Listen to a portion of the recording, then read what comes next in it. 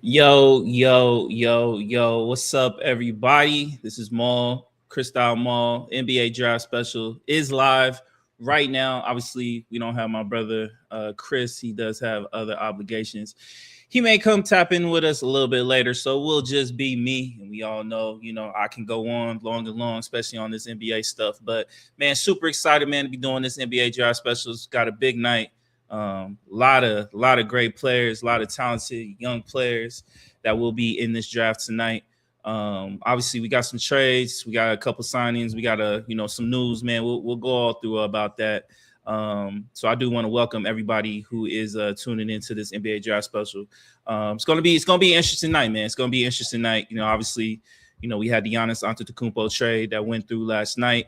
The ripple effects of that, the ripple effects of Jaylen Brown not getting traded from the Boston Celtics. There's been a lot of rumors with that.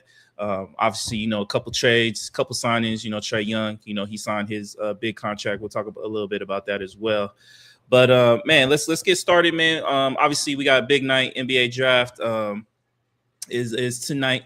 A lot of key players that are ready to get selected with these teams, man. Darian Peterson, AJ DeBonsa, Cameron Boozer, Caleb Williams, Keaton Wagler, Darius A. Cuff Jr., Mikael Brown Jr., just a couple of guys that will get drafted, a whole bunch of talented guys.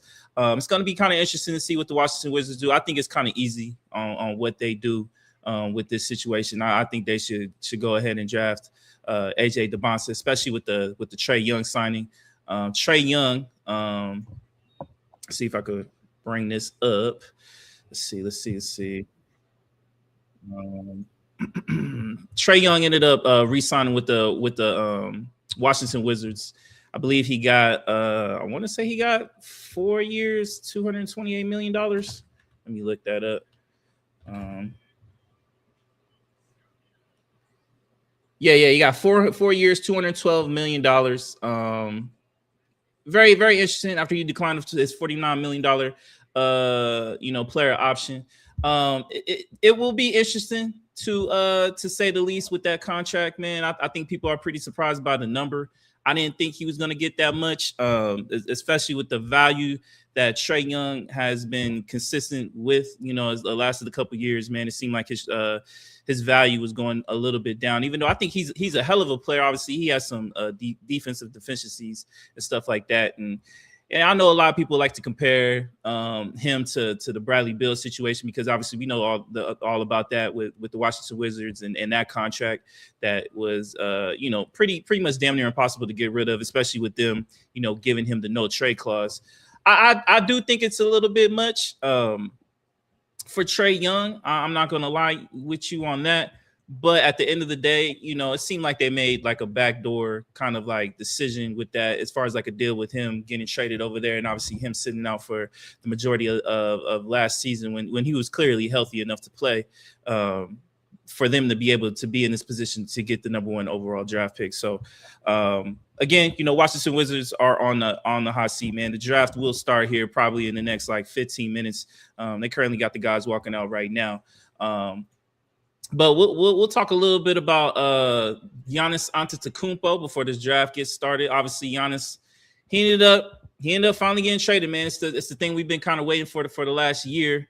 It's about damn time, bro, because I know all of us was pretty much damn near tired about the whole situation with Giannis Antetokounmpo.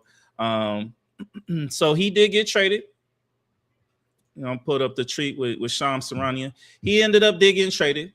Blockbuster trade, with Giannis Antetokounmpo. So obviously the Miami Heat ended up parting ways with Tyler Hero, Khalil Ware, Jaime Jaquez Jr., Yakushins. I don't even know how to say my man's name. 3 first-round picks, and obviously a pick swap and a second rounder.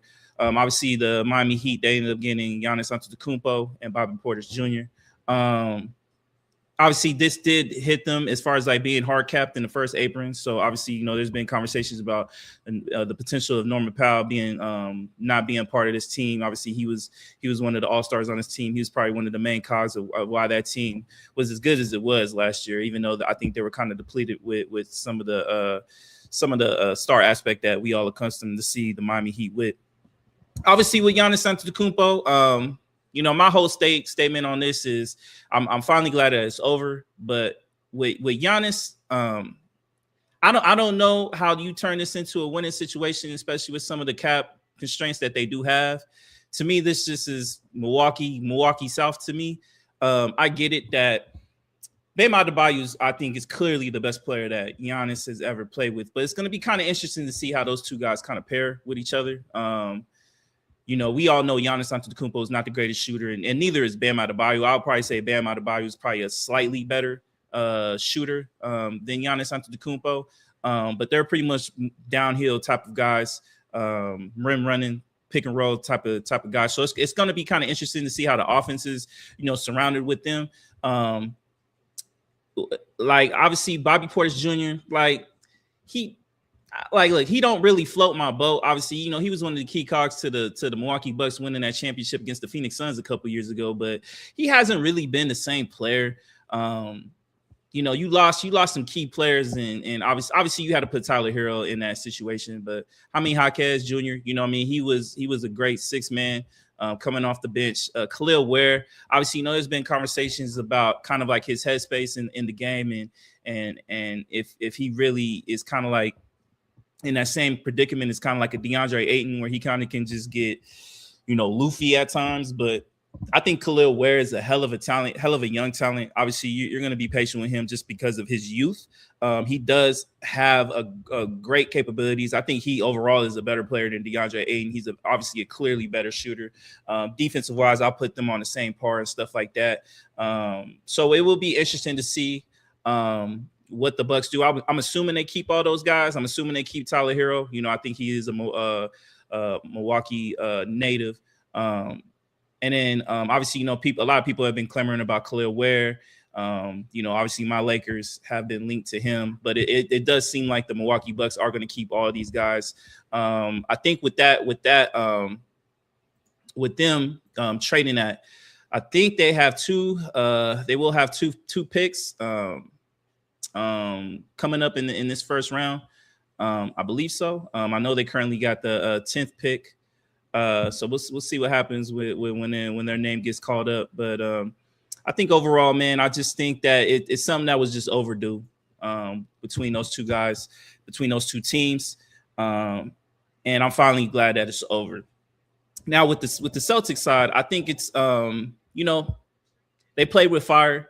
Obviously, there's been a lot of conversation with Jaylen Brown potentially being moved on. I'll play a couple clips from Shams and Brian Windhorst here a little bit later on, talking more about the situation and the potentials of Jaylen Brown still being moved from the Boston Celtics. It's clear as day that they literally stated that it seems like they need to kind of break up this tandem. I find that hard to believe because I think Jaylen Brown has been one of the best players in this league. He kind of proved it last year. I think he's proved it over the last couple of years, where especially in the sense of with the Boston Celtics and Jason Tatum, he ended up being finals MVP.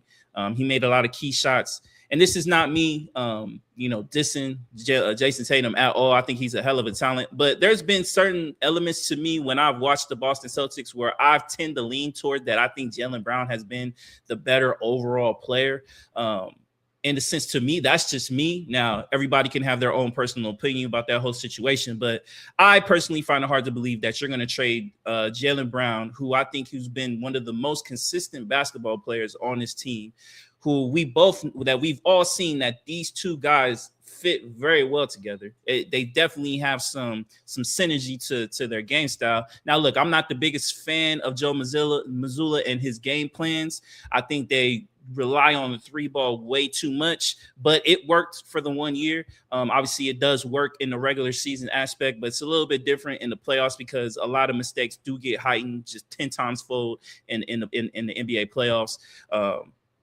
But look, at the end of the day, it seems like they made their choice. It seems like Jason Tatum is going to be the guy that moves on forward, and Jaylen Brown looks like he potentially could be moving on. So, again, I want to thank everybody who is watching. If everybody's looking for Chris, unfortunately, Chris had other obligations. He potentially could come later, but man, we're gonna enjoy tonight, man. We're gonna have some fun. If you're watching, man, comment with me, man. You know, be a part of this show. Be a part of this draft process. Give me your thoughts on the picks. Give me your thoughts on the Giannis Antetokounmpo situation. Give me thoughts on the Jaylen Brown situation, the Boston Celtics situation, what you think they should do. And we could talk about that. We'll also talk about any potential trades that do happen throughout this NBA draft. Obviously, this is night 1, so it's just going to be the first round tonight. They will have round 2 tomorrow. We will not broadcast round 2. It's really not that important. Obviously, the night is tonight. If anything substantial happens tonight, I believe it will happen here. I think it will happen here very soon. Currently, right now, if you are currently watching, they're going through the process right now. We're almost at the time of them starting to make these picks. Washington Wizards look like they're about to be on the clock here very soon. Looks like they're about to go to commercial break. But yeah, so while they're on commercial break, let me see if I can bring up the clip about Jaylen Brown, and we'll go ahead and play this clip real quick. Let's go ahead and play this clip real quick. What's next for Boston here? Malika, sources tell me that even after the failed trade of Giannis and the Celtics, that the team has engaged and listened on trade conversations and offers around Jaylen Brown. Even today, they've talked to teams, and teams that I've spoken to feel like there is a level of intention behind this with the Celtics, but that doesn't mean a trade will necessarily happen.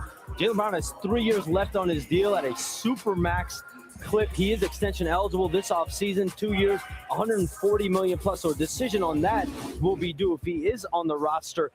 Either way it goes, there's going to be some hard conversations and a level of a fallout here with the Celtics and Jaylen Brown. Sean. Yeah, man. So that was Shams. You know, he made comments earlier in the broadcast as they were getting ready for the NBA draft. Now, look, man, as I repeated it before, as I said a couple minutes earlier, man, the Boston Celtics, man, and Jaylen Brown, they're going to have a serious conversation. Obviously, they're going to have a serious conversation after the remarks that Jaylen Brown made after, their playoff run ended, where, he made, I guess, controversial comments, that people, kind of overanalyzed in the sense of him just kind of saying that this was his favorite season.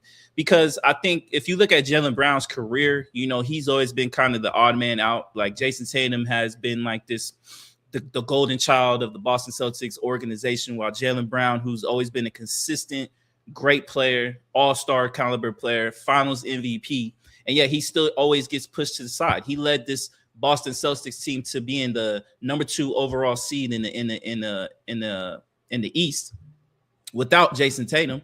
And even when Jason Tatum eventually, came back and put himself into the fold of this team, they still were clicking. Like, obviously, they had their little bumps in the road, but kudos to Jason Tatum, coming off that brutal injury in such a fashion. And for him to be able to come back as quick and him to look as good as he did, I think says a lot. But it was just a constant thing with Jaylen Brown that he always got pushed to the side, that he always got dangled for trades. If you don't remember, he was, dangled in the Kevin Durant trade a couple years ago when they were kind of like in the facets of everything with potentially them getting him. He truly remembers that.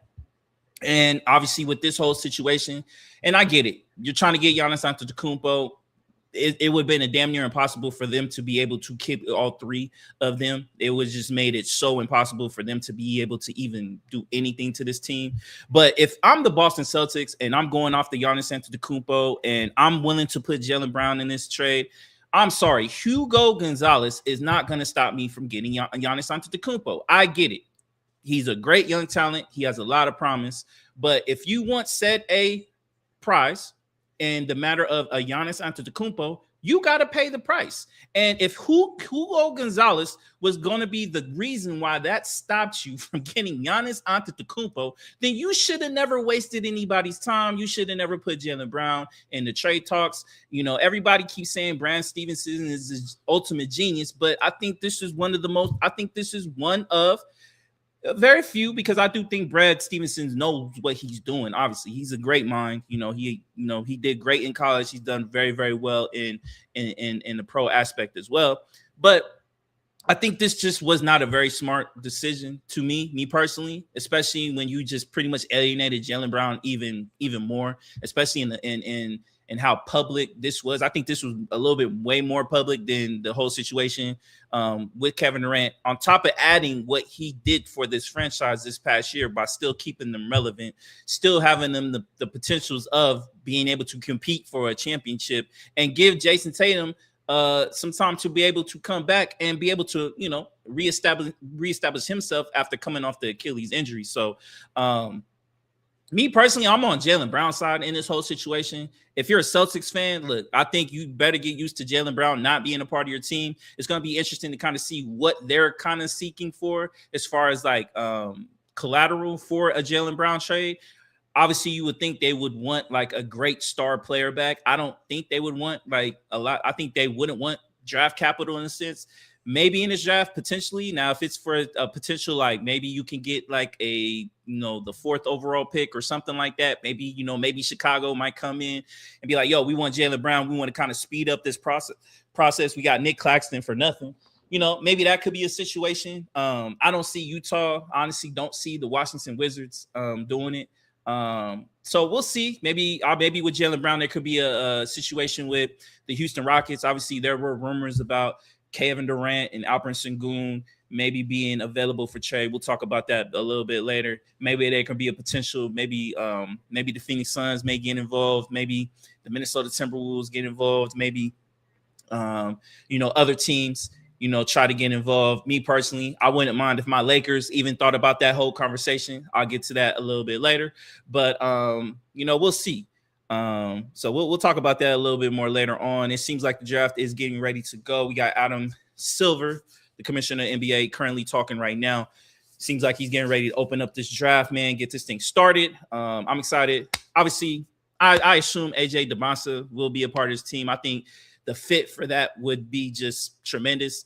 I love his athletic ability. Obviously, he can be a streaky shooter at times, but I personally think he is an all-around great talent. I really do. I think there are certain players that I think that could supersede him. We'll talk about that player here in a little bit, but I personally think AJ DeMassa will be this pick for the Washington Wizards. So obviously, you had Darian Peterson. He's also a name that could be potentially on for the first overall pick. Look, I love Darian Peterson's game. I just think that everything that's happened with the whole season in Kansas, I don't know. That makes me a little hesitant, especially with the talent that's in this draft, for me to take him number 1. Hell, I'll be hesitant to take him number 2. Obviously, I think he's a hell of a talent. I think he's probably the best offensive player in this league. He could overall be the best overall talent in this draft. But again, when it came to him in Kansas, and I've heard the cramp situation and all that, but it gets to a point in time when you're going up against top elite talent in college. You got some of the biggest games on your schedule, and you decide not to go because you're sick or whatever the case may be. I just find that hard to believe. Like to me personally, and look, I'm not going to kill this kid. He's still a kid, but it becomes a personal thing with me with just competitive nature. I am a Kobe Bryant fan, as you can see over here above my shoulder. That is my guy. You know what I mean? Those are the type of basketball players that I love. Those guys that are just willing to just play because they love the game. They're willing to fight. They're willing to go through it. You know what I mean? And I get it. If you're injured, you're injured. No one's going to be faulting you for that. If you can't go, you can't go. But don't give me no BS that, you got a little tummy ache and you can't play in one of the biggest games on your schedule. It just doesn't scream that you want it. It just doesn't scream that you want to become the best player. Like, okay, all the stories about you kind of like, you didn't want to go to college, but you got to go to college. You're kind of just waiting for the whole NBA process. I just don't agree with that. Like, if you got to go play in college basketball, you go play college basketball and you go play it like you want it. You go play like you want to go be the number 1 player. Don't tell me after the season's over. Show me on the court. Caleb Wilson showed me that on the court. Boozer showed me that on the court. AJ DeMassa showed me that on the court at all costs. I think there's a lot of situations where I personally think that Darian Peterson just did not show that. And to me, if I'm the Washington Wizards, if I'm the Utah Jazz, I personally would be very hesitant on it. I would bring him in, and I don't know what those conversations consisted of. I know he went to go visit the Washington Wizards, and I know he went to go visit the Utah Jazz and stuff like that. But if I'm in that room and I got to really figure out if this kid really wants it, if this is just all for show. Like, we know you're ultra talented. We know that. You know, we've seen tons of players come in ultra talented, but they just didn't want to do it. I.e. DeAndre Ayton. DeAndre Ayton is hella talented, but he consistently shows like he just don't give a fuck. And that's just been the case consistently over and over again. And look, he may have been different in high school. I'm not going to sit here and act like I know everything, single little thing that he did in high school. It seemed like he was competitive in high school, and it seemed like everything kind of changed once he got to Kansas. Now, could that be the situation of just, you know, players around him and stuff like that? Obviously, it could have, but it gets to a point in time, and I get it, they're young men, but they're not dumb. They're not dumb. I get it. These are young men who are very, very young, who are still very maturing in their mind, in their body, and all that stuff. I truly understand that, but we got to stop acting like these kids aren't dumb. We got to start acting like these kids don't know what they're doing. We obviously do. We see it every day on Twitch streams. We see it all the day on YouTube and all that. These young kids aren't dumb, man. They know what they're doing. They are very, very smart in how they portray themselves. They are very, very savvy when it comes to being in front of these cameras and being in front of the limelight. You know what I mean? I think this generation today is been made for that over and over again. Now, we've seen a lot of ignorance when it comes to that. We have, especially, you know, on these Twitch streams and stuff like that. But, you know, not to get too far off the topic, I'm just going to say this. I just don't think that Darren Peterson is dumb. And I don't think this is a youthful thing. I think he personally could have just handled a lot of these situations better. And the fact of just owning that he wants to be the greatest. Like, you got to show us on the court. Like, you can tell us everything all you want, but sooner or later, you got to just show it on the court. And he has the talent. Like, my man is super cold, bro. He has one of the smoothest shots ever. He has a game that is very calm. He gets to his spots. He has the body. He has the arm length to be able to defend and dribble the ball. Like, I can't wait to see what he does in the league. You know what I mean? And hopefully he gets that perception off of his back, because I think overall in the day, I think he could potentially be the best player in this draft. I really do think that. So we'll see at the end of the day whoever ends up drafting him. I just think they, you know, just never forget. That's all I'm saying. Just never forget. All right, man. So it seems like the Washington Wizards, seems like the pick is in. Again, I personally think it's going to be AJ Dybantsa. Anybody who's watching currently right now, man, put in the chat. Who do you think the Washington Wizards is going to end up drafting? And man, let's see what happens, man.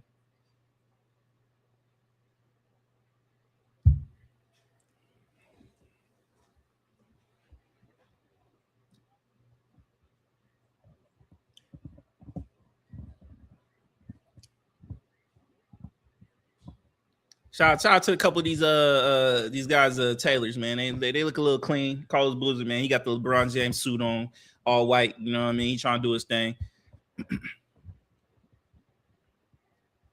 Again, like, I think AJ Dybantsa just fits perfectly with the squad. Obviously, you know, I think there's some questions around Anthony Davis and whether he's going to be a part of this team. But I just think personally with who they have on their roster, I personally do like it. I do like it a lot. If we look at this roster, you know, obviously you got Trae Young, you got Keyshawn George, you got Bilal Coulibaly, you got Alex Sarr, great, you know, a nice young talented guy. Trey Johnson's, Will Riley.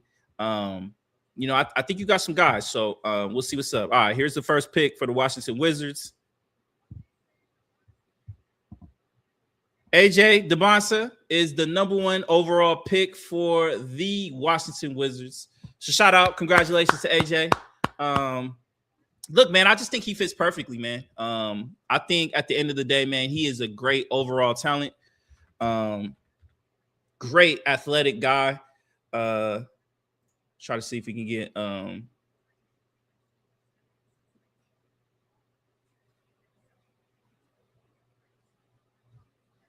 I think he just fits well with everything that they got going on, man. So with the way they play, the athletic ability, the capabilities, I think he has a great high ceiling. for him. So I think it's a great pick overall for the Washington Wizards. I really do. I really do. We're gonna play a couple of clips of AJ playing overall this year. But again, I think the pairing with him, you put AJ with Anthony Davis. I think that fits. I really do think that fits. It can give you a lot of creativity on that offensive side. I think it gives you, especially if AJ can really start committing to that defensive side. He definitely has the athletic ability, the arm length to play defense. You pair him up with that. Obviously, you got Trae Young. You're not depending on so much on him on the defensive side. I personally think it could be. I think it could personally fit. I think a Trae Young, AD pick and roll game could be crazy. I think a Trae Young, AJ Debonsa pick and roll game could be crazy. You have a lot of capabilities through this offense. I think you have layers with Alex Sarr, AD, Bilal Coulibaly, George. I just think it fits, man. Me personally, Trae Young. I think people sleep on Trae Young a lot. Like, I think Trae Young did a lot for that Atlanta Hawks franchise. Atlanta really wasn't doing much until he came in there, man, and he kind of proved it, man. We saw him going up against the likes of, the New York Knicks and how he dominated that. Like, he did get the Atlanta Hawks to the Eastern Conference Finals one time. So, like, look, man, I just think it fits to me. You know what I mean? Obviously, Alex Sarr, he still does have some developing he does need to do. But you got youth on this team. You got youth. You got experience. Obviously with Anthony Davis and Trae Young, obviously an injury factor. You do gotta be a little bit worried about that whole situation. But I think overall, I think if they keep developing well, I think Washington fans should be really excited with this team. I think if Anthony Davis ends up staying, I wouldn't be surprised if they end up being a playoff team. I really wouldn't. I wouldn't be surprised if they competed, being 6, 7 seed. I really would not be surprised. You know what I mean? So, obviously, it really comes down to health between those two guys, and obviously with Anthony Davis, I know I love that guy. I love AD. I love everything he did for my Lakers, but it's going to be kind of hard to depend on that because he hasn't really been consistent on his health. So, you got to take his health with a grain of salt at the end of the day. So, but overall, man, I think it's a great pick for the Washington Wizards. I think it's a great fit. It's definitely going to be curious to see what the Utah Jazz do next in this draft. Is it Darian Peterson? Is it Cam Boozer? It's going to be very interesting to see who they decide to go choose because in that situation, if you pick Darian Peterson, you got Lauren Markkanen, you got JJ Triple J, you know what I mean? Let me see if I can bring up their roster real quick. Where is Utah at? Here we go. So if we look at their roster currently right now, and the pick is in for the Utah Jazz. If we look at this roster currently right now, man, like you can see they got Ace Bailey, you know what I mean? You got Isaiah Collins, you know what I mean? You got Kyle Fitzpatrick, you know what I mean? So you got Walker Kessler, you got Jaren Jackson Jr., you know what I mean? So you got Lauri Markkanen, you know what I mean? You got some talent on this squad. You really do. So Cody Williams, you know what I mean? J-Dub's little brother, Keontae George, you know what I mean? So if you get Darian Peterson, it's gonna be kind of interesting what you do with Keontae George. So all right, Utah Jazz pick is in. Let's see what they end up doing.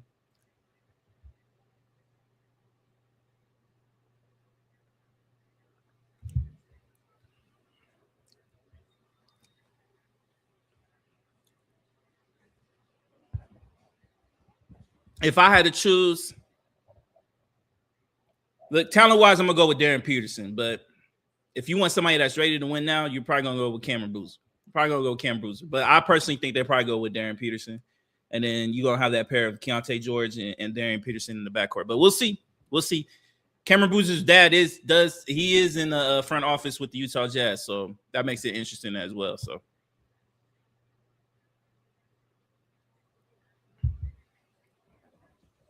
All right, let's see what happens. They're kind of dragging this a little bit.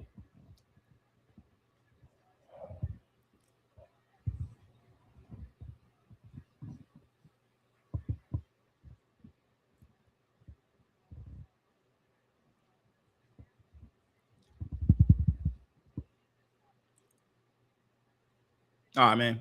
Here come Adam Silver. Let's see what the Utah Jazz end up doing.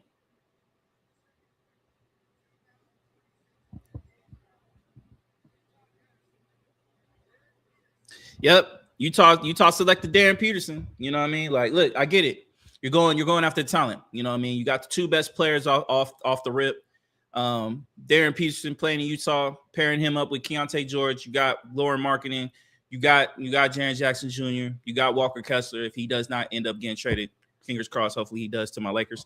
Solid squad, man. Solid squad. Obviously with the West, man, it's going to be tough.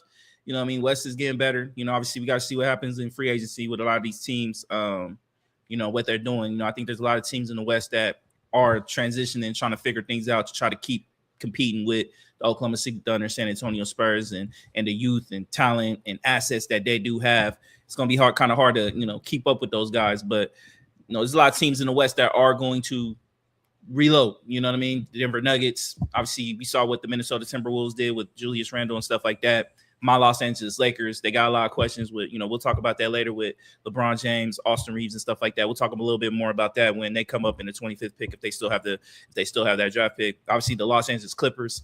You got the Memphis Grizzlies, what they're going to do with Ja. I mean, it's just a lot of teams. Dallas Mavericks, you know what I mean? Obviously, they did hire the Portland Trailblazers, hired a new coach.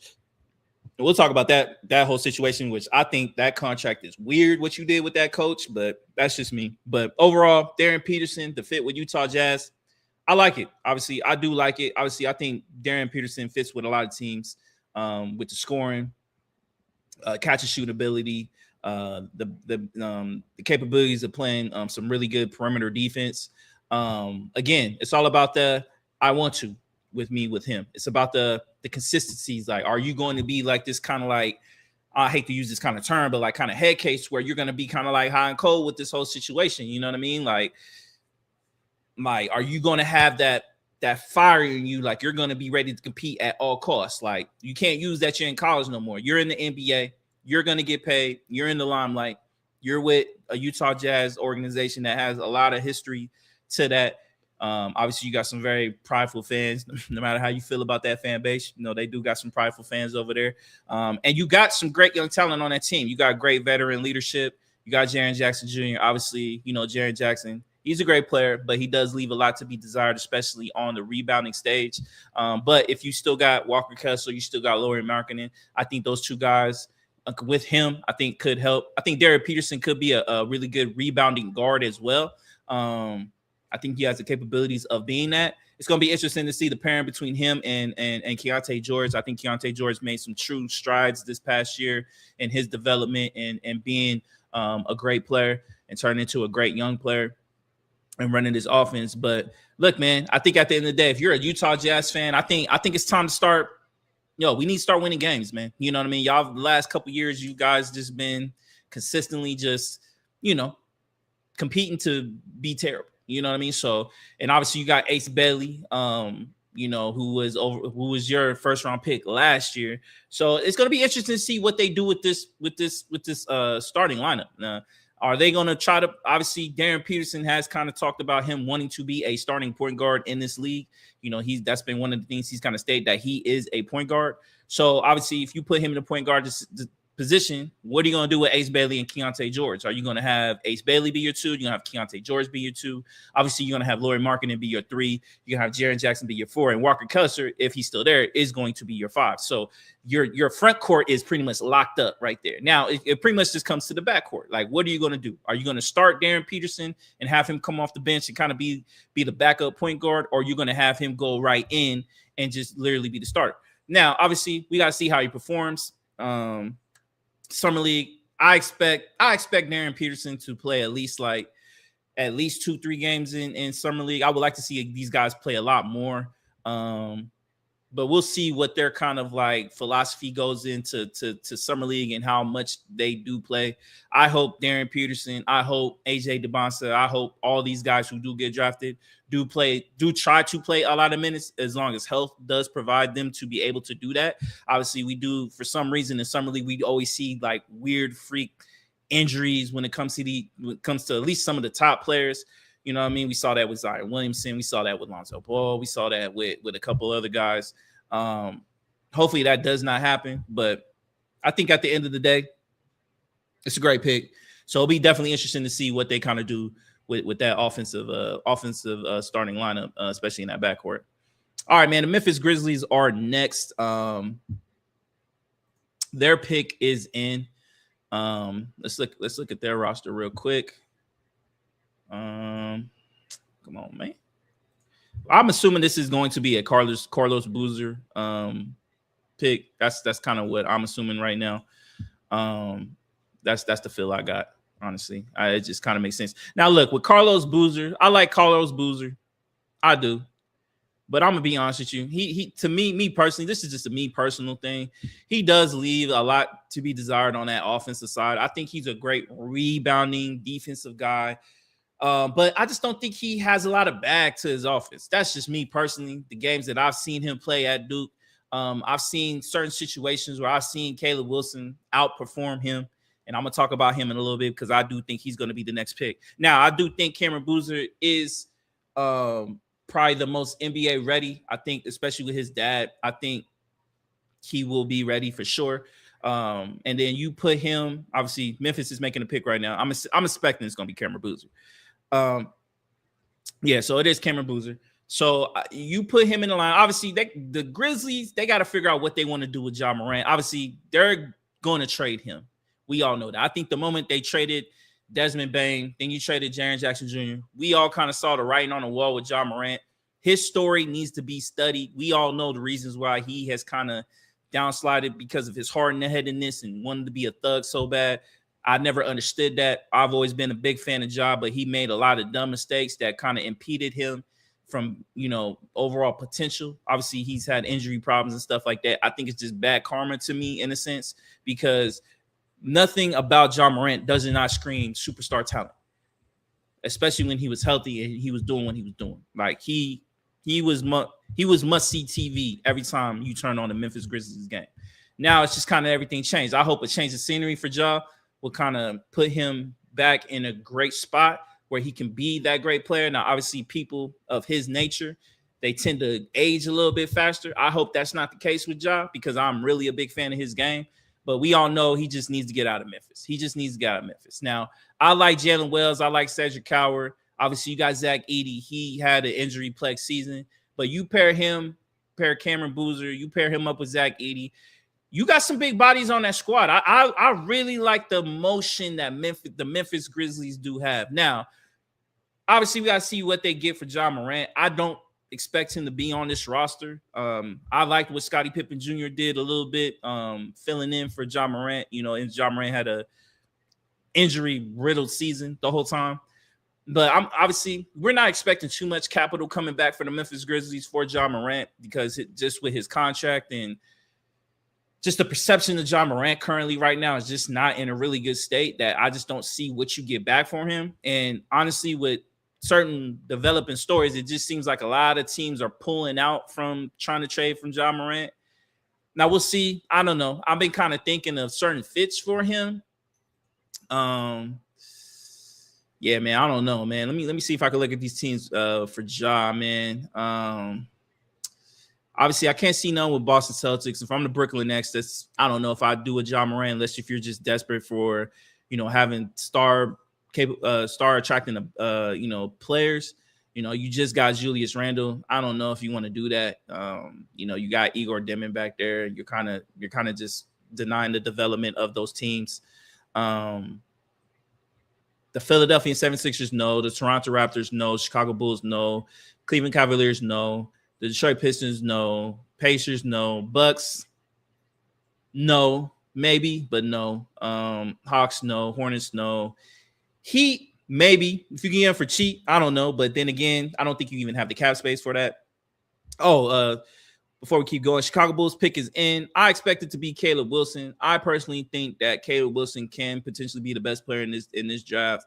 He gives me KG vibes, man. He is an athletic freak. I think he could potentially be more athletic than AJ DeBonsa. I've seen him multiple times, and the way he's played, that He's taken over games. He's looked like the best player on the court a lot of times. Obviously, it sucked to see him, get that injury right before March Madness and stuff like that. I would have loved to see what that UNC team did with Caleb Wilson on the court.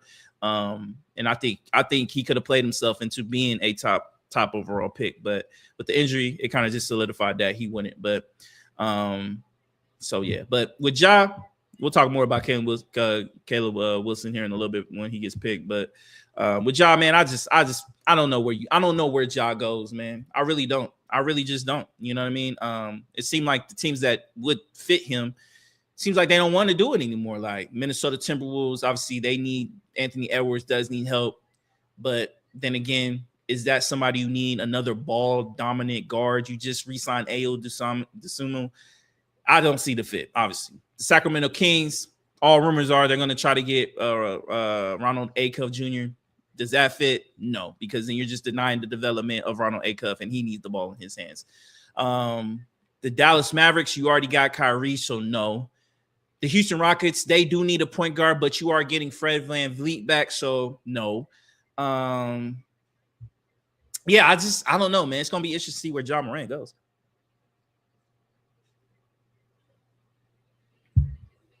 It's going to be very interesting. Very interesting.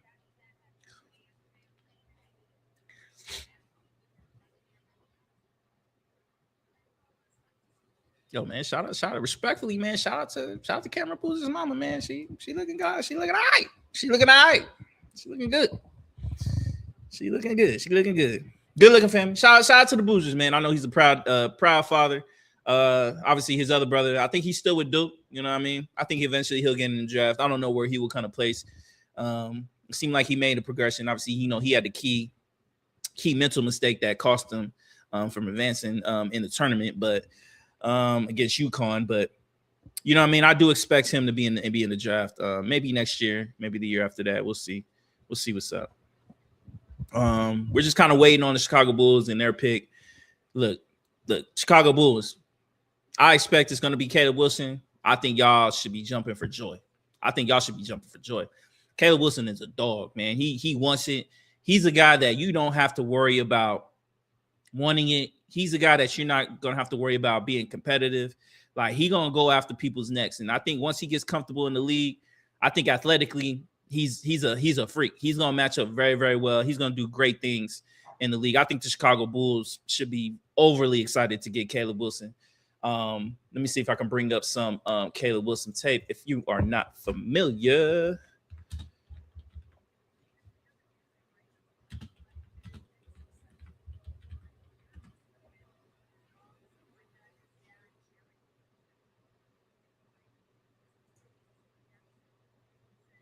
Play some highlights of his real quick.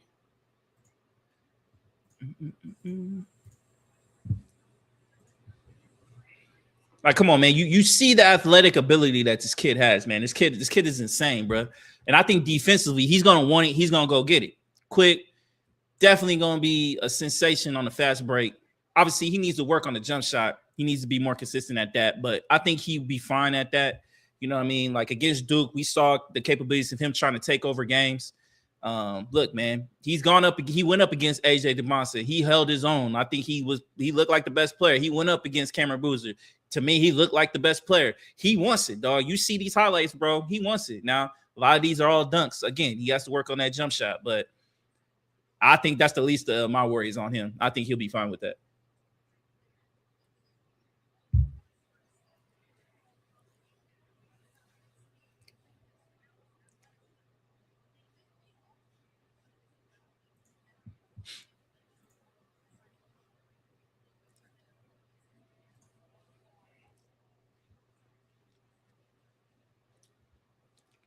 Now, if you see who they have on their roster, Chicago Bulls roster, look, man, I'm digging it, man. I'm digging it. You already got Josh Giddey, you got Trey Jones, you got Isaac Okoro, Matthias Buzelis. He's played good. You just traded for Nick Claxton for nothing. You still got Rob Dillingham. You still got Colin Sexton. You still got Patrick Williams. You still got Jalen Smith. You got Anthony Simons. Let's see what's up with that whole situation. I'm assuming that he will not be back, but I think Caleb Wilson, man, I'm a big fan of his. I'm a big fan of his. I'm probably more And I get it. I'm a UNC fan, man. I'm a UNC fan, but I think Caleb Wilson has the potential to be the best player in this draft, bro. Like, look, his form ain't that bad. His form ain't that bad. Like, he has a bag. Like, he has a bag. If you look at Cameron Boozer, he has no bag. Like, I love Caleb Wilson, bro. I'm a big fan. If me personally, he's my number one guy. He's my number one guy. I'm not mad at AJ DeBonsa, but to me, it goes AJ Caleb, you know, like that, and then I got Darren Peterson like right below. Just a smidge, though. Just a smidge. I think Darren Peterson is going to be nice, but just a smidge. But Caleb Wilson is cold, bro. He is nice, bro. And he went up against everybody, bro. You know what I mean? Dominated Kansas. Like, he went up against everybody, man. He looked like the best player on the court. He went up against everybody in the top 4, top 3, and he looked like the best player on the court the whole time. So, man, you know what I mean? And those guys have better teams around them. UNC's team, if out of all the 3 teams that eat BYU, Duke, and fucking Kansas, I would probably take those 3 teams ahead of North Carolina. That's just me.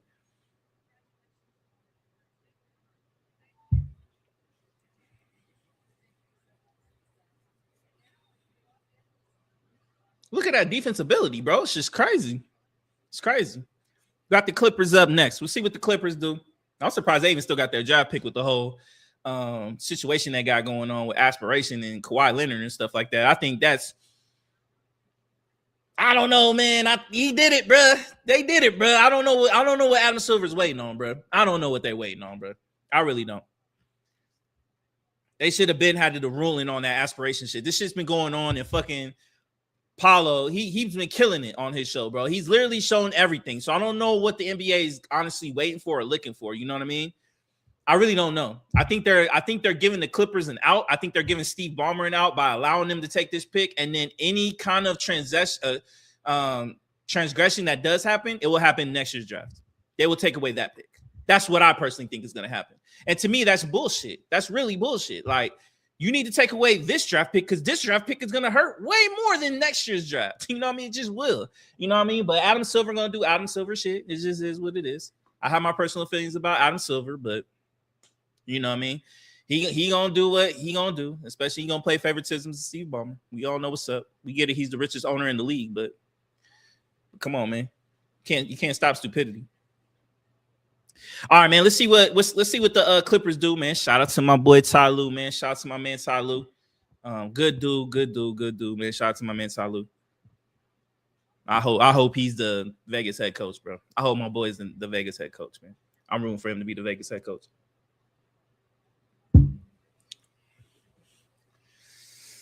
Who do they go with? Do they go Darius Acuff? Obviously, they got the whole situation with Kawhi Leonard.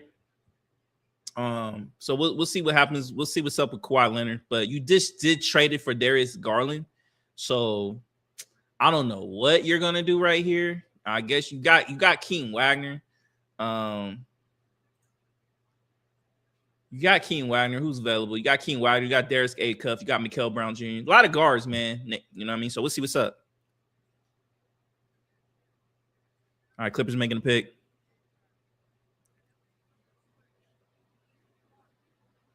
Damn.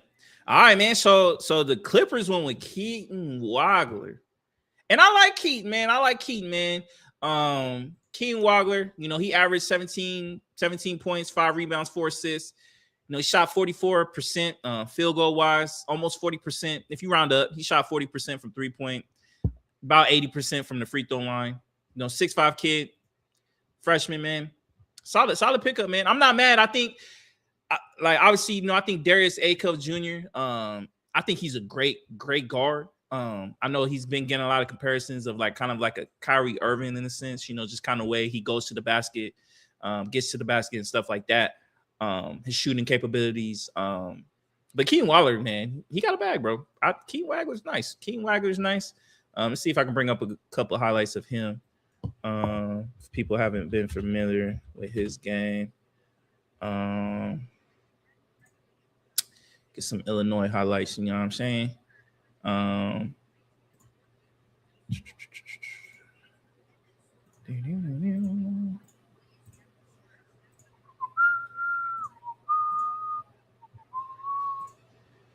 All right, there we go. So you got some Keaton Wagner highlights going on right here.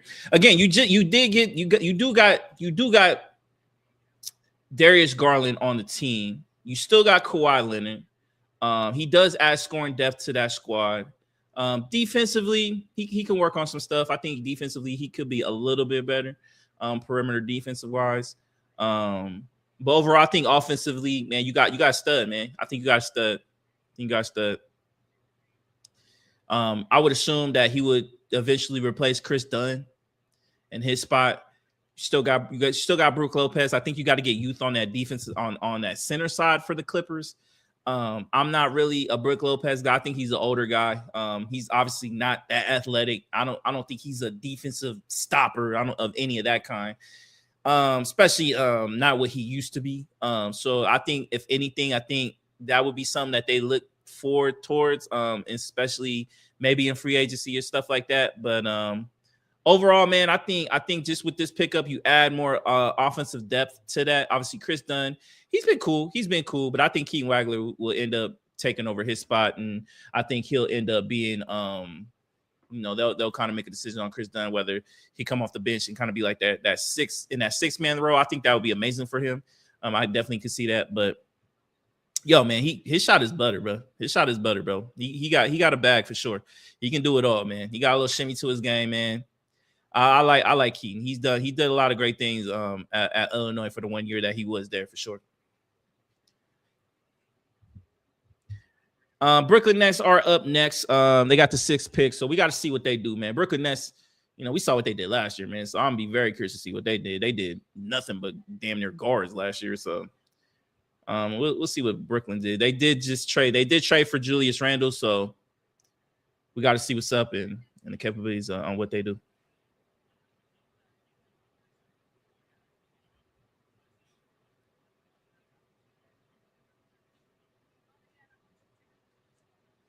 Yeah, you just can't leave him open, man. I think that backcourt is going to be kind of lethal. It's just going to be interesting to see how him and Darius Garland kind of play off of each other. You know what I mean?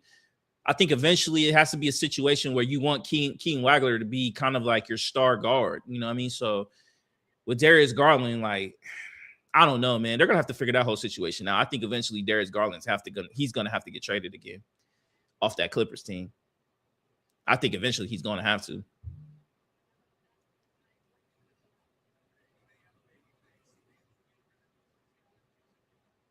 Now, Sacramento wants Darius Acuff Jr. I personally don't see the Brooklyn Nets taking Darius Acuff, even though I think Darius Acuff Jr. would eventually probably be the best player on that fucking team. He's way better than Igor Damon, but I honestly don't know what the Brooklyn Nets do. I honestly really don't know. If I had to choose, I'd probably say they go. If you're going to take a guard, you got to take Darius Acuff. Darius Acuff is the best guard available right now. But if you want a big man, take Ademar. I know Ademar is kind of like he's probably the best, top, minus the top guys. You know what I mean? He's probably the best center on the table right now. But if the Brooklyn Nets are going to take a guard, just take Darius Acuff and figure the rest out later. You can try to trade Igor Demon. You can try to trade, somebody else. You know what I'm saying? So I don't know. That's just me. As we look at the Brooklyn Nets squad, let me find where Brooklyn Nets at. Let's look at their depth right now. Yeah, you got Igor Demon, you got Jake Powell, you got Michael Porter Jr., you got Darren Sharp.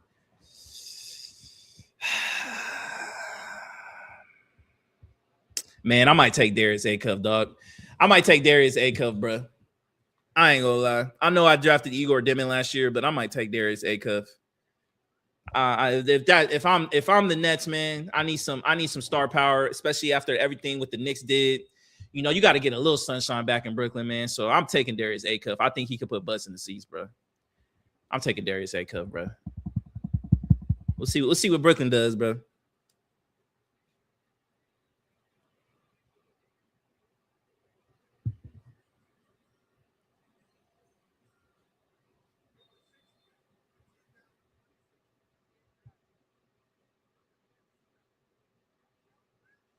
Damn. They took Mikael Brown Jr. over Darius Acuff? Man, I don't know about that one. I like Mikael Brown Jr. He does have a lot of promise. He did show a lot at Louisville. But Darius Acuff, man, that man was cold, bro. That kid was cold as hell, bro. Arkansas, bro. He's putting up 40 every time I turned on the fucking TV. I get it with Mikael Brown Jr., but I think Darius Acuff got more appeal to him, dog. That's just me. I think the Kings got bailed out, but Mikael Brown Jr., he cool though. He cool. You know, I'll try to bring him some highlights. I'll bring him some highlights of him. Let's see.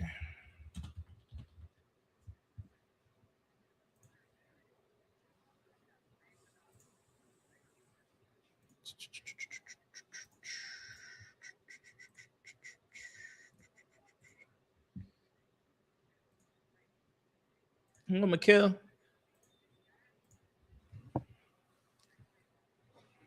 Like, look, don't get me wrong. I think Mikael is nice. Don't get me wrong. I think Mikael, but I just think, look, you're the Brooklyn Nets. You are literally just the most forgotten about franchise probably in the league currently right now, especially with the Knicks winning. Like in New York, you are a fucking afterthought, bro. You are nothing, bro. You are literally nothing.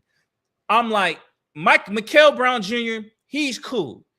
Do I think he's more like appeal, like exciting more so than Darius Acuff Jr.? I don't think so. That's just me. I think Darius Acuff could put butts in seats. I think he, especially what he's done in that season, that aura that he has, I think he can do it. But Mikael could prove me wrong. He could be that guy. I think offensively he's great. He definitely can do it. Obviously, he's a little bit bigger guard than him, especially arm length. He has the arm length and short. But you know, I think obviously he's easily their best guard that they have. Like Igor Dimmon, get the fuck out of here, bro. Get Igor Dimmon out of here, bro. Igor Dimmon is I'm cool. I wasn't really a big fan of Igor, man. But again, he's young. I think he has potential, but you could probably maybe slide him over. You might be able to slide him over to the 2 and have Mikael be your starting point guard.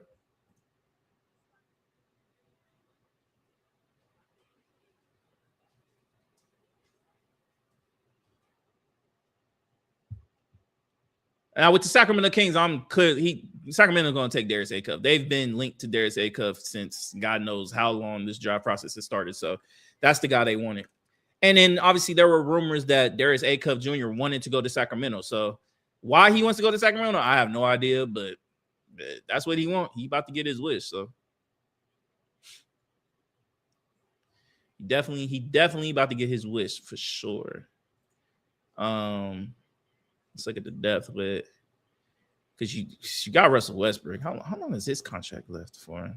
How much longer is his contract? You still got Russell Westbrook on his squad. You still got Zach LaVine. There are rumors that DeMar DeRozan could get bought out. You still got Keegan Murray. They traded for DeAndre Hunter last year. You still got Malik Monk. I just personally don't know what the Sacramento Kings are doing.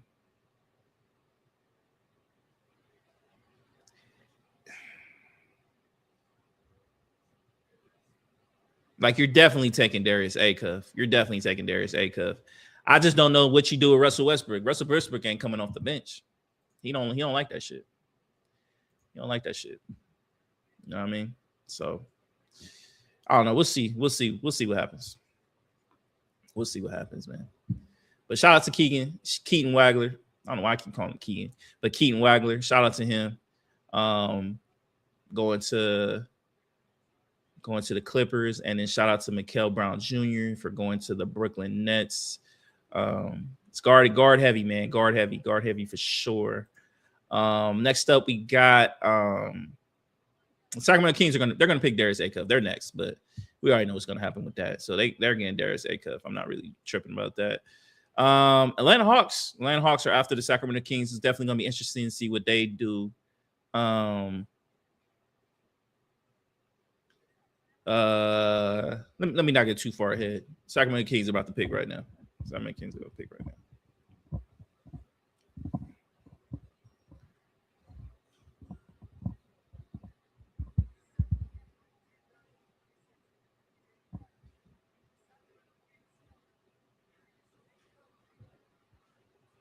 Yeah. Look, man. That was easy, man. Darius Acuff Jr., man, going to the Sacramento Kings is easy, bro. I'm gonna pull up some highlights. Obviously, I'm gonna be fair. I've been pulling up everybody else's highlights. Big fan of Darius Acuff. Big fan of Darius Acuff.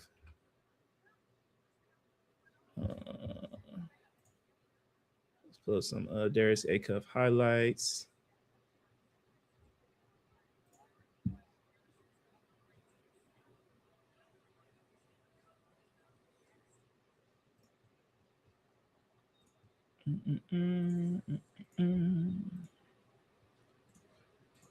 Boom, boom, boom. All right, man. Here goes some Darius Acuff Jr. selected to the Sacramento Kings, man. I think this man gonna be amazing, bro. I think he gonna light it up, bro. I think he gonna put butts in seats. I think Sacramento got them some. The only thing that makes me worry, it's not really Darius Acuff, the player, man. It's just the organization, bro. Sacramento Kings, man, they just know how to run players into the ground and make them just irrelevant. Like, you know what I mean? I think what De'Aaron Fox did for the Sacramento Kings, I think Darius can do that for them. Make them an exciting team to watch, you know, give them an opportunity to make the playoffs, potentially maybe win a series. Obviously, it just depends on what's around him. Again, you got Zach LaVine, you got Russell Westbrook. It's going to be interesting to see what they do with the rest of that roster. Again, there are rumors that DeMar DeRozan could get bought out. We got to see what Zach LaVine does. We got to see what they do with Malik Monk and Russell Westbrook. Do they try to just get away from those guys and try to go more youthful and just try to build this team up more of a natural way and just go through the rough patches and the progressions of a youthful team? Or do they keep some of those veterans and still try to, you know, go after being, you know, a playoff team and maybe surprising some people in the West? I don't know. It's going to be interesting to see what they do here in this free agency and stuff like that. But I think overall, I think they got the guy that they wanted. Again, rumors, if true, Darius is going to the place, where he wanted to go. So we'll see what happens, man. But I think Darius Acuff, man, I think he going to put butts in them seats, bro. I think he going to be fan favorite. I think he's going to be fan favorite right now already. He's going to be fan favorite already. He's going to be amazing to watch. Like, I think the Sacramento Kings, with him on that court, I'm gonna watch the Sacramento Kings on TV, bro. I'm gonna watch them on TV, bro. It's just reality, bro. They're gonna be on my NBA League Pass. I'm gonna watch the Kings, bro. I'm gonna watch the Kings, bro. I love watching Darius Acuff play, bro. I really do. Between him and Caleb Wilson, man, and AJ, bro, those have been my favorite guys to watch, bro. I ain't gonna lie, especially in college this past year. His game is smooth, bro. He got it all, bro. He got it all, bro. He got the bag, bro. He got that bag, bro. He got the vision too.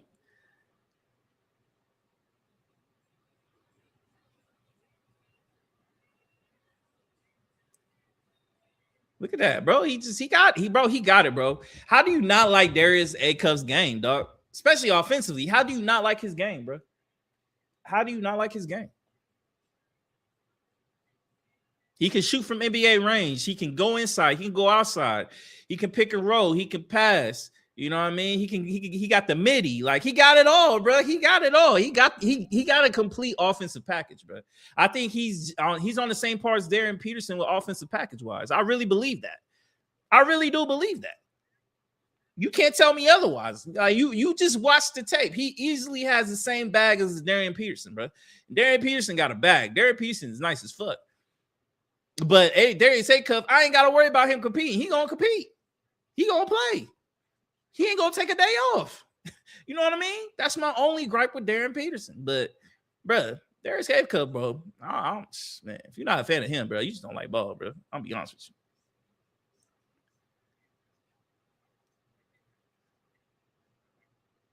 Like, he got the strength to get M1s, bro. Like, he got it, bro. He got it, bro. Big shot capabilities. Like, look at that vision, bro. Oh, my God. Again, I don't understand why the Brooklyn Nets did not pick Darius Acuff, bro. I'm picking Darius Acuff, bro. I'm picking Darius Acuff, bro. I'm not picking Mikal. I'm not picking Mikal Brown Jr. I'm picking Darius Acuff, bro. The Kings better not fuck up this man's career. I'm gonna be so hot. I'm gonna be so hot if they fuck up this man's career, bro. I'm gonna be so hot, bro. There is a Cub, bro. I'm telling y'all, bro. I'm telling you. Atlanta Hawks are next, man. Their pick is in. ESPN is currently on commercial break, so once they come back from commercial, I'm sure we'll get the pick. I'm gonna be very curious to see what they do. They got a lot of talent on that team. They just did trade for like the Atlanta Hawks are looking like San Antonio and OKC East. You know what I mean? Just with the amount of talent that they have. Like you re-signed CJ McCollum. You already got Nickeil Alexander, who's one of the most improved basketball players. You already got Dyson Daniels, who he's a decent two-way player. Obviously, he needs to work on his offensive game. He leaves a lot to be desired on the offensive side, but he's one of the best perimeter defenders in the league. So he's going to remain their starter. Jalen Johnson is a fucking dog. Like that boy is a savage. That boy looks like he'll be averaging like 27 and 10. Like, you know what I mean? Like he's that guy. Like rebounding, he's one of the best power forwards. Great passer, great scorer. You got Nneka Okongwu. You got Gabe Vincent on your bench. You just traded for Aaron Wiggins for two second rounder picks. You still got Jonathan Kuminga. Like, where do they go? If I'm looking at this draft, could they potentially be an Ademar team? Could they be a Nate Ament team? I don't think they need Kingston Flemings. Now, I guess you could get Kingston Flemings because he could play behind CJ McCollum, and eventually he'll take his spot. Like, obviously, CJ McCollum just did a year. So, honestly, I could see Kingston Flemings being that. I could see Nate Ament. I could see maybe a Braden Burries, maybe. But if I had to take a pick, I think it's probably going to be Kingston Flemings. I personally think it's probably going to be Kingston Flemings, and then he'll just sit behind CJ. Like, I get it, you got Gabe Vincent, but we all know Gabe Vincent's ass, bro. Gabe Vincent is ass, bro.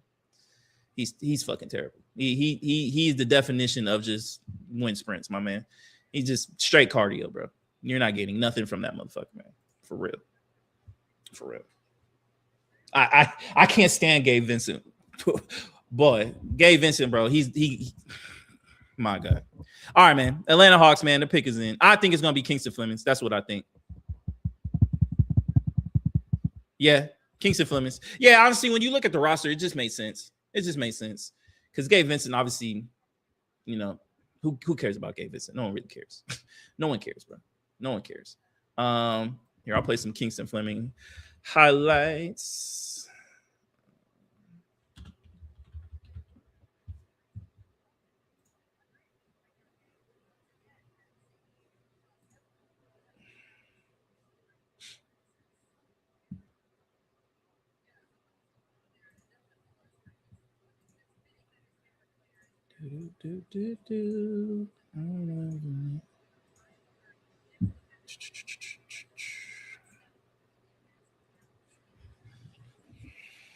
Yeah, honestly, it just makes sense, man. When you look at the roster and stuff like that, I just think that eventually he's going to be the starting. And you add him, and then if he can develop correctly the right way, obviously he has athletic ability. He's a great point guard. You know, he has game, bro. I like Kingston Fleming's game. Obviously, you know, he has some moments, man, where he kind of slowed down, I think, in the Houston season and stuff like that. Especially, you know, that terrible game they had in the NCAA tournament. That might have been the worst offensive performing game I've seen out of a top-tier college team. But he can push the pace, man. He got a little wiggle to his game. He obviously has some athletic ability. You pair him up with the young, youthful squad that they have, man. I'm telling y'all, man, Atlanta Hawks are building something, bro. They're going to be a scary team in the next year or two, bro. I'm going to be very interested to watch this team. I'm going to be very curious to see how long it takes Kingston Fleming to get the starting position. Like, does he have the opportunity to become a starter this year, even with CJ McCollum there?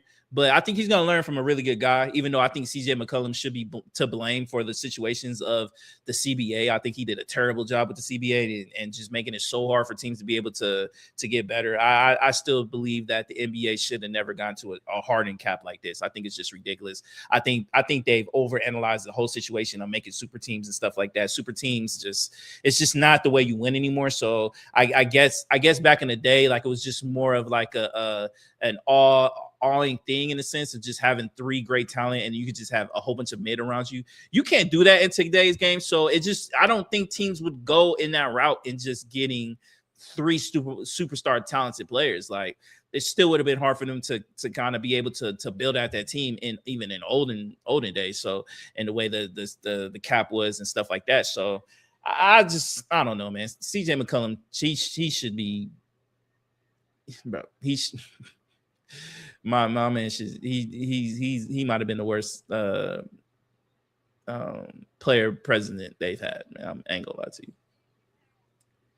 But nah, Kingston Philman, man, he cool, man. He nice. He nice, man. It's definitely, again, I'm gonna be very curious to see how long it takes him to get that starting position from CJ McCollum for sure. I think he's easily gonna be your backup point guard. He's easily gonna be your backup point guard to start the season. So I'm gonna be very interested to watch him play in summer league. I'm gonna be interested to watch all these guys in summer league. This is gonna be probably one of the more hyped summer leagues for sure, just with all the talent that's gonna be in the league, including some of the players that are going to be coming back in the summer league. This could be, I think, one of the more competitive summer leagues this coming year for sure. Next up, we got the Dallas Mavericks next. Their pick is in. They're currently talking to Kingston. Congratulations to him and his family. Beautiful family. Congratulations to them. Let's look at the Dallas Mavericks and their team. Their depth.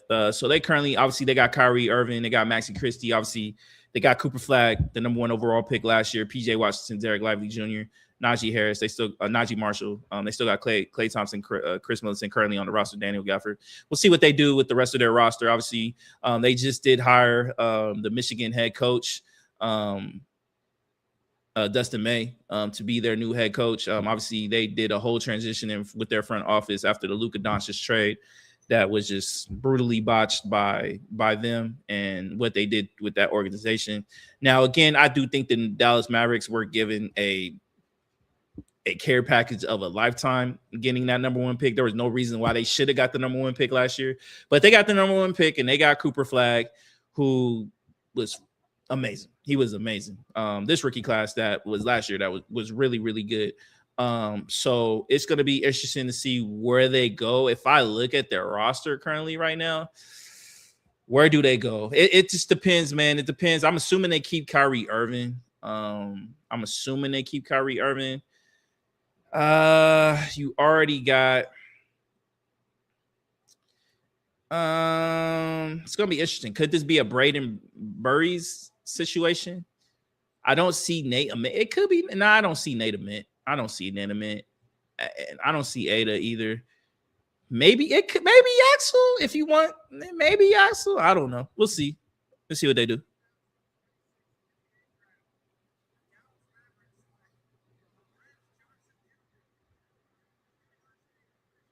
Okay, so they went with Morez Johnson Jr. Where's Morez Johnson Jr.? No, he was the 7th ranked player available. Oh, that's interesting. So they went with a 4, man. They went with a 4, Morez Johnson Jr. Let me play some of his highlights.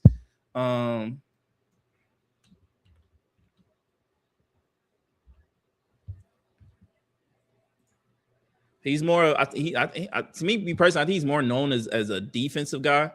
So obviously they're adding a little bit more depth. Obviously, Michigan guy with the former Michigan coach. So I think that's cool that your college coach drafts you in the NBA, him being the new guy. But yeah, man.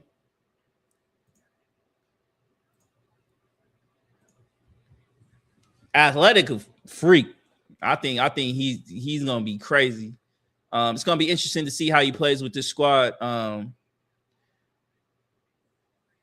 I'm assuming they want Cooper Flagg to remain the guy with the ball in his hands and making the decisions. You add another athletic big to that situation. I'm assuming this means Daniel Gafford is going to be available for trade. That's what I think. I think Daniel Gafford is going to be available for trade. They're not trading Derek Lively, nah. But I wouldn't be surprised. I think Daniel Gafford's up for grabs for the right price.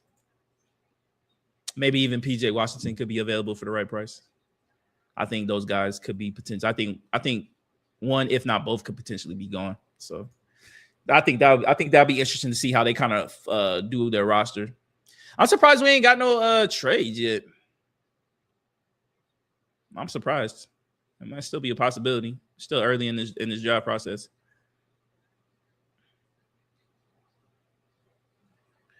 No, like he do got some offensive game to him. You know what I mean? Has some pick and roll aspects to him.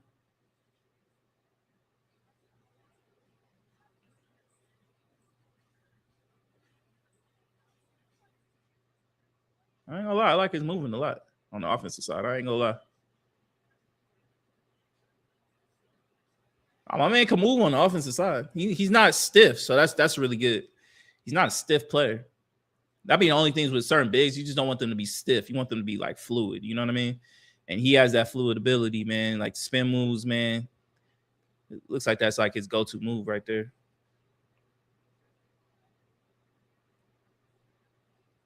Oh, nice little shimmy. Okay.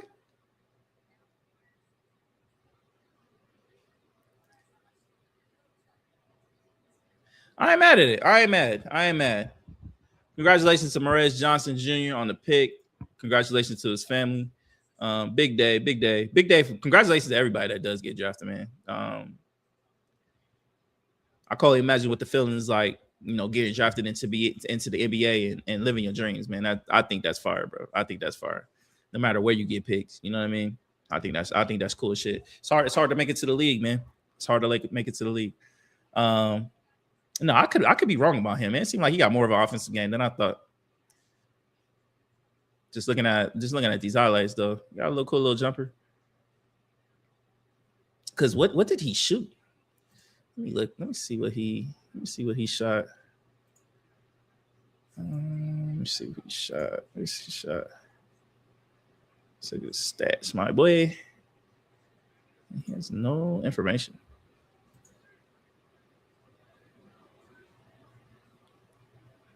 Oh,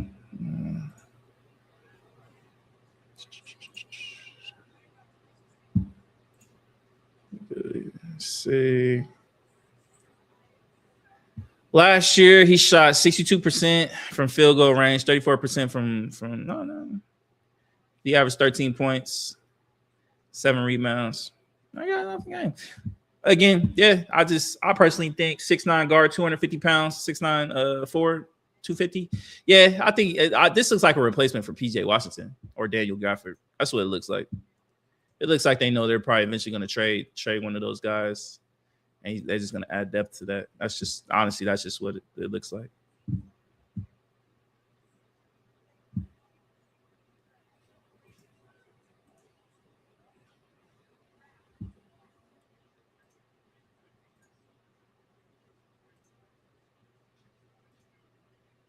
Again, shout out to everybody that's watching this live stream of the NBA draft special that we're going on. People wondering where Chris is. Chris, obviously, he had other obligations and stuff like that. He might be able to join us a little bit later towards the end of everything. But man, I'm having a good time, man. I'm having a good time hosting this thing. I'm enjoying everybody. Again, man, if you want to get in the chat, man. Tell me your thoughts. Tell me your feelings, man. That's what we like to do. I like to engage. Talk to everybody, man. So if you got any thoughts about anything that's happened in the draft, if your team's coming up, your prediction on who you think your team's gonna draft, man, please let me know. Let me know. Next up, we got the Milwaukee Bucks, man. They currently traded. Obviously, we all know the whole situation with them. They traded Giannis Antetokounmpo last night. They did get some players like Tyler Hero. They did get Khalil Ware, Jaime Jaquez Jr., and some other assets as well. I'm gonna be very curious to see what they do. Could this be a Nate Ament situation? Could this be somebody else? Obviously, let's look to see who else is available. You got Nate Ament, you got Adamar. Could this be an Adamar situation? Could this be a Braden Burry situation? Yaxel Lindenberg. Let's see what they do, man. Pick is in. Adam Silver is currently about to walk out and give us their pick. If I had to think about it, I think this may be a Nate Ament situation. I could see that. I could see an Adamar situation too. I could see one of those two guys. If I had to say it, I might go Nate. Nate still has some development to do, but he does have some upside. He does have a lot of upside to him.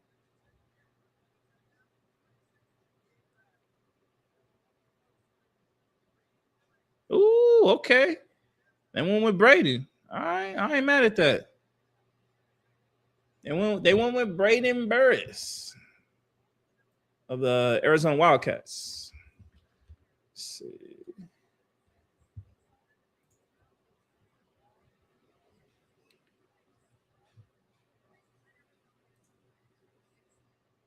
Play some highlights of them.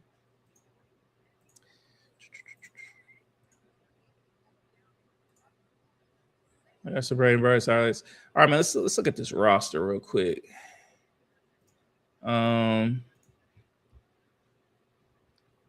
So you got Ryan Rollins, you got Tyler Hero, got Jaime Jaquez Jr., you still got Kyle Kuzma, you still got Miles Turner. Even though I think Miles Turner is available for trade, so I would assume Khalil Ware will be the starting center of that squad, and Miles Turner will be gone. I'm assuming they will try to get off of Kyle Kuzma. I would assume that they might still potentially keep him.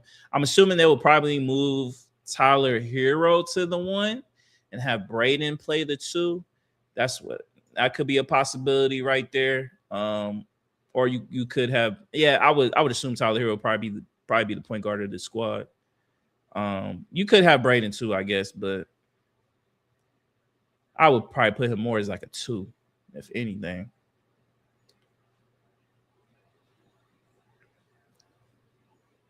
But again, they're going for youth, man. Obviously, with Giannis Antetokounmpo, we're not expecting them to be title contenders. We're not even expecting them to be playoff contenders. You're building depth on this team. You do still have the case. I think with Tyler Hero, if you do decide to keep Miles Turner, you do decide to keep Kyle Kuzma, you got Tyler Hero. I think the mechanism of this team could be decent enough where I think you could try to compete for a playing spot. I think you could. Obviously, you're gonna need some of that young talent to develop. You're gonna need Khalil Ware. Obviously, he needs to develop a little bit more, even though he has a lot of talent and a lot of promising talent. They have a lot of potential on the squad. I think Braden is a great 3-point shooter. He can definitely space out the floor. Especially with Tyler Hero. I think you're gonna have an amazing backcourt as far as like shooting capabilities. And then if you still keep Miles Turner, you still keep Kyle Kuzma, I think they could be a great 3-point shooting squad. I really do. I think they're gonna play like the goddamn Boston Celtics, and they're just gonna chuck up threes and call it a day and just see if they can find a way to win games. I think if they decide to keep that, even Khalil Ware can shoot threes, so it's looking like they're gonna be a spread out 5-out type of offense. That's what it seems like it's gonna be. So I think it could be a fun team to kind of watch. If you're the Milwaukee Bucks, I get it. You're probably like a little upset that Giannis Antetokounmpo isn't a part of your squad, and eventually he's going to get a statue of Milwaukee just with him winning that championship. But this could be a decent viewed squad. You know what I mean? I think this could be a fun squad to like kind of watch. I ain't gonna lie. It could be a little fun squad. They could surprise some people. Look, especially if they hit threes like that. It's pretty like I'm looking at their roster. This looks like it's going to be a spread out 3-point shooting squad. If this remains what it looks like, you know what I'm saying? I'm like, you got Tyler here at your point. He can shoot threes. You're gonna have Braden Burris. He can shoot threes. Jaime Jaquez Jr. He can spread it out. Kyle Kuzma obviously can spread it, and Miles Turner can obviously spread it. Now inside the paint, you're gonna have some struggles. You're gonna have a rebounding problem. That's for sure. I personally think you're gonna have a rebounding problem. But again, you're not expecting to win anything next year. You know what I mean? Like you have the capabilities of just being able to chill and watch this team grow and develop. All right, man. The Golden State Warriors, obviously, they've been linked to a lot of stuff in this offseason. They've been linked to LeBron James. They've been linked to Kawhi Leonard. They've been linked to damn near everybody. I'm going to be very curious to see what the Golden State Warriors do. Obviously, they're still in win now mode in this situation. I think this could be a Yaxel Lindenberg spot. I wouldn't be surprised. I wouldn't be surprised maybe if they go Ada Mara, like get some more depth on that big man side. I wouldn't be surprised at that. I think it's one of those two Michigan guys they go after. I think it's either Ada or Yaxel. I think with Yaxel, you get experience. You get a guy that could potentially be ready to play right now. A nice big forward who can spread out the floor, who can pass the ball, can play some defense. I think you could get that. Now, if they're looking for more towards the future with this pick, then I would assume they'll probably go Nate. If it's win now, I think they go with one of the 2 Michigan guys. If they were looking more future, I think they go Nate. But the way the Warriors are programmed, I'm thinking they go Yaxel. That's just me. I think they go Yaxel.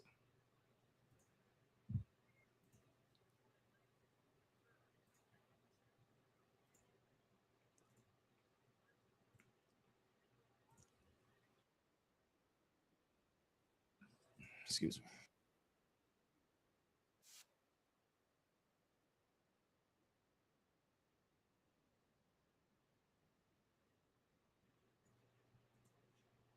I'm very curious to see what the Warriors do. I just think it comes down to what they're looking for in this draft pick. Are they still looking for somebody that can help them compete now? If that's the case, then I think you go Yaxel. I think you got to go Yaxel. That's just me. I think you got to go Yaxel. Let's look at the Warriors squad, because you got Stephen Curry, you got Brandon Posminski, you got Draymond Green, because look, you can get Ada. If you get Ada tomorrow, you can put Ada as your center. You can move Kristaps to your 4. You can put Draymond at your 3. And then you still have Brandon Posminski at your 2 and then Steph Curry at your 1. I'm not mad at that. But then you could get Yaxel, and then you could probably put Yaxel as your small forward over Guy Santos. You know what I'm saying? You could potentially do that too. So you could put Nate there too. You could put Nate at the 3 too. He's ultra talented.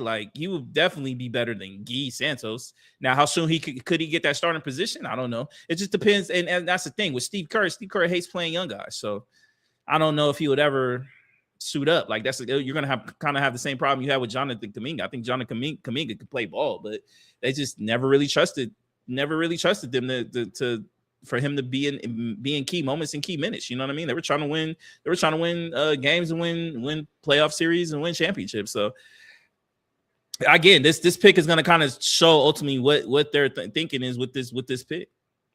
You know, so they have options. They have the capabilities of drafting somebody that could fit them in different ways. You know what I mean? You could get Nate Mint, and then if you potentially could still get a Kawhi Leonard, if you potentially could still get a LeBron James, or you potentially just keep Jimmy Butler, and then you just kind of slot him in, then I don't know. You could do that too. Just have him play your 2 or your 3. You know?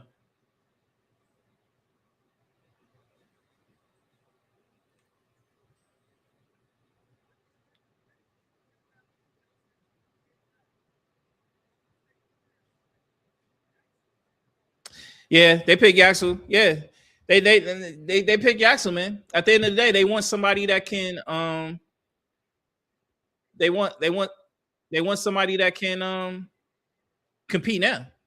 They just kind of let you know what's up, which I'm not mad. You know, they're trying to go win. So you add Yaxel Lindenberg. Yeah, you just getting somebody who is coming in with a lot of season to him. You know what I'm saying? A lot of season to him. So I'm gonna bring up some highlights here. Commercial and stuff, man. You're killing me with this.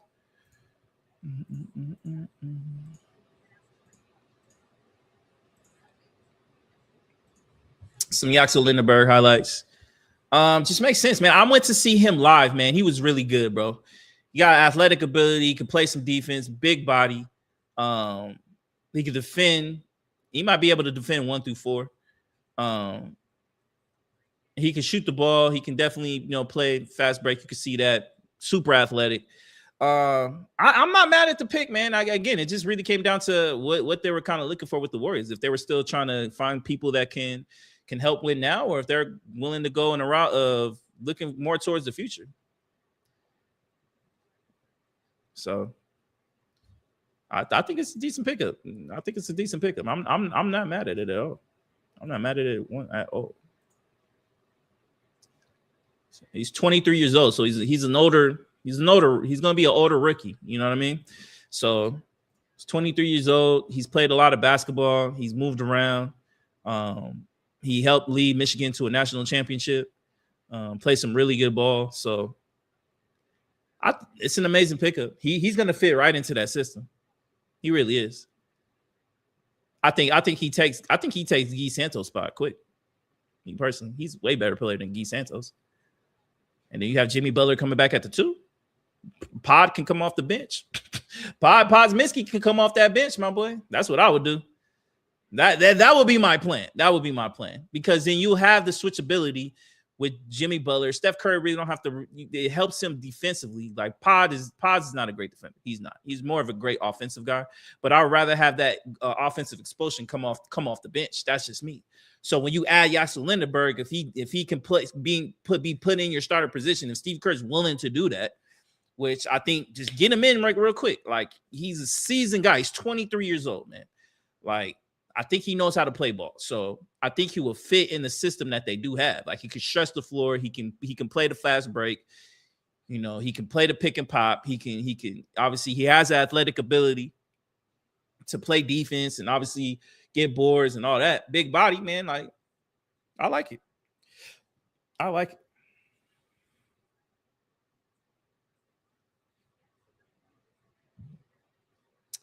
Next up, we got the Oklahoma City Thunder, man. They're just gonna add the riches.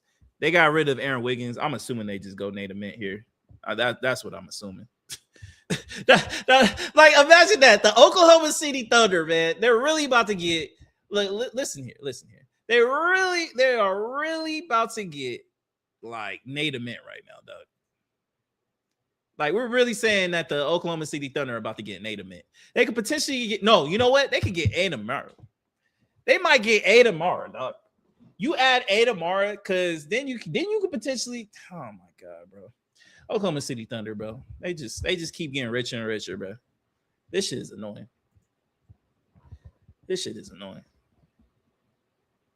I'm assuming they go Ada. I think they're gonna probably go big. But they could get Nate too. They really could get Nate too. No cap.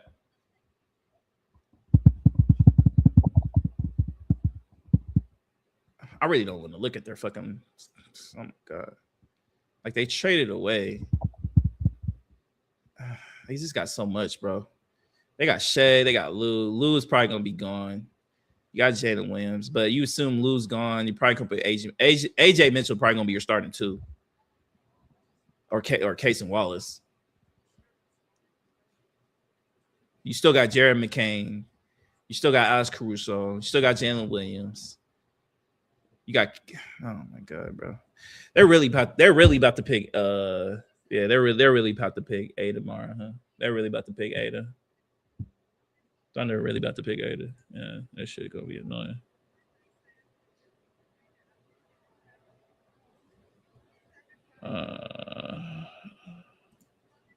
Yeah, they're really about to pick Ada for sure.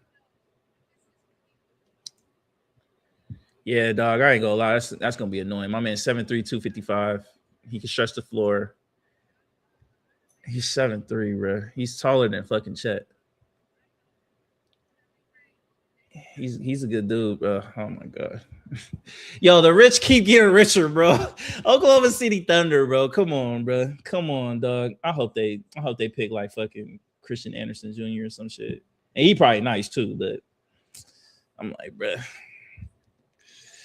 For my Lakers, I'm really hoping like Henry Vassar is still there. I either want Henry Vassar because we need a center. Jaden Quaintance, I'm cool with him. I'm cool with Isaiah Evans because we need some perimeter. Joshua Jefferson, I would not be mad at either. The Bear Phylon, I don't think he'll be there, but I definitely won't be mad at him. Chris Cynic Jr., I wouldn't be mad. Would I want him though? I don't know. I wouldn't be mad at it. I would prefer like a center because I feel like we're going to have a tough time getting a center this offseason because they're all coming off the board and Rob Pelinka ain't doing a goddamn fucking thing. Rob Pelinka is pissing me the fuck off. Let's see. Oklahoma City Thunder about to pick.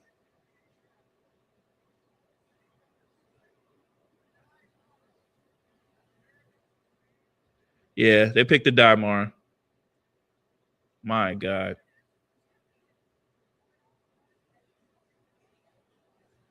A Diamar just fell in their fucking lap. If you guys do not know who a Diamar is, I'm about to play some fucking highlights for you.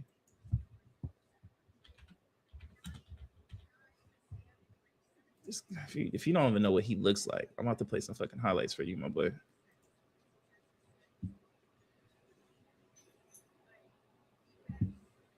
All right, here is a die. Here's a Diamar, man. This is who the Oklahoma City Thunder just got.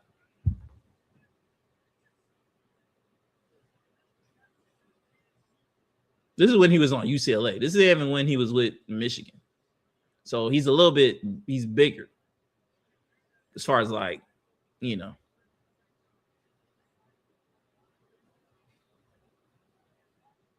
This is who the Thunder just got.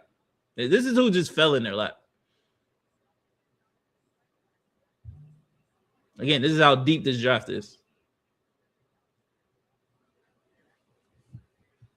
Let me see if I can find Michigan highlights. Where's his Michigan tape at? Let's see, where's his Michigan tape at? Oops. I mean to do the ads.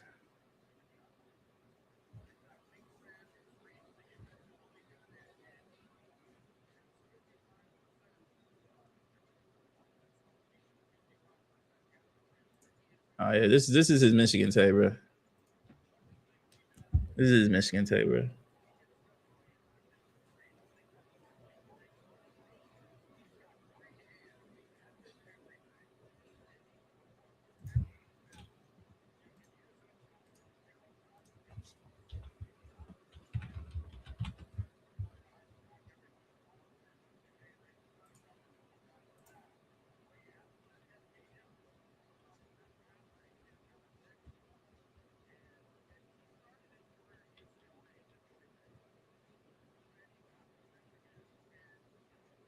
Somebody putting out fake tweets, huh?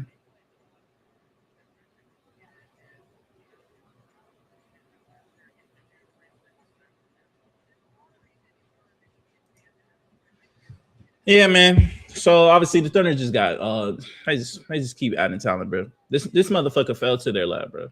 This is insane.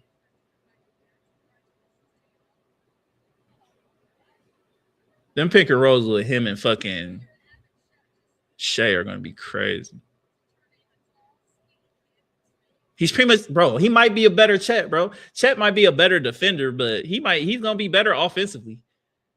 So you have like if you need stopper, you could put Chet in. If you need offense, you could just put in him. He's a way better offensive player. And he's taller. My God.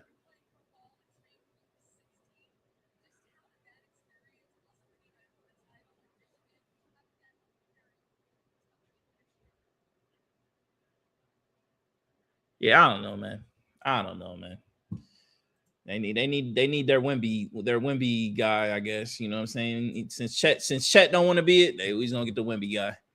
We just get the Wemby guy. Now, look, I'll say this though: in a couple years, if Amar develops nicely and he can turn into being their starting center, do they consider trading Chet? Do they consider trade Chet? I don't know, man. I think that's that would be an interesting conversation. Obviously, not now, but I think it's an interesting conversation to have. Like if he's able to develop into being their starting center, 7'3", better offensively, could be the same amount on defensively. You know what I mean? It's not like he's going to be, a scrub defensively. Just with the height alone, he's not going to be a scrub. Obviously, he can play defense. Like we've seen some defensive tape. He has a better bag than fucking Chet, especially offensively. It's a possibility, bro. That's a conversation where Chet could be available in the next couple of years, especially with the amount of money they're paying. I'm just saying. Because eventually Shea gonna get that re-up, dog. Eventually Shea gonna get that re-up.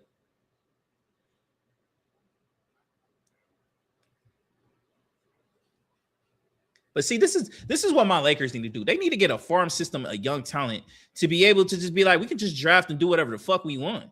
Like, we can't just consistently just keep depending on free agency, because we see currently right now how tough it is to be able to get said free agents, because everybody's a goddamn restricted free agent. You know what I mean? So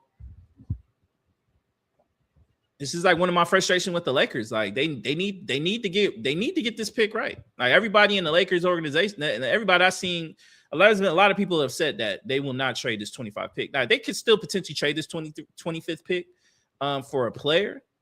It's still a possibility. We're still 12 picks away from that.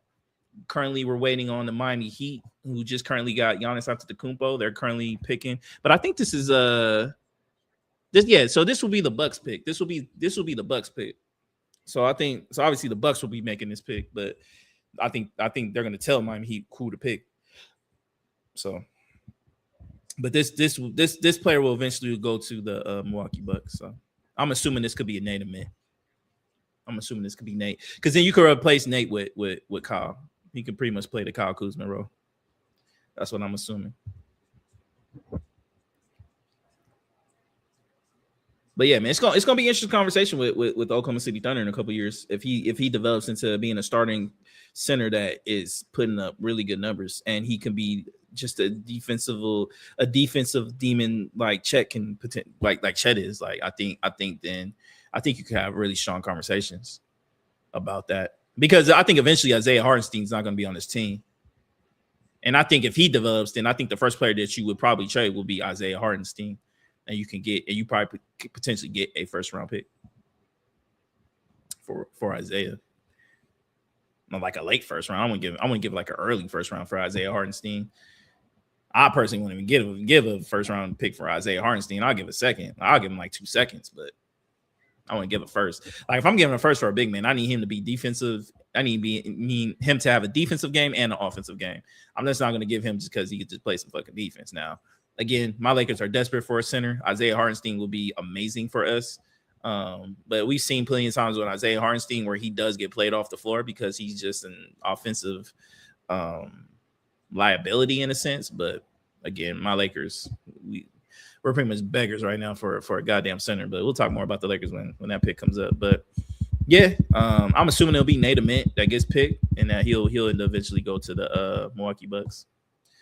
But man, yeah, this is Adad Mara, man, going to the Oklahoma City Thunder, man. So shout out to him, man. Shout out to him, and unfortunately, shout out to the Oklahoma City Thunder, I guess. Rich just keep getting fucking richer, bro. Rich just keep getting fucking richer.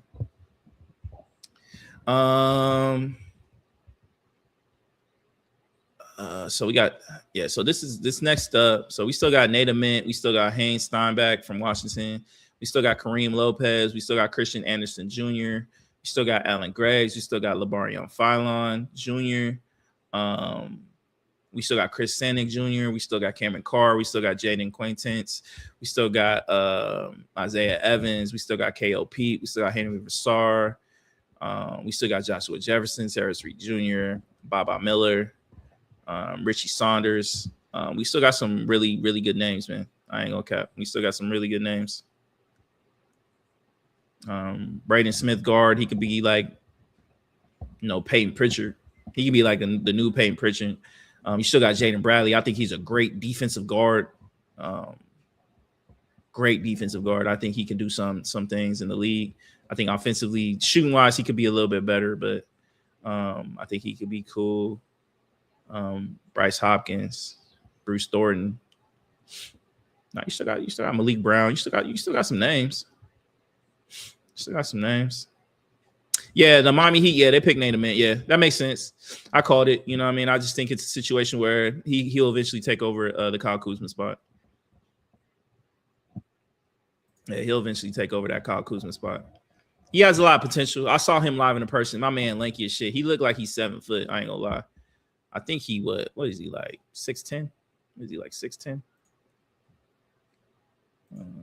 Charlotte. I think Charlotte Hornets are next.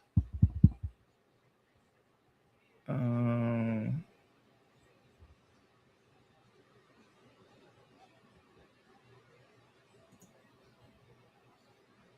tall is he? Yeah, he's 6'10". In a minute, 6'10". Yeah.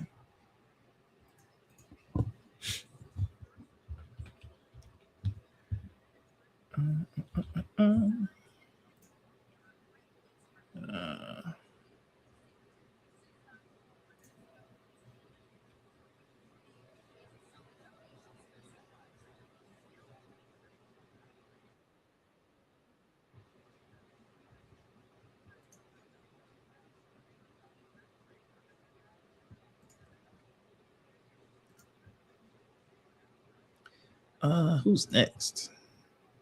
Yeah, we got the Charlotte Hornets next. Let's see what the Charlotte Hornets. Let's look at their squad. See what they can do. Obviously, they made the big pick last year in getting Con Knipple. Definitely competing for Rookie of the Year. I thought he should have got more love. I get it. They were going to give it to Cooper Flag, but I thought Con played really well. They got LaMelo Ball. They got Brandon Miller. They got Miles Bridges. They got Musa Dabati. Still got Kobe White, Josh Green. Damn, this is interesting. Who could they get? Let me see.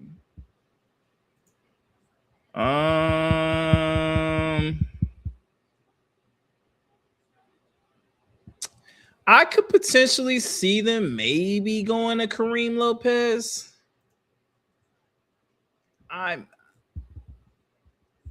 Maybe a Kareem.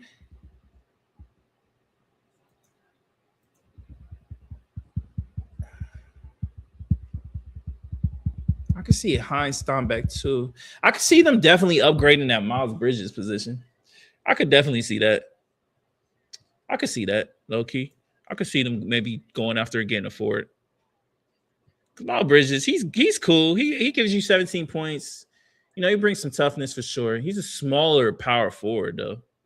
So if you want to try to get some height and eventually replace him, you're going to need a power forward that can give you some scoring. Give you some scoring capabilities and stuff like that.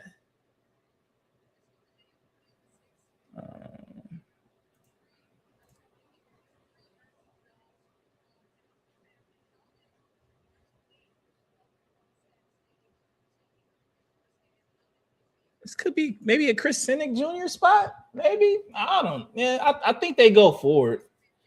If anything, I think they go forward. I think I'm just looking at the roster. I think if you're going to potentially upgrade any position, I'm assuming it's Miles Bridges. That's what I'm assuming.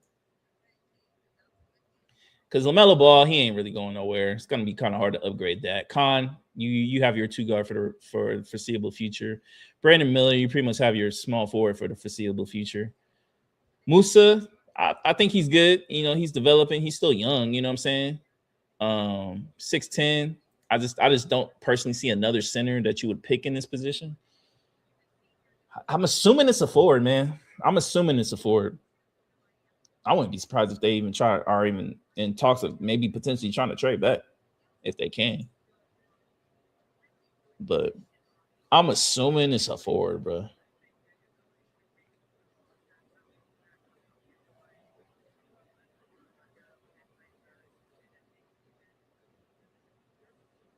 I think it's either going to be like a Kareem Lopez or a Chris Cynic. That's what I think. If I had to take a guess, you know what I mean? If I had to take a guess. But I personally think it's going to be a forward. Though.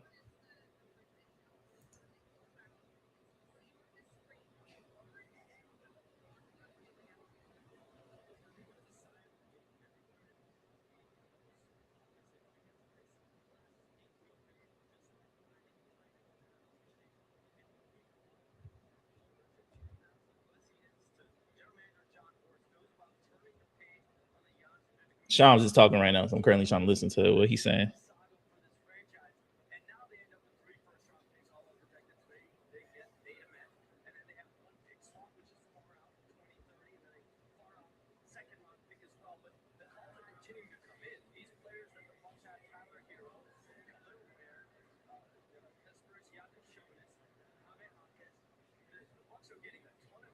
I'm hoping that the Lakers trade that 25th overall pick for Khalil Ware. That's what I'm personally hoping for. I'm not gonna lie to y'all. That's what I'm personally hoping for.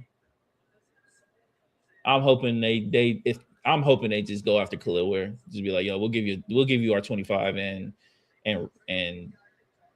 call it a day and some expiring contracts or some shit. Like we'll give you the 25th and Dalton Connect or something for Khalil Ware Jr. That's what I'm kind of hoping for.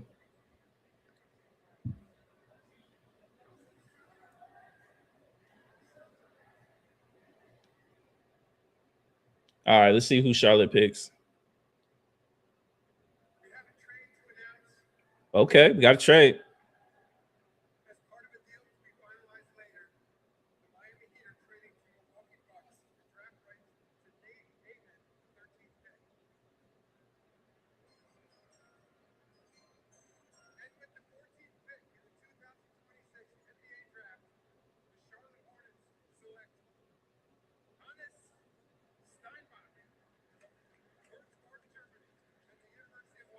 Yeah, they got a forward. They just got Hannes Steinbach.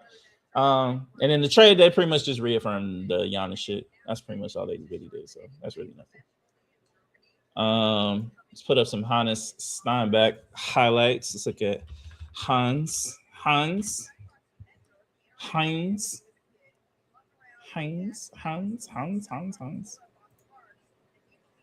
Oh, baby.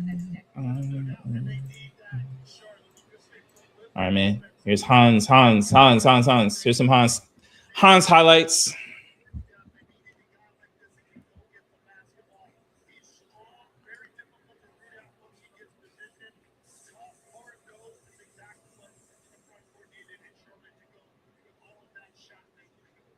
He can definitely move on a fast break. Definitely has athletic ability. At least what it looks like a little bit from the highlights and stuff like that.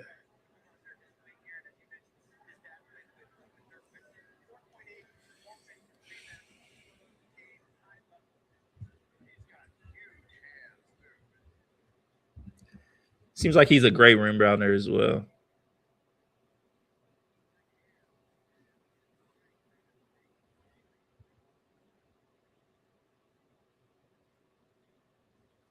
I just think that again, like when you look at these roster spots, I think it's kind of easy to kind of tell where these teams are going to kind of go. You just got to look at what they believe they can upgrade.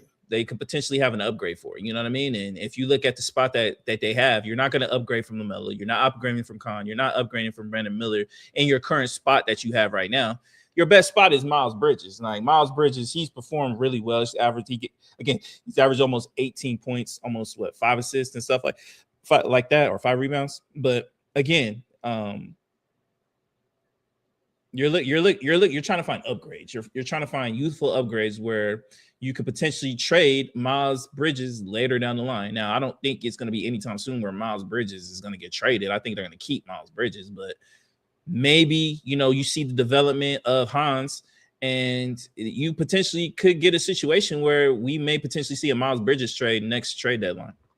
So it's just all about that. You know what I mean? Try to lengthen your cap, you know what I mean, by the youth, because obviously they're not going to count so much towards the cap, you know what I mean? So, and then you'll have more flexibility, you have more leeway to kind of play around with your roster. Now, when you feel like your time is right and you potentially could trade for that superstar or a player that could take you over the hump, then you have the capability to do so. You know what I mean? Whether it's like you have a slew of young talent, you have a slew of assets that would get you the deal. You know what I mean? I.e. what the Miami Heat did, i.e. what the Oklahoma City Thunder, San Antonio Spurs have, somewhat to what the Boston Celtics have, you know what I mean? But again, they chose not to want to put certain players in the trade. So for Giannis Antetokounmpo. So Chicago Bulls are up next. They have the 15th pick. So congratulations to Hans. Congratulations to Hans. Let's look at the Bulls. They did choose.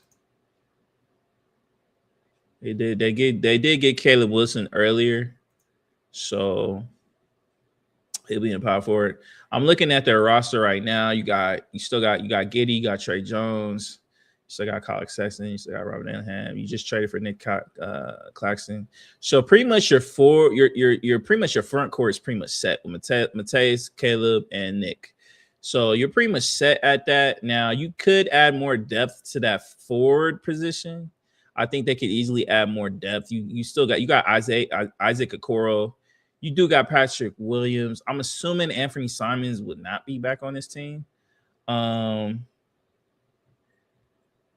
think you could potentially see maybe a Christian Anderson Jr. in here. Maybe a Liberian Phylon. I think that could be the potential right there. Maybe you could kind of see maybe some guards get picked up right here. I personally don't see a forward. I don't see why they need forward. I think they got a lot of depth at forward. Really looking at the squad, because I do like Patrick Williams, Isaac Okoro. He can play. I like Trey. I like Trey Jones. I'm not mad at Trey Jones. He's a smaller guard. So I personally could see them. I could see LeBaron. I ain't gonna lie with you. I can see either LeBaron and Christian Anderson. I think it's gonna be one of those two guys. Honestly, that's just me. That's just me. So.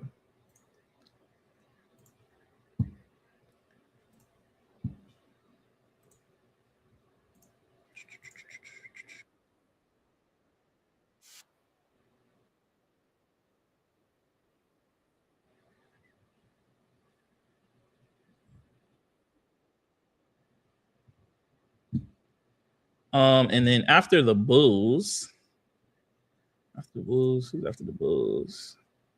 We got the Memphis Grizzlies. It's from Phoenix via Orlando. This is when they got the trade for, I believe, Desmond Bane. This is part of the Desmond Bane trade. So this is where they get the 16th overall pick. And then right after that, guess who's up after that, ladies and gentlemen? The Oklahoma City Thunder yet again. The Oklahoma City Thunder yet again. And Lou Dort, man. My God, bro. Like, we gonna do anything? We just gonna chill? Like, what we doing?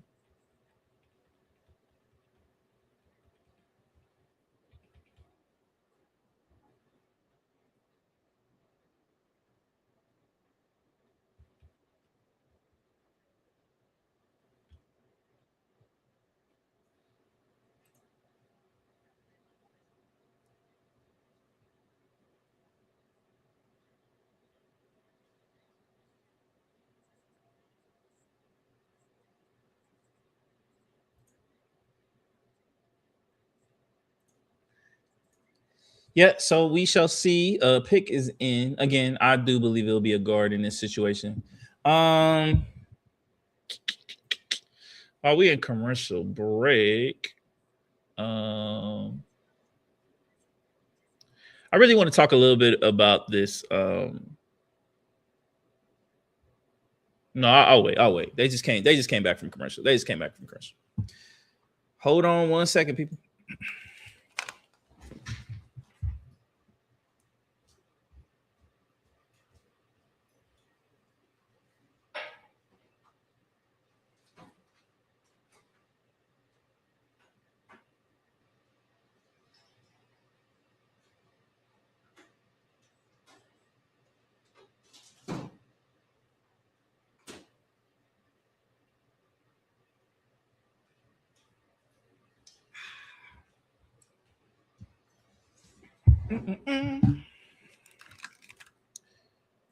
All right, I'm back. Had to get more juice. All right, Chicago Bulls are up. They're making a pick currently right now. And they took Dalen Swain from Texas, guard from Texas. All right, man, let's pull up some highlights of Dalen. Dalen Swain. All right, man. We got Dalen Swain highlights. Look at Dalen. Let's look at Dalen. Let's see what's up. Let's see what's up with Dalen.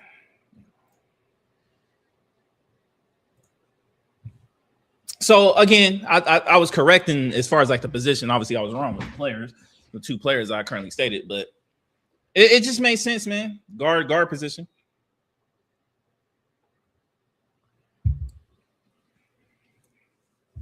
I think the Memphis Grizzlies go guard too, because I think they're potentially they're trying to get off of Ja Morant, so I think they're going to try to get another guard.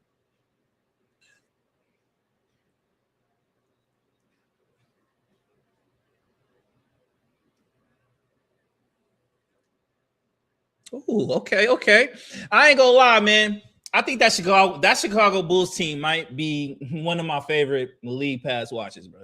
That Chicago Bulls team, I'm going to be locked in. I'm a Lakers fan, so obviously my Lakers will always be number one. But I ain't gonna lie, I'm gonna be locked into that goddamn Chicago Bulls team. I'm gonna be locked into the Wizards too. I'm gonna be locked into a lot of teams. That Utah team, I'm gonna be locked in. This Bulls team, I'm gonna be locked in. That Wizards team, I'm gonna be locked in. Obviously, I'm definitely gonna watch Darius Acuff. I'm not gonna be a fan of watching the Kings, but I will be watching for him purposely. So when he's on the bench, I will be changing the channel.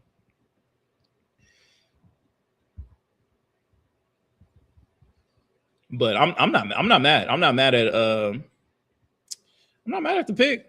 I'm not mad.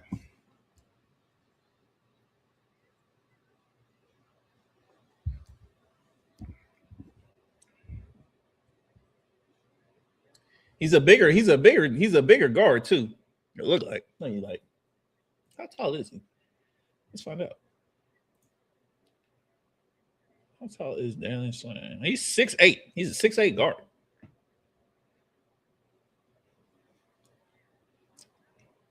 Yeah, I'm not mad.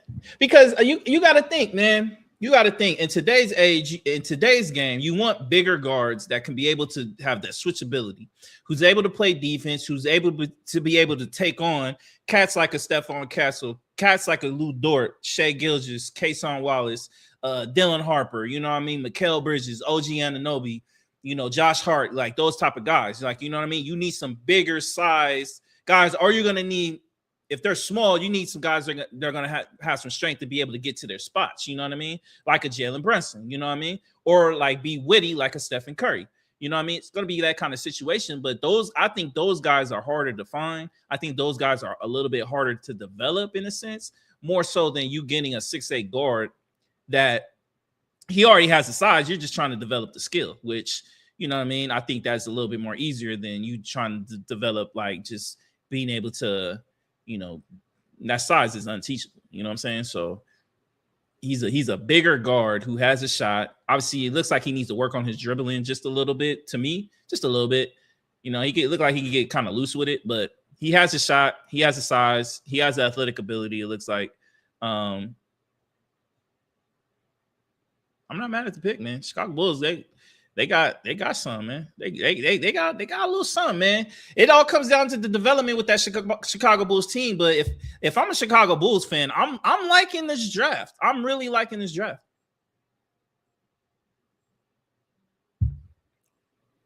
If I had to be disappointed in anybody, I guess it's the Brooklyn Nets because they just didn't take Darius Acuff, but I think that's just a personal preference. I probably would have put Darius Acuff ahead of Mikal Brown Jr., but again, I don't think Mikal's a bad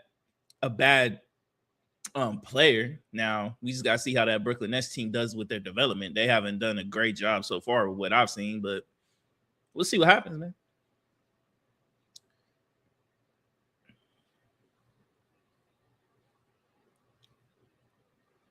Yeah, you can just kind of tell through these highlights a little bit that he just needs to get a little bit more tighter with the dribbling, a little bit more tighter. You know what I mean? He can be a little loose with the ball a little bit.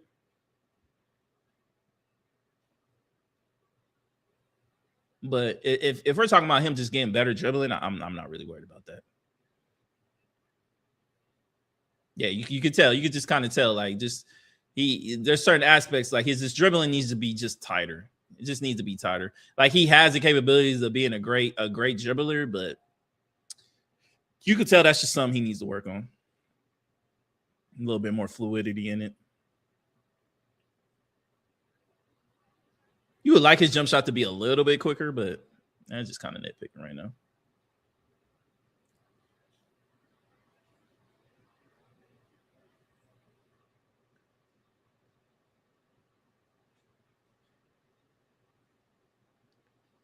I ain't mad. I ain't mad. All right, the Memphis Grizzlies pick is in. They're in. Again, I expect it to be a guard just because of the whole situation with Ja Morant. That's what I'm assuming it's going to be, but we shall see. We shall see. Let's see. Let's see who they pick, man.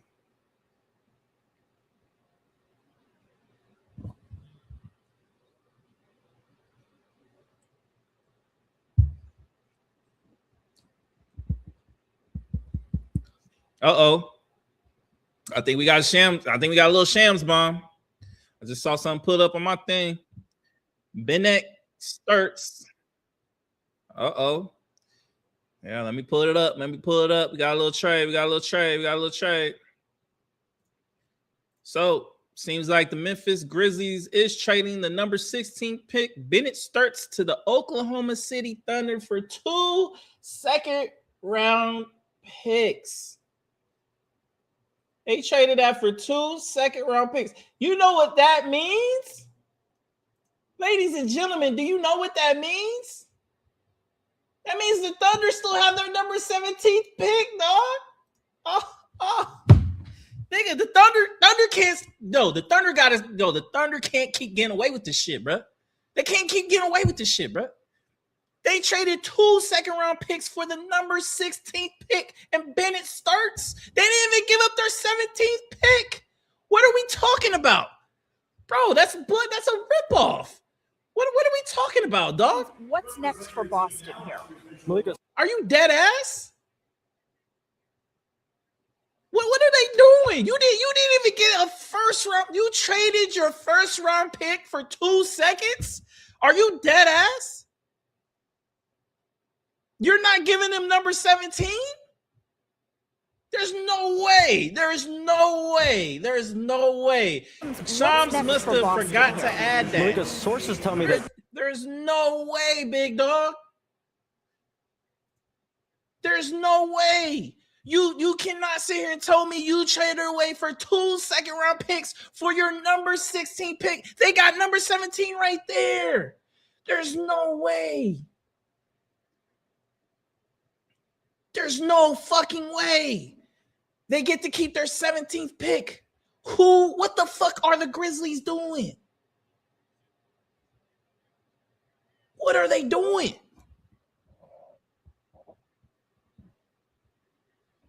Are we just like, bro, make it make sense. Like, y'all got to start doing the Thunder tax. I be seeing the Laker tax all day. They were talking about Nick Claxton last year was going to be like 2 first-round picks, and then they traded Nick Claxton for a bag of fucking Skittles. Now the Oklahoma City Thunder gets to keep their number 17 pick. They just drafted Ada Mara. They just got Sturts for 2 second-round picks, and then they get to keep their 17th overall pick. Are you dead ass? Like, Memphis, what are you doing? This is why niggas don't like going to your fucking goddamn city, bro. Because y'all be on some fucking dumb shit, bro. What are y'all doing? Y'all don't. My God, like what? Like, bro, like what? This you can't be dead ass about this shit, bro. Like, make it make sense. You just really traded for 2, like, bro, like what? Like, let me see this motherfucker's tape, bro.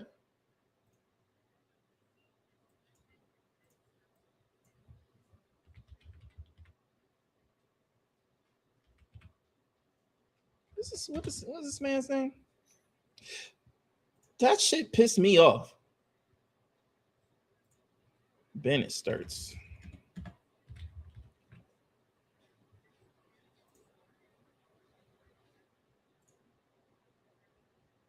This Bennett starts.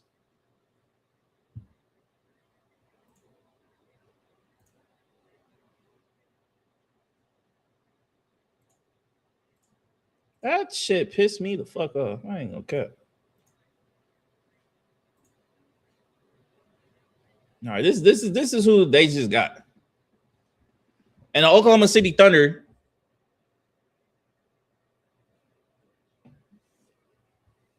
So they did give up the 17th overall pick?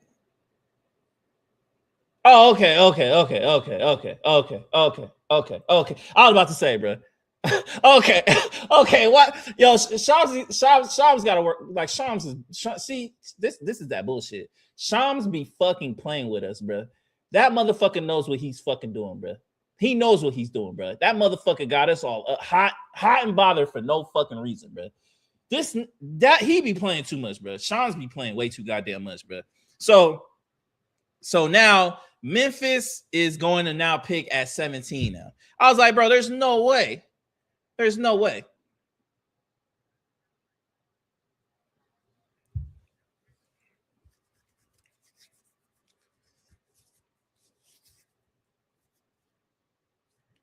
But if I'm the Thunder, why am I trading up for Bennett Sturts?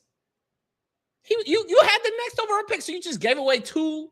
You just gave away 2 second-round picks for fucking nothing. That's just how you know they just got a bag of shit. They just gotta get rid of, because it's like, what the fuck are we gonna do with this shit? We got so much assets, like we gotta just give away for some like bullshit. Like we'll just randomly just trade up one spot. We'll just give you 2 seconds because we don't need that shit. We don't have the roster spots for that shit, and we're just gonna trade two second-round picks, and then we'll just draft the guy that we could have just drafted a pick after y'all, because y'all weren't drafting Bennett Sturts. Y'all weren't drafting Bennett Sturts. Y'all weren't drafting this guy. This guy's cool, but y'all weren't drafting him.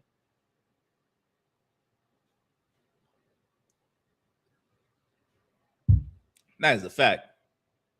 That's just it's Thunder rich, man. Thunder rich, man. They could just bullshit their draft picks right now. They literally just gave away two second round picks for fucking nothing. For a player they could have just drafted at they could have just drafted at 17. They didn't even need to do all that. That's just a fact. No one was trading up for Brandon Sturts, bro. Like, what are we talking about? And Shams about to get, bro. Don't ever do that again, bro. Don't do that again. Don't leave out the most important part of the suite. You just made it seem like they just traded away the 16th overall pick for 2 second-round picks without giving away 17. Like, bro, knowing the Thunder, like, bro, come on, dog. You're petty as shit, bro. You are petty as fuck.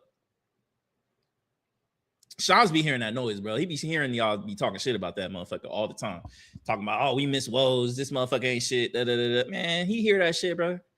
Shams nice with it, bro. He nice with the breaking news, bro. He probably had the biggest breaking news of all time with the Luka Doncic trade. I don't even think Woj had anything like that. Let's be honest. I don't even think Woj had anything that big. Not like Woj, but he ain't have anything like that. That stunning. That Luka trade might be the most stunning trade I've ever heard in my life watching the NBA and following the NBA. That was the most stunning shit I've ever seen. And I'm a Laker fan. I was not expecting that. Most trades we kind of expected. We expected Anthony Davis. We kind of expected Shaq. Powell came out of kind of nowhere. He kind of came out of nowhere, but it wasn't as shocking as like fucking Luka. I was shocked as fuck. My mouth was dropped. That shit was crazy. All right, let's see who they get. Ibuka Okoro, guard from Stanford. Again, this is just the situation that the Thunder just needed to get off these picks, bro. They just got too many picks, and they only have so many roster spots, bro. They just can't keep all those assets, bro. They really can't. And they got so many great players, man. It's just like kind of like it's not even fair to be even drafted by that team. Like, it's to the point, like, if I'm a player, like, why would I want to get drafted to the Thunder? I'm never gonna get playing time unless if I'm just like OD great. I think there's a potential in the future with the Thunder where I think you could potentially see, again, I said it before, I think with Ade Mara, like, I think there could be a potential where you could potentially see, I think more so in the initial stages, Isaiah Hartenstein, but because I don't think they'll trade Chet away. But if Chet keeps shit in the bed in the playoffs, then I think you'll start hearing conversations about Chet. You can get hella shit for Chet.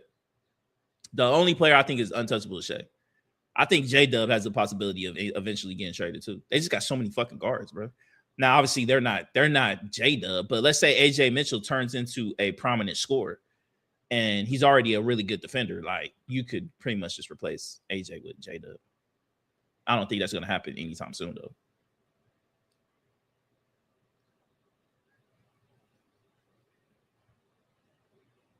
But I personally think that's just eventually what's just going to happen.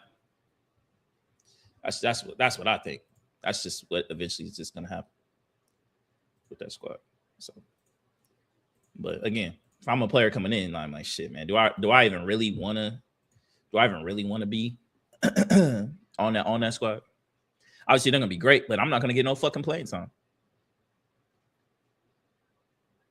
But eventually you would. I think if you develop right, I think you'll eventually find your way into the lineup because I think I think what the Thunder are doing is something that they're ahead of the game right now, bro. They're just, and I think the San Antonio Spurs caught on pretty quick because I think they're heading in that same direction. Obviously, I don't think they have the same amount of assets that the Thunder do have because I think that Paul George trade just set them up for ultimate success. That Paul George trade was the worst trade in history because you traded Shai Gilgeous-Alexander, who ended up being who's easily top 2 best players in the league, if not 1. He's definitely 2. Consistent MVP category and MVP conversations. Consistently has had the best team. Led to having the best team. Long playoff runs. Has won a championship already. You gave up 5 first-round picks, including on top of that. All just to get Paul George. And they still have a lot of those assets left. And on top of that, you got Shai, you got J-Dub, you got Chet, you got AJ Mitchell. You traded Aaron Wiggins for 2 second-round picks, who's hella nice. You still got Jalen Williams. Like, you still got Lou Dort. You still got Alex Caruso. You know what I mean? Like, you just fucking loaded, bro. Cason Wallace, like, you're just loaded as shit. It's the Thunder are just annoying. That's an annoying franchise. A great ran franchise, but annoying nonetheless.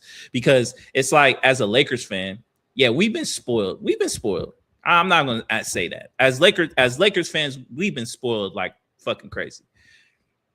Like we lucked up on Kobe. We got Shaq. You know, we've gotten Pau Gasol. Like, we got Lamar Odom. We got Ron Artest. We got LeBron James. We got Anthony Davis. You know what I mean? Then we lucked up on Luka. I get it. I understand.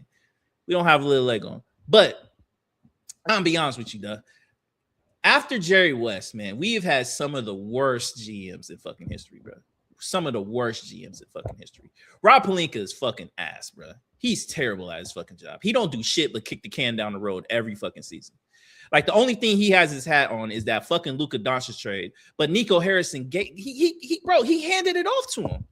He handed it off to him. That's something you can't fumble that shit. And if you did fumble that, you're getting fired. You're getting fired, hired again, just to get fired again. You're getting fired twice off that shit, and you'll never get a job again. You'll never get a job again. You know what I mean? Because at the end of the day, you were laid up.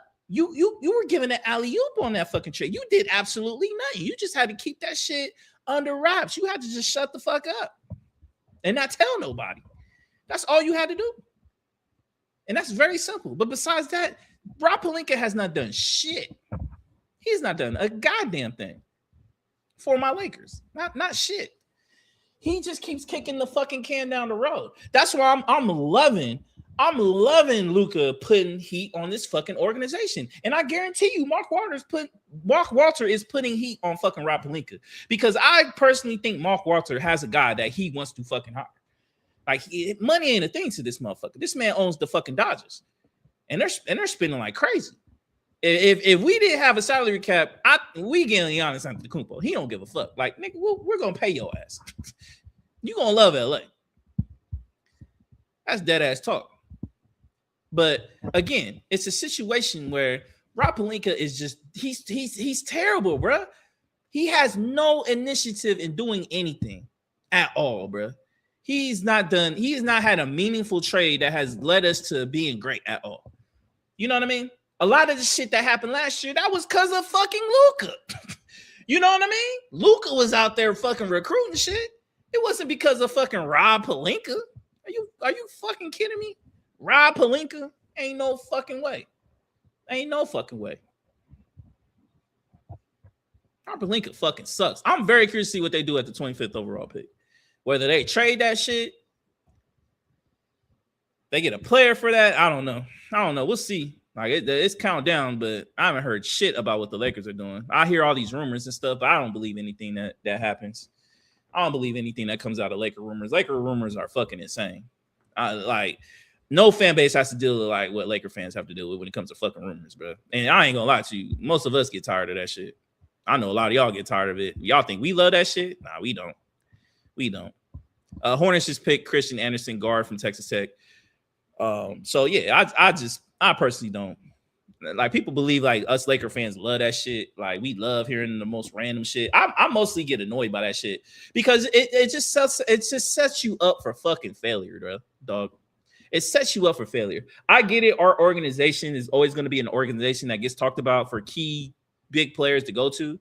Like we will always have that kind of aura about the Lakers. Like we will always have that opportunity to potentially get big superstars. It's just because that's just what we're known for. We've never been known for like a developmental squad. Like we're not known for what the Thunder do. We're known for like we're out here like hitmen. Like we go take what you got, and then we go up and we run it up and we win shit. That's just what we do. You know what I mean? That's Laker shit. One of the most historic. We are the most historic franchise in the NBA. I get it. The Celtics are up there, but they're not. It's not the Lakers, though. Let's be honest. Celtics are the second one, but the Lakers are number one.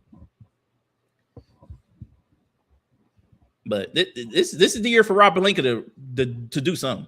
If he don't do shit, they need to fire that motherfucker ASAP before the season even starts. Because I think all those conversations about Luka Doncic and him potentially leaving, I don't think Luka's going anywhere. I don't think you leave the Lakers because I think you have a fan base that fucks with you heavy. I get it. Laker fans can be some of the most anal critical. Like I know some people that they just be anal critical for like no reason. And sometimes Laker fans can be extra for no fucking reason. But at the end of the day, we just care about winning. You know what I mean? But the reality of that situation is I don't personally don't see Luka leaving. I personally think that Luka is putting heat on Rob Pelinka. You made a promise, so let's see what's up. And if not, we're gonna get your ass out of here. That's what I think. That's where I think the pressure is coming from. That's just me. You know what I mean? Raptors are up next, but at the end of the day, with my Lakers, like obviously we got to figure out the whole Austin Reeves situation. I've always been a big proponent on Austin Reeves. That look, I love Austin. I love the growth that I've seen from Austin. He has become a better player every year. Offensively, he has become a better player. Like he leaves a lot to be desired on that defensive side. He really does. I continuously see it in the playoffs where he just gets bullied off of his spots. Like I get it. In that Oklahoma City Thunder series, when he came back, he slowly started getting more. He was playing better, but I don't know, man. I still can't stomach giving him a full max contract. I just can't stomach it. I can't stomach paying him $40+ million a year. I just can't do it. And LeBron James, like, bro, if you watched our podcast, everybody knows how I feel about fucking LeBron James, dog. Look, I get it, man. LeBron James is one of the all-time great players. I've never denied him of that, but he's one of the most annoying all-time great players of all time. He's the most annoying motherfucker ever. Like, this passive-aggressive shit is annoying. And it's like, bro, you're 42 years old, bro. Like, it gets to a point, bro, where you just got to, like, just chill on that bullshit, bro. Like, you're not going to get your way. You are not the player that should just be the one that gets to dictate what you want anymore. I think those days are over. It's Luka Doncic, bro. It's about Luka now. You know what I mean? And this is the same player that consistently begs to be in championships every year. But every decision that we have done has been the result of what he has wanted that has caused us to be in this situation.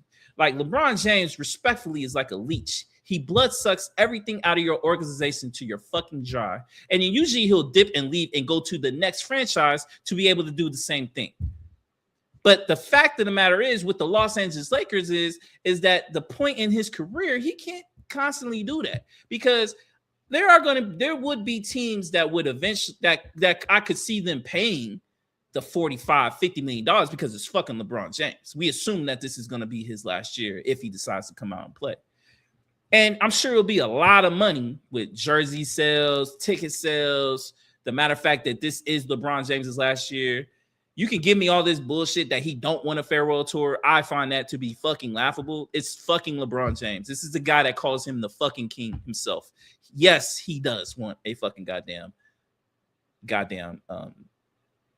retirement tour. He does want that shit. He's just not going to admit that shit because I think he knows that if he goes out and admits that, people would clown him for that. You know what I mean? But we all know that's what he wants. We know that shit. Come on, man. Y'all can't be gullible like that. But that's just who LeBron James is, bro. He sucks everything off of the franchise till it's just nothing left. Nothing left. Like, he's the reason why we traded for fucking Russell Westbrook. He's the reason why we had to get off of fucking Alex Caruso. Magic Johnson, I still haven't forgave you for trading away Ivica Zubac for fucking nothing. Ivica Zubac should be our starting center. He should be our starting center. That was our starting center of the fucking future. But for some reason, Magic Johnson had this brilliant idea just to trade him to the goddamn Clippers for fucking nothing. For a stretch 5 that was fucking dog shit. And we all knew he was fucking dog shit. Ivica Zubac was our future center. We have drafted very well as the Los Angeles Lakers. A lot of people don't understand that. We drafted Josh Hart. We drafted Alex Caruso. We drafted Brandon Ingram. We drafted Julius Randle. We drafted Jordan Clarkson. We drafted Ivica Zubac. We drafted all these fucking players. Max Christie. We've drafted all-stars, champions, great role players. We drafted it all. But we trade them all the fucking goddamn time. Well, LeBron James wants to trade them fucking all. He just, I don't understand it, bro. Like us having, imagine if we still had Ivica Zubac. Imagine if we still had Max Christie. I understand because we had to trade for Luka Doncic. I get it. We had to trade Anthony Davis. I get it. We had to trade for Anthony Davis. So we had to trade Josh Hart and all that. But I'm just saying, hypothetically, imagine if we still had all those players. All those players. Now, obviously, some would have to be gone because of contracts and stuff like that. But at the end of the day, we could still have the majority of those. We could still have a Josh Hart, a player that we desperately need. We could still have Ivica Zubac, a player we desperately need. You know what I mean? And we could still have LeBron James and Luka. Like, the whole conversation about the Lakers and we should bend the knee because he saved our franchise from being in such fucking poverty. I'm like, you don't know what the Lakers would have looked like by now. Like, we could have potentially been the one to have Victor Wembanyama. We could have been the one to potentially had a Cooper Flag or an Anthony Edwards or a Shai Gilgeous-Alexander on our fucking team. We could have been that team. Because yeah, we were bad. But we were on the path to be the fucking Oklahoma City Thunder. LeBron James just sped up the fucking process. So then in due time, we had to eventually trade all of said assets. We were building that up. The Oklahoma City Thunder, it took them fucking years to get to this fucking point. We were on the same trajectory. People don't fucking understand that shit. People just think we were just ass just to be ass. No, we had a fucking really good plan. Them bus boys was actually drafting pretty damn good. But no one wants to say that shit though, because it's the fucking Lakers. Because people like to hate on the fucking Lakers. But we were on that fucking trajectory. We really were. But then LeBron James came in. It's hard to say no to LeBron James because of who he is and what he means to said organization. I think they felt the pressure of, like, you just don't say no to LeBron. If LeBron wants to come to your team, especially at his point of that time in his career, you don't say no to that. You gotta say yeah. And I'm not a LeBron James fan, but you gotta say yes to that. You don't say no to that. You don't. That's why it baffles me with the Boston Celtics. You go so hard for Giannis Antetokounmpo, But you're telling me Hugo Gonzalez is going to be the reason why you don't trade for Giannis Antetokounmpo? You already put one of your best players, your top two, if not your number one best player, on the market. That's a debate with Jaylen Brown and Jason Tatum. For me, that's a debate. So you're telling me you're not going to put in Hugo Gonzalez when you could potentially have Giannis Antetokounmpo? So why even go that hard? Miami Heat were like, fuck it. We want Giannis. We know what it's gonna fucking take. Fuck it. We'll throw in more picks. We'll throw in extra players. We'll figure this shit out. Boston Celtics said, Hugo Gonzalez, nah. We don't want Giannis that bad. So what the fuck were y'all doing? Like, what were y'all doing? Like, come on, man. You just wasting people's time. We could have had this trade done fucking days ago if that's the case. Boston Celtics just wasted people's time. And then on top of that, you alienate one of your top players. So even more, if you haven't done it enough already. So, but yeah, back to my Lakers. Like, yeah, we were that team. We were that team, dog. And people don't understand that shit. That's why it's like, I appreciate LeBron James for giving me the one championship, but we could be the team. We could be in that same position as the Oklahoma City Thunder and San Antonio Spurs. We potentially could have had any of those players that they have on our squad because we were drafting that well. We still like. We have just hit a run where we draft fucking terrible. And you know when that run started? When fucking Rob Pelinka showed up to that fucking door. Rob Pelinka fucking sucks. This man gotta go. I'm gonna be honest with you. This man gotta go. That ass, he gotta go.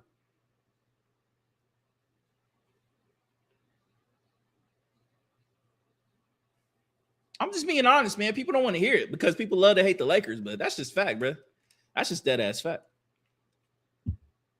So I don't know. We'll see what happens at the 25th pick. We'll see what happens. Let's see. I've been rambling so much. I didn't forgot about the goddamn draft. So what happened? What happened? All right. Christian Anderson went to the Hornets and Allen Graves went to the Raptors. We got the San Antonio Spurs up. It's the same situation with them. They're just adding more depth. You still got Liberian Fallon. I don't think you need him. I think you got a lot of guard depth on that. I don't think you need him. You still got, I think Chris Cynic Jr. will be somebody you can look at. Maybe a Kareem Lopez, maybe a Jaden Quaintance. I think it'll be one of those guys. I think somebody to help Wemby on the inside. I think that's what they need. The Spurs don't need anything guard-wise. Like, you got so much depth on guard-wise. You still got De'Aaron Fox. I know De'Aaron Fox had a fucking ass of a finals, but he was hurt. You know what I mean? You got to give him a little bit of leeway. But you got Dylan Harper, who turned out to be probably your starting point guard for the foreseeable future. You got Stephen Castle, your starting two guard for the foreseeable future. Both of those guys can handle the rock. Both of those guys are elite defenders. Can be elite scorers, like elite athletically. Like, you literally got the backcourt of the future. They might end up being the best backcourt of the future. And then on top of that, you got Victor Wembanyama, who's gonna come back and be even better. He just got to get a real post game. You need to call Hakeem, call Kareem, call somebody. Learn the sky hook. If you learn the sky hook, bro. If Victor Wembanyama learns the sky hook, bro, it's over. It's over. You can't stop that. You can't. You like this man has longer arms than the fucking court. If he learns how to do a fucking sky hook, bro, it's over. I'm not asking him to learn a fadeaway. If I'm a San Antonio Spurs fan, just learn the fucking sky hook. I don't know why nobody incorporates that in their game. I still don't understand that. Kareem gave you the blueprint, but people still don't want to do it. That's what helped Hakeem Olajuwon dominate fucking goddamn Shaq. Minus, like, he was cold as shit. He was cold as fuck. He was the most smooth. He had all, bro. I think Hakeem Olajuwon was the Kyrie Irving of fucking, like, centers, as far as like the way his body moved, the way he can just like move. You know what I'm saying? I'm not talking like dribbling wise, like, even though he could dribble the ball, but you know what I mean? Like, you know how like Kyrie Irving can just angle his body and do certain things, spin moves, all that. It just looks so pure. That was Hakeem in the center position. Look it up. That motherfucker was nice. But like, I'm just saying, if Victor Wembanyama could just learn a fucking sky hook, bro, it's over. It's over. You can't stop that shit. He already has the outside game. He can move. He got the dribbling package. Obviously, he can get a little tighter with the dribbling. But if he learned a little sky hook, like, bro, it's over, bro. It's over, bro. You're not stopping that. You can't stop that. It's a wrap. It's a wrap. Yeah, Spurs just drafted Jadon Quaintance. It just made sense. That's who I kind of wanted. to help with the center position, just athletic big who gets some boards, who can play some defense. Obviously, I think he has like some injury history or some shit like that, but Spurs just got better. It's the same with the Thunder, man. They just got better, bro. It's just adding more to the clip. You know what I mean? Instead of just regular bullets, man, these are like, you know what I mean? They're one of those. So that's just it with the Spurs. Like at the end of the day, like it's health prevented. It's Thunder Spurs Western Conference Finals for the foreseeable future. I hate to say it. Until my Lakers prove until Rob Pelinka can prove he can do his fucking job. It's just at this point they're just still in there twiddling his fucking thumbs, bro. He ain't doing shit. He's out there hoping that somebody just gives him another fucking alley-oop at this point because Rob Pelinka is fucking dog shit. This motherfucker pissing me the fuck off. He's just a waste. He's a waste of fucking space. He's a waste of fucking goddamn payroll. Being honest with you, He's a waste of fucking payroll. We're still 1, 2, 3, 4, 5 away from the Lakers, and best available. We're looking at maybe Chris Cynic Jr. Jaden Quinns is off. We're looking at Isaiah Evans, maybe perimeter. Henry Vassar is still available. K.O. Pete still available. Therese Reed Jr. He's still available. So there are still great players available. It's just a matter of seeing what the Lakers do. See what bum ass Rob Pelinka does. You know what I mean?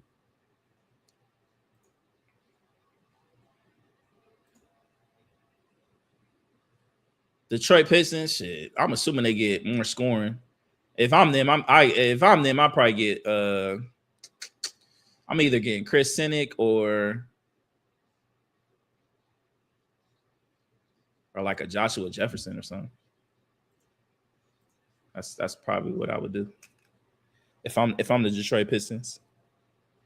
Like I love Cade. Cade is amazing. You just can clearly tell that them not having what's my man's name? My man that got in trouble with gambling, Malik. I think it's like Malik something.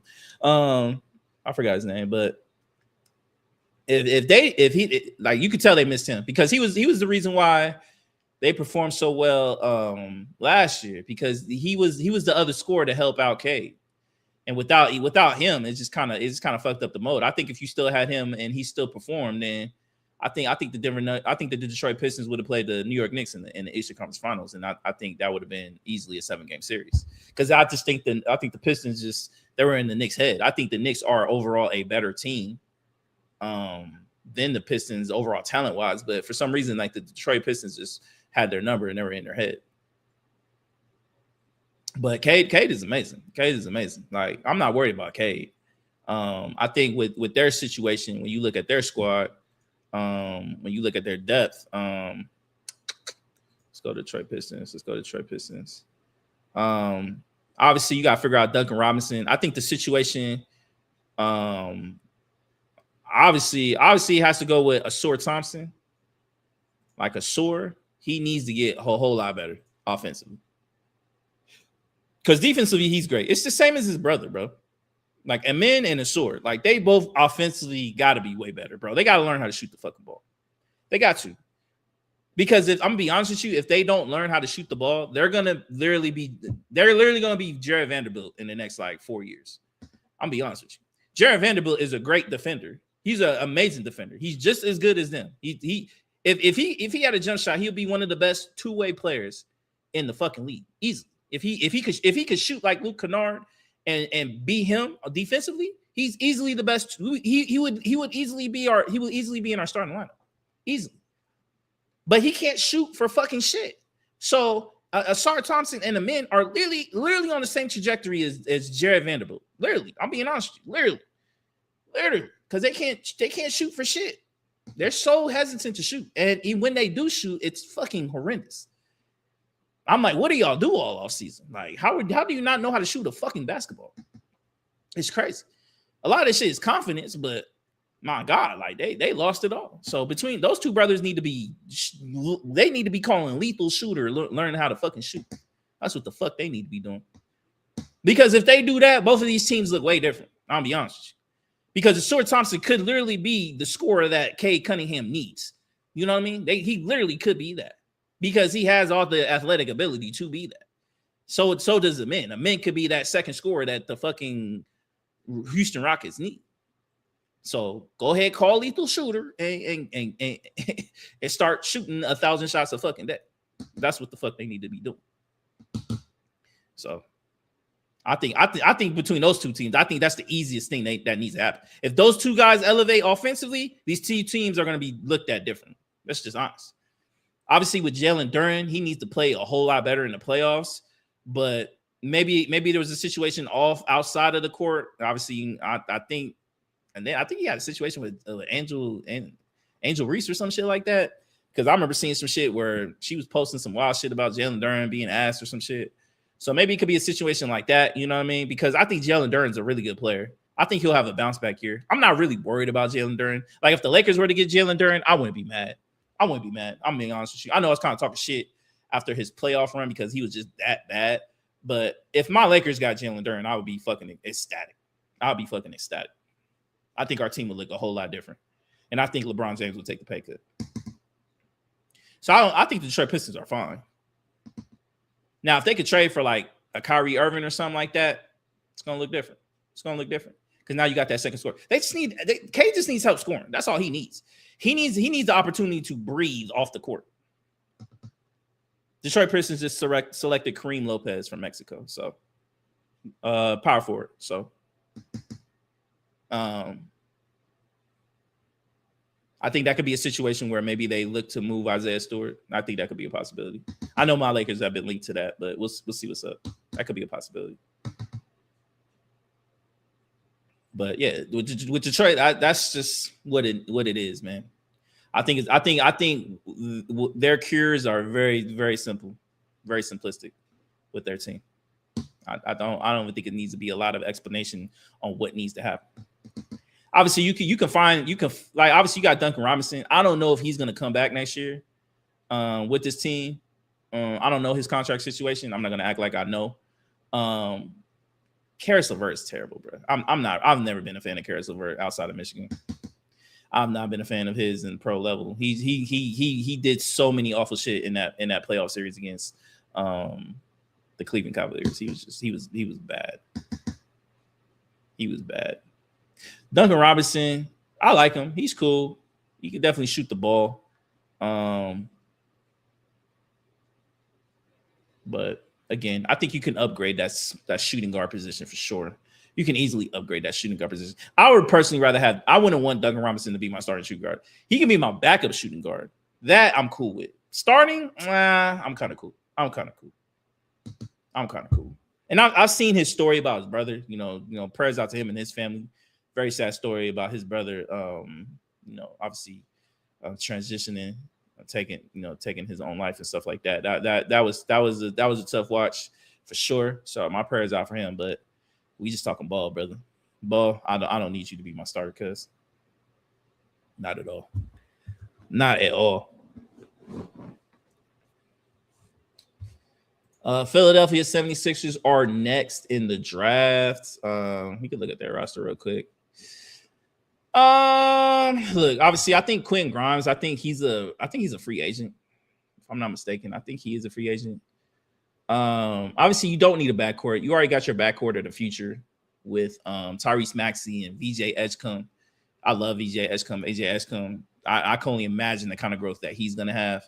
I love Kelly Oubre. We'll see if he's still on this team. Paul George, and then obviously Joel Embiid. Honestly, with this team, bro, I think they're ultra talented. It just really comes down to Joel Embiid's health, but we all know his health is just non-existent. When he does play, it's always a plus, and this team always looks mad different, and they can compete with anybody. I think Joel Embiid could easily be, if he remained healthy, I think he would easily be the best player in this league. I think the 76ers would already have like a championship or two. That's what I personally think, because that's just how great he was. I think I personally think if it wasn't for that crazy ass bounce with Kawhi Leonard, I think the Philadelphia 76ers might win that championship that year, me personally. But with Jimmy Butler and that squad, I think they win that. I think they beat the Warriors. That's just me. They're already dealing with injuries anyway. So, but I don't know, man. This Philadelphia Sixers team, like, I just think they aren't going to be able to do anything until they can get off that Joel Embiid contract, which is not going to be anytime soon. So, again, this Philadelphia team is just going to be reliant on Joel Embiid's health, but it's just he's just never going to be healthy, bro. His body's just getting worse and worse as he ages and as these years go.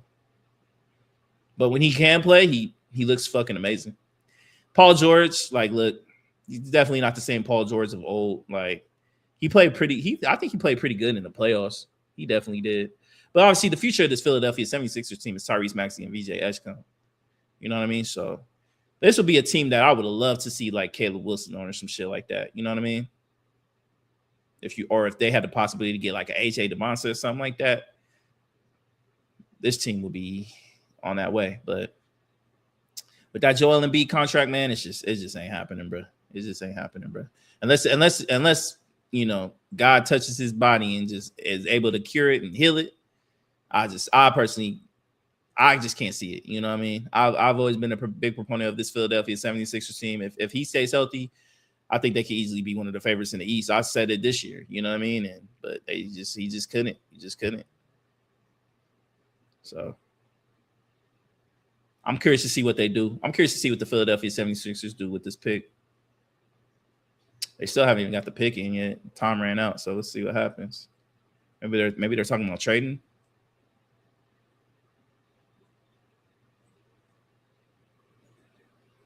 I don't know. My man's already shaking hands, LeBarian Finlon Jr., so I'm assuming it's probably going to be him. Looking at it on the camera, so. Doesn't say the pick is in, but I'm assuming they have to be in. Though. Philadelphia can't be that wild and not let the time pass. So got Isaiah Evans available. You still got some really decent players, man, for real. All right, man. Let's see. This draft is almost done, and then we'll kind of do a little recap, and then we'll talk a little bit more. There's a couple more topics I do want to kind of discuss. I do kind of want to discuss the Portland Trail Blazers head coaching this thing. We'll talk about Anthony Edwards, and we'll talk a little bit more about Giannis, and then we'll end it. Again, I appreciate everybody who has watched this NBA draft special. I do appreciate y'all. I've been having mad fun. Again, man, if y'all want to comment, man. Put it in the comments, man. We have a little discussion. I love talking to anybody and everybody about ball, man. I love that shit. So yeah, if you got any comments, man, please,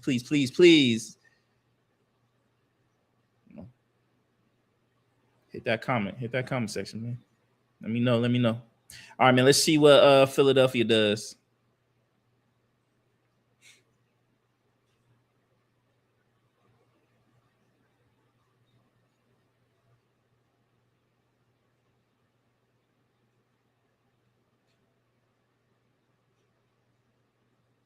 Yep, they selected LeBarian Finlon Jr., which is kind of interesting. Like, you already have a lot of guards. You're already kind of guard heavy on this shit. Now, could this be the replacement for Quentin Grimes? I guess this could be, because we all assume Quentin Grimes is not going to be on the Philadelphia 76ers this year. But LeBarian Finlon Jr., you fuck with it? I ain't mad at it.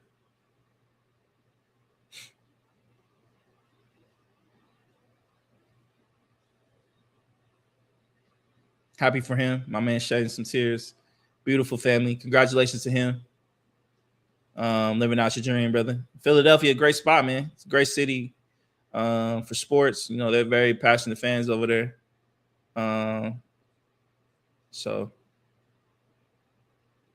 I think competition levels between Tyrese, VJ, and him, I think will bring out the best in all of them. So I'll be definitely interested to see his progression. I like Finlon Jr.'s game. I do. Now 6'2", 6'3" guard. You know what I mean? Definitely can shoot the rock for sure.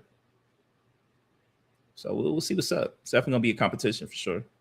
Again, I'm just interested because you already are kind of guard heavy. You know what I'm saying? You didn't really need a guard. I would assume they could have just got a big. Because I think you need bigs. You need to add a power forward to this to this team. You need to add center depth because of Joel Embiid. Like, I don't trust Andre Drummond. Sorry, I don't. Sorry, you know what I mean? Like, he's a great rebounding center, but and he has his moments offensively, but you know he can disappear a lot too. So, I'm not saying Andre Drummond can't play ball. That's not what I'm saying. Atlanta Hawks are next. I think the Atlanta Hawks are kind of like in the same position as they're getting there in that sense of like San Antonio, Oklahoma City, to the point where it's just like they're getting a little rich. They get a little rich over there in ATL for sure. When we look at this depth, man, you know, again, you got CJ McCollum, Nickeil Alexander, Dyson Daniels, Jalen Johnson, Nneka Gaku. You drafted Kingston Flemings. I'm gonna be curious to see what the Atlanta Hawks do. I think they have a lot of promise for sure. Like Loki, we could talk about the Anthony Edwards situation because there obviously are reports that Anthony Edwards, if the Minnesota Timberwolves do not improve their roster to the point where they can compete for championships, that he might be looking for the exit, bro. He might be looking for that exit. And there's already videotape of him talking about potentially going back home to Georgia. So what city's in Georgia? Atlanta. You know, you add Anthony Edwards to the squad. This squad is competing in the East for sure, easily. They might even be the favorites. Got a lot of depth. You pair him with Jalen Johnson, that's nasty. That's tough. You got a lot of defensive capabilities. Now, again, it all depends on what you give up for Anthony Edwards too in that plight. It'll be interesting. Like, you would probably have to give up a Dyson Daniels or a Jalen Johnson for him. Maybe a Kingston Flemings if he progresses to be who y'all think he can be. Or Anthony Edwards could, you know, do some shit where he can just wait to become a free agent. I don't know what that process would be. But again, with the Atlanta Hawks, you know, you assume, you know, you got Zachary Ricochet, who has talent. You still got Jonathan Kuminga, who has talent. Again, you just traded for Aaron Wiggins, adding more depth to that perimeter, some youth to that perimeter for sure.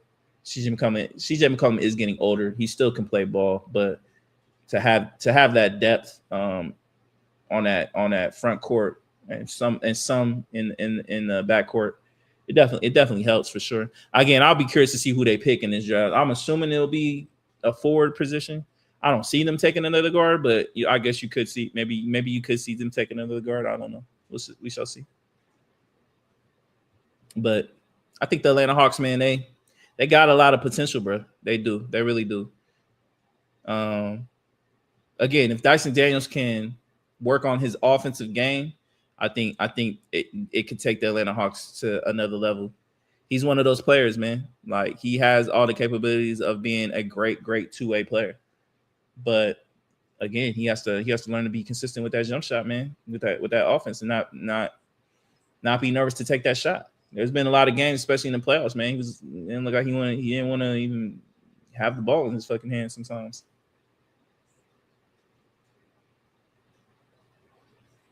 So, great defensive player, though. Great defensive player. Well, we'll see. I think the Hawks have capabilities. Like, they even been rumored with Jaylen Brown too. So that's a potential too. Again, what are you giving up for Jaylen Brown, though? Like, what would you have to give up for Jaylen Brown? I'm assuming you will put Zachary Ricochet in that trade. I'm assuming you probably put Nickeil Alexander-Walker in that trade. I'm assuming you might have to put Dyson Daniels or Kingston Flemings in that trade. And then I'm also assuming you probably got to put Jonathan Kuminga in that trade. Now, again, I'm not really fixated on the money. Or for Jaylen Brown, maybe not all of them type of players. Maybe a Jonathan Kuminga, Zachary Ricochet.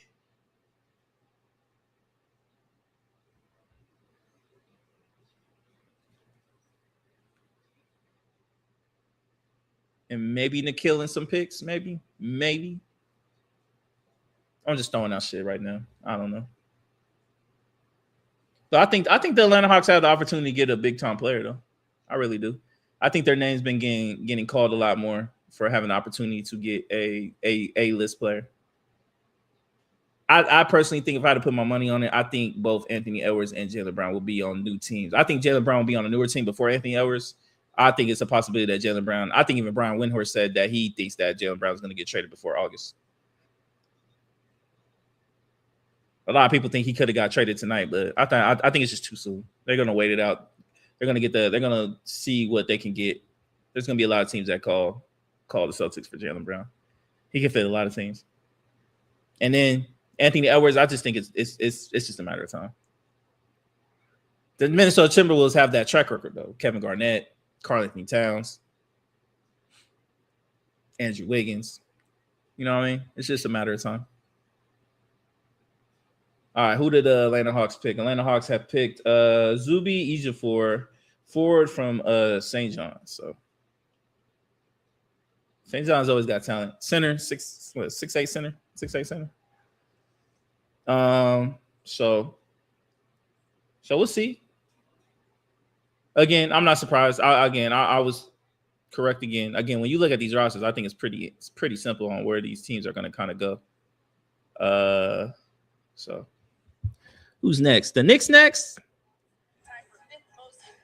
Knicks are next. So you know that crowd gonna go crazy. Who the Knicks go? Who the Knicks go after? Who do the Knicks go after? And then my Lakers are next. Who do the Knicks go after?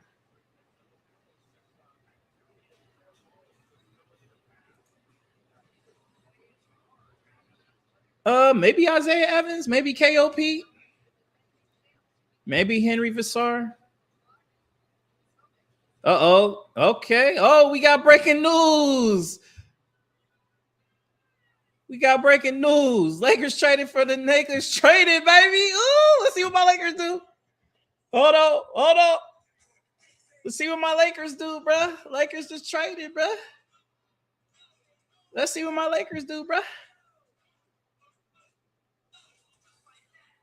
Let's see what my Lakers do, bro. Like, what the Lakers doing? What we doing, bro? What we doing, big dog? Lakers traded. Traded up. They traded up one. Yo, congratulations again to the New York Knicks, bro. Man.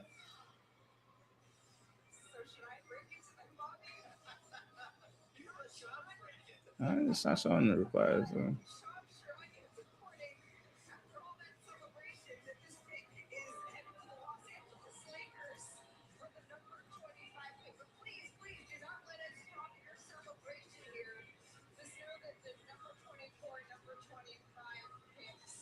Let's see all right, man. So my Lakers are on the board, bro. Who do we take, bro?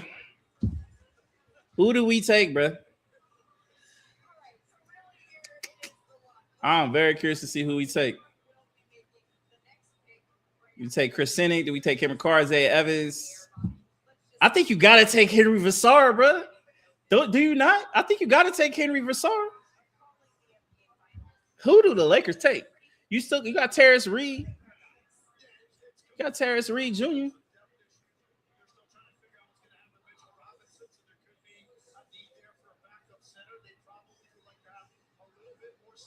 All right, yo, I'm gonna be honest with you, bro. It's either gonna get good or ugly, bro. I'm gonna be dead ass with you, bro. It's either gonna be good or ugly for me, man. Yo, Rob Pelinka better do something right, bro. I'm gonna be dead ass. I'm gonna be fucking hot.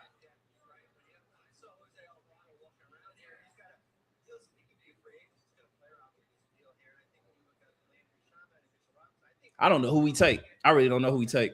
It's gonna be interesting. We need a lot. We need perimeter help. We need interior help. I personally think we should go Henry Vassar. That's what I think. Or Terrence Reed. I think we need to get a center, bro. I think we need to get a center and develop that nigga. That's what I think. Because I think it's gonna be too hard. Unless somebody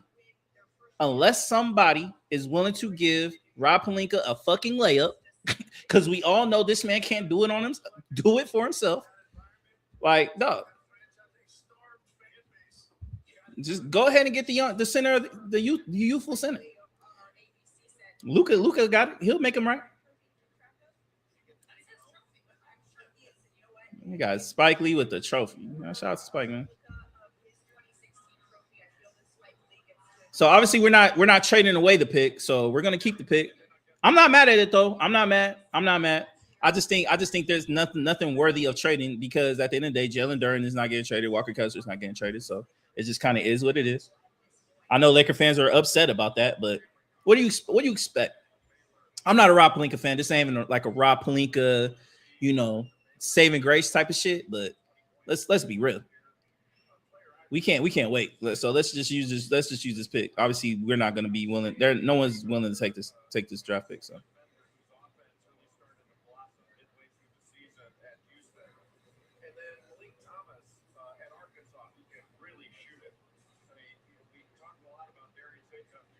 My man, Cameron Carr, man, he look a little nervous, my boy.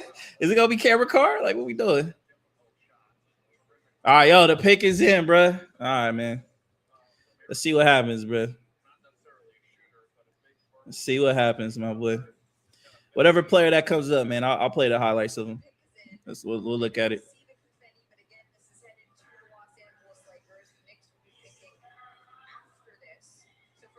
I wonder, did we just trade straight up the 25th for the 24th?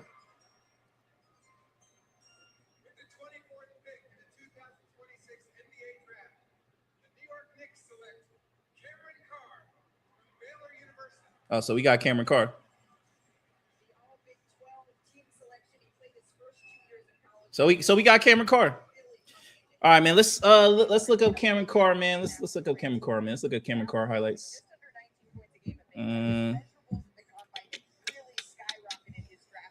Let's go, Cameron Carr.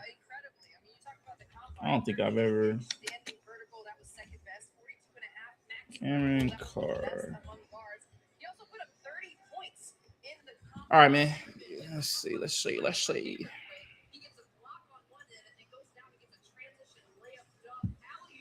All right, Cameron Carr highlights. Oh my God! Okay, Cam. I haven't seen this. I haven't seen my man's highlights before. Oh shit. Okay. Okay, Cam. Okay, Cam. I see you, big dog. Hey. Hold on, big dog. Hold on, cuz. Hold on. Okay, cuz. I see you. Okay, I ain't mad. Oh, you know what? Hey, I ain't mad. Yo, shout out to Cameron Carr, my boy. Welcome to the Lakers, my boy. Welcome to my Lakers, my boy. Can you shoot? Oh, he got the depth too, my boy. Okay. I see you, Cam. I didn't really watch a lot of Baylor games, so I don't even know. I'm not familiar with his game. Him, okay. All right. Little D. Yakum, okay, yo, we need athletic ability, bro. Okay, I see you. Okay, Rob, I see you working. Then Mark Walter dollars start to pay off. All right, shit, we see where that going. Okay, Cam. I like that. Okay.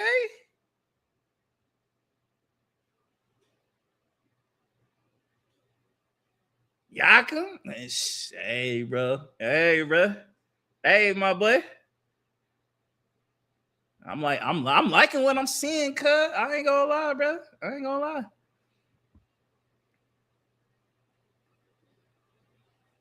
I like that. Okay, Cam.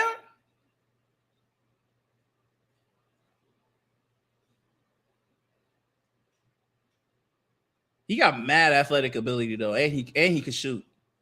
Can he play D though? I'm assuming he could play some D. I'm liking what I'm seeing though. Offensively, I'm loving what I'm seeing. I ain't gonna lie. That boy can play.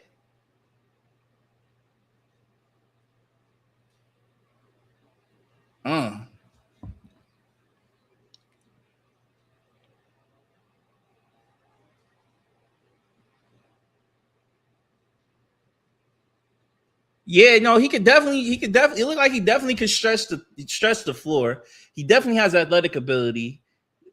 I'm loving the body type. He has long ass arms. I love that form, bro. Oh yeah.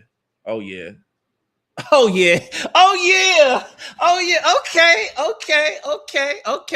Okay, Mark Walter. I see them dollars working, bro. I wasn't familiar with Cousins' game because I didn't watch a lot of Baylor tape, but I'm fucking with what I'm seeing. I ain't gonna lie. His offensive game is nice. I ain't gonna cap. Cuz can shoot the rock and he athletic as shit too. We ain't had that. But you add that with a dude Thero, like you got something for the future though. You got to develop a dude though. I love a dude. I think he could be our two-way, he could be a two-way player. You add him, come on, dog. And let's see what we do in free agency. I like that. We still need to get a center though. But I like that though. I like him. They gotta develop his ass though. I'm fucking with what I'm seeing though. No lie. Yeah. My man gonna be nice in that jersey, in that Laker jersey, bro. Hey, bro, welcome to LA. Welcome to La La Land, bro. Welcome to the Lakers, my boy. I'm happy with the pick. I ain't even gonna cap. I'm loving what I'm seeing.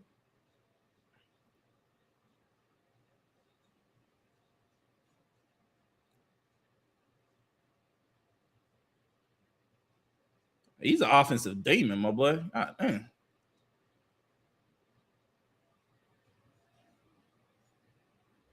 He gonna be who we thought Dalton Connect was gonna be. That's what he gonna be. This is kind of like a redo on Dalton Connect. This is what it looked like. This because Dalton Connect was kind of the same player, athletic, can stretch the floor. My thing is I don't know his defensive prowess though. I'm not really familiar with his game. Again, I didn't watch a lot of Baylor games, but he cool. It's kind of like a makeup for fucking Dalton Connect. Sorry ass. Let's see who the Knicks are going. Let's see who the Knicks get.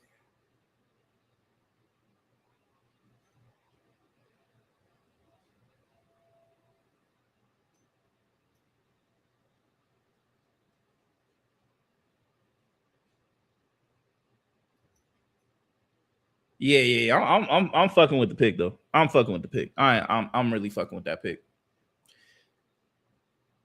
A lot of people were saying Carr. You know what I mean? So.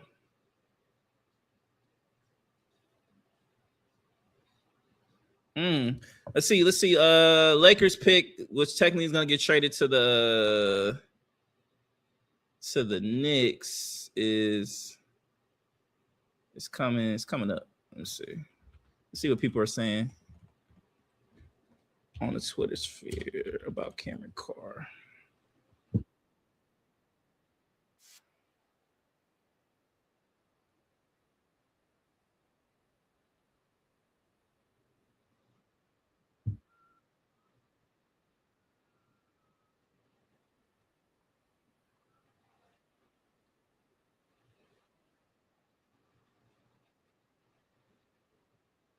Yeah.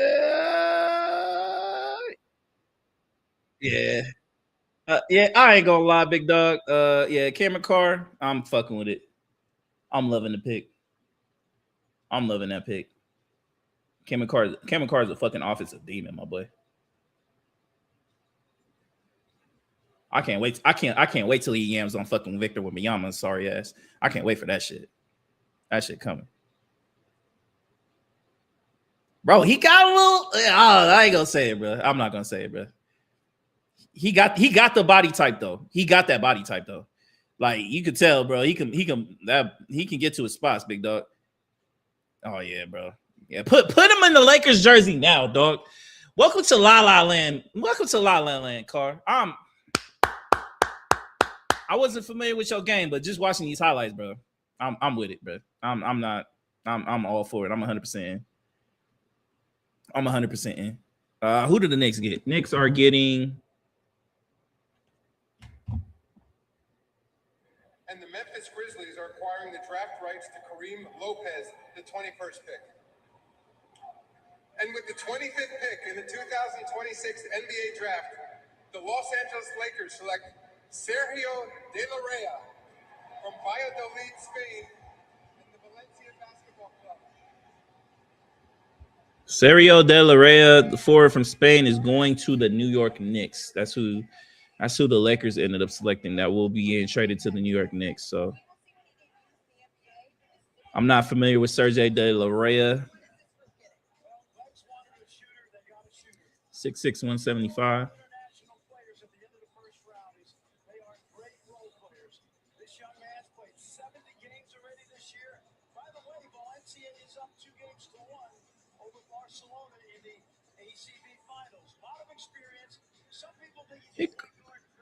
I ain't gonna lie, like he look cool too. I ain't gonna lie, he look cool too. You know, he play international ball, so obviously he gets a lot of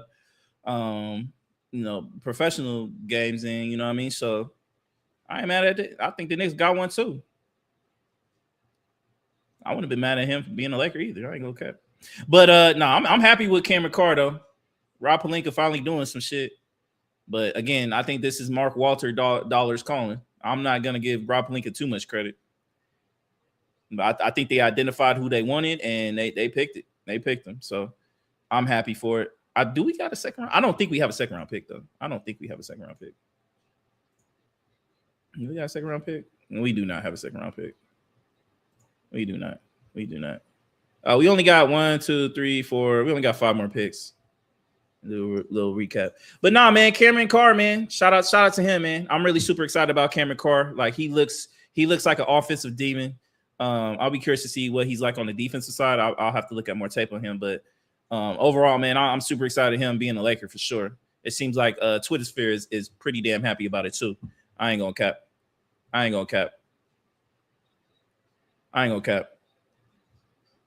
Cameron Carr about to get hella love in Vegas when the Lakers play. He about to get hella love. And Dalton Connect better be on that fucking team too. I ain't gonna cap. He needs a lot of work, my boy. A dude Thero gonna be on that team too. Ronnie James should be on that fucking team too. We might have a decent summer league squad. I ain't gonna cap. Again, we still need to get a center. Free agency starts next week? Next Wednesday or some shit. So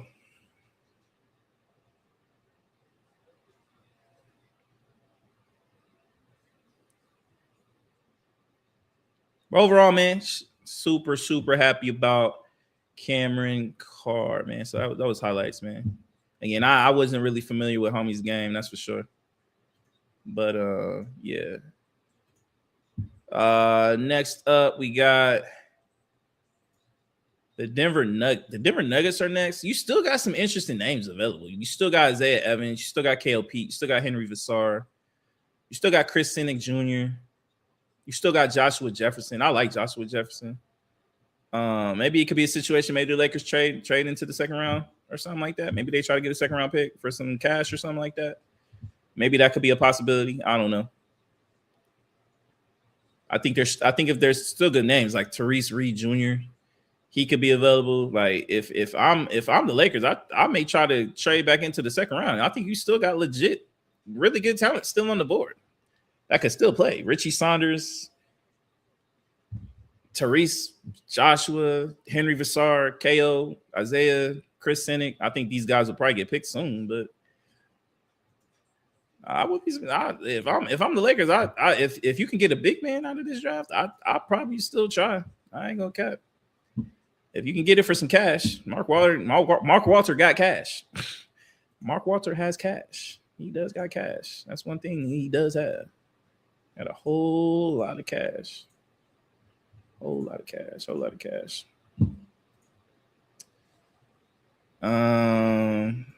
Who's next? The Denver Nuggets. Denver Nuggets are next.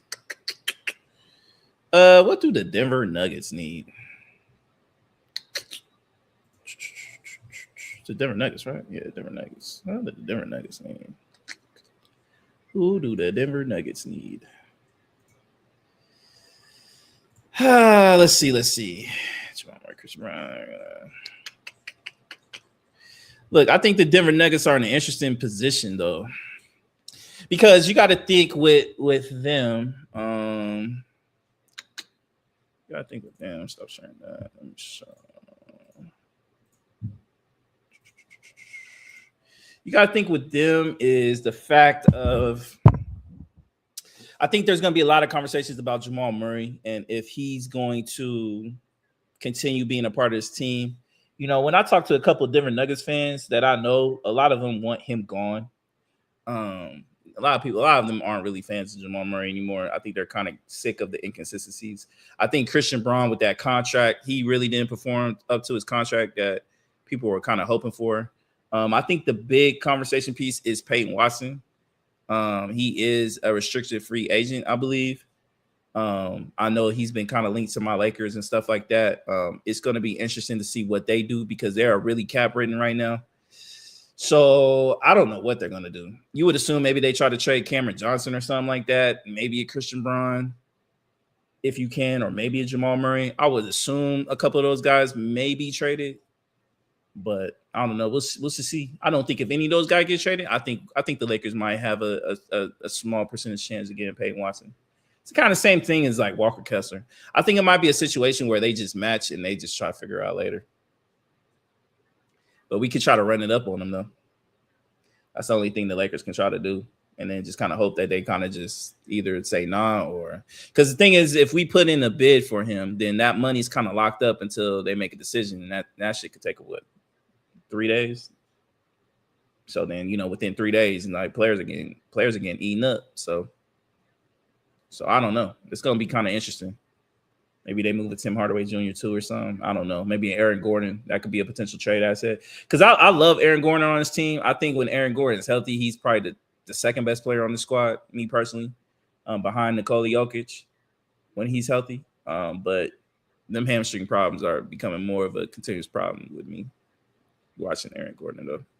So he always has hamstring issues. But we'll see. I think they got a lot. I think there are going to be some moves. And then I think the other big story is you got to watch if Nikola Jokic will even oh, hold up. We got another trade. What happened? I saw Sham's name pop on my fucking phone. All right, what's happening? So the Denver Nuggets is trading number 26 to the San Antonio Spurs for number 35 and 2 future round picks. Sources said the Spurs picked Tyrese Reed Jr. So they got the center I was kind of hoping that we kind of look for.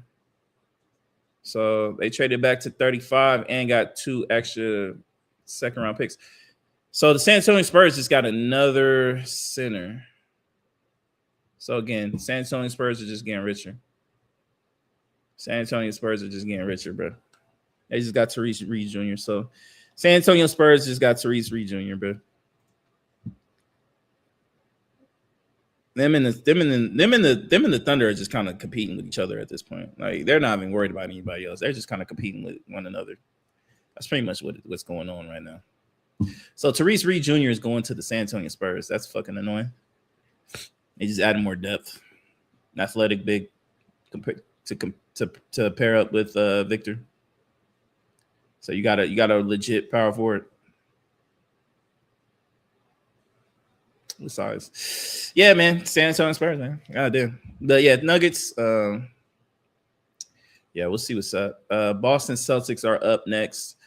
This one's going to be very interesting to see what happens with this. As we know, the Boston Celtics were engaged with the Milwaukee Bucks about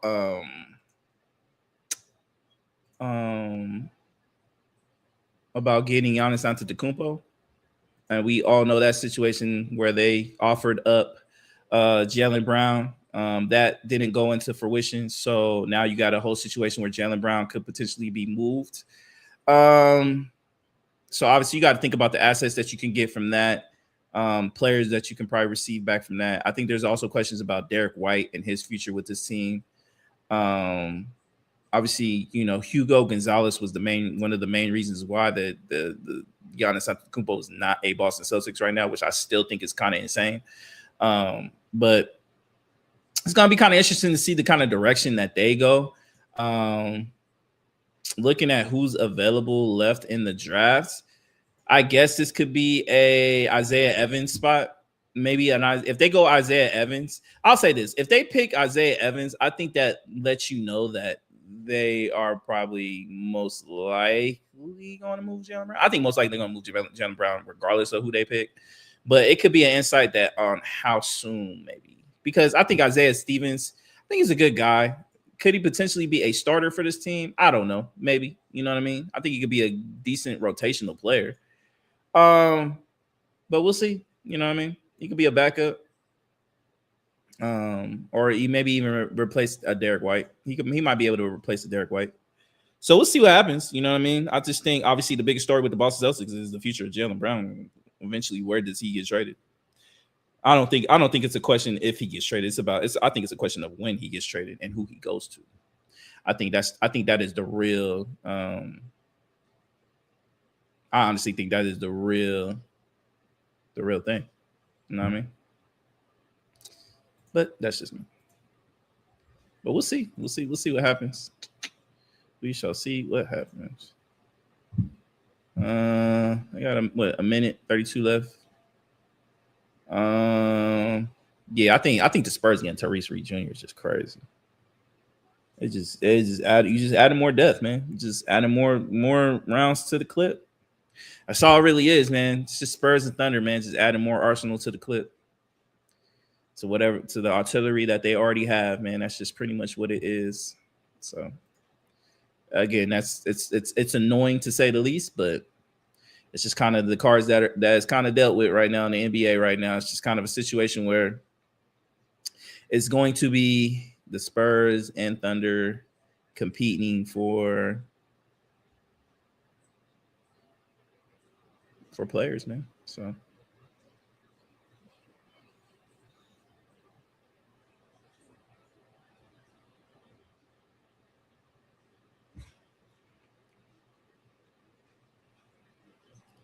but we'll see. Chris Senick Jr., he's still available. Sick of the best available again. You got Chris Senick Jr., you got Isaiah Steve Evans, KOP, Henry Vassar, who I really like. You still got Alex Carabon. You still got Joshua Jefferson. You still got Baba Miller. You still got Richie Saunders. Braden Smith, Purdue legend. Jaden Bradley, I like him. He's a great defensive guard. Bruce Thornton. You still got some quality names, dog. This is a deep ass draft, man. It's a very deep ass draft, bro. Very, very, very deep draft. Yeah. I ain't gonna lie. I want to see who is winning the soccer games.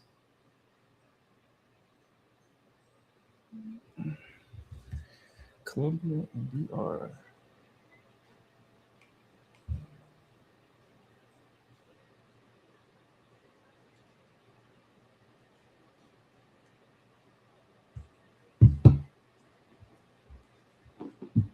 Oh, Chris Senick Jr. just went to the Boston Celtics.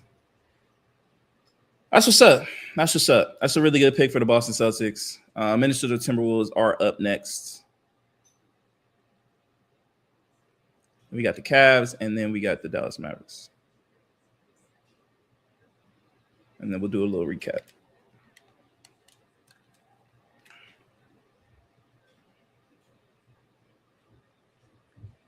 So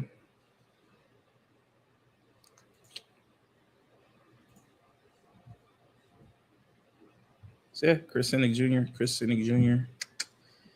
He's up. We got the Minnesota Timberwolves up next. I like that. I like Chris Senick Jr. I do. I like Chris Senick Jr. with the Boston Celtics. But again, we all know what the story is behind that. Minnesota Timberwolves, again, I think it's a situation where you traded away Julius Randle. I think you got Rob Dillingham. I think they still got Rob Dillingham. Let me look at their roster real quick. So, no, they don't have Rob anymore. They traded him to Chicago. So yeah, you resign Ayu. You still got Michael Conley. I like Terrence Shannon Jr. He showed something a lot. Obviously, Jaden McDaniels, he had a huge offensive step. Naz Reid, he gets the opportunity to play starting power forward. And you still got Rudy Gobert. So it's going to be interesting to see who they add to this roster. I think you could potentially, if you look at best available, I think this could be an Isaiah Evans spot. I think this could be a KO Pete spot, a Joshua Jefferson spot, an Alex Caravan spot. I think it could be, maybe either a guard or a forward.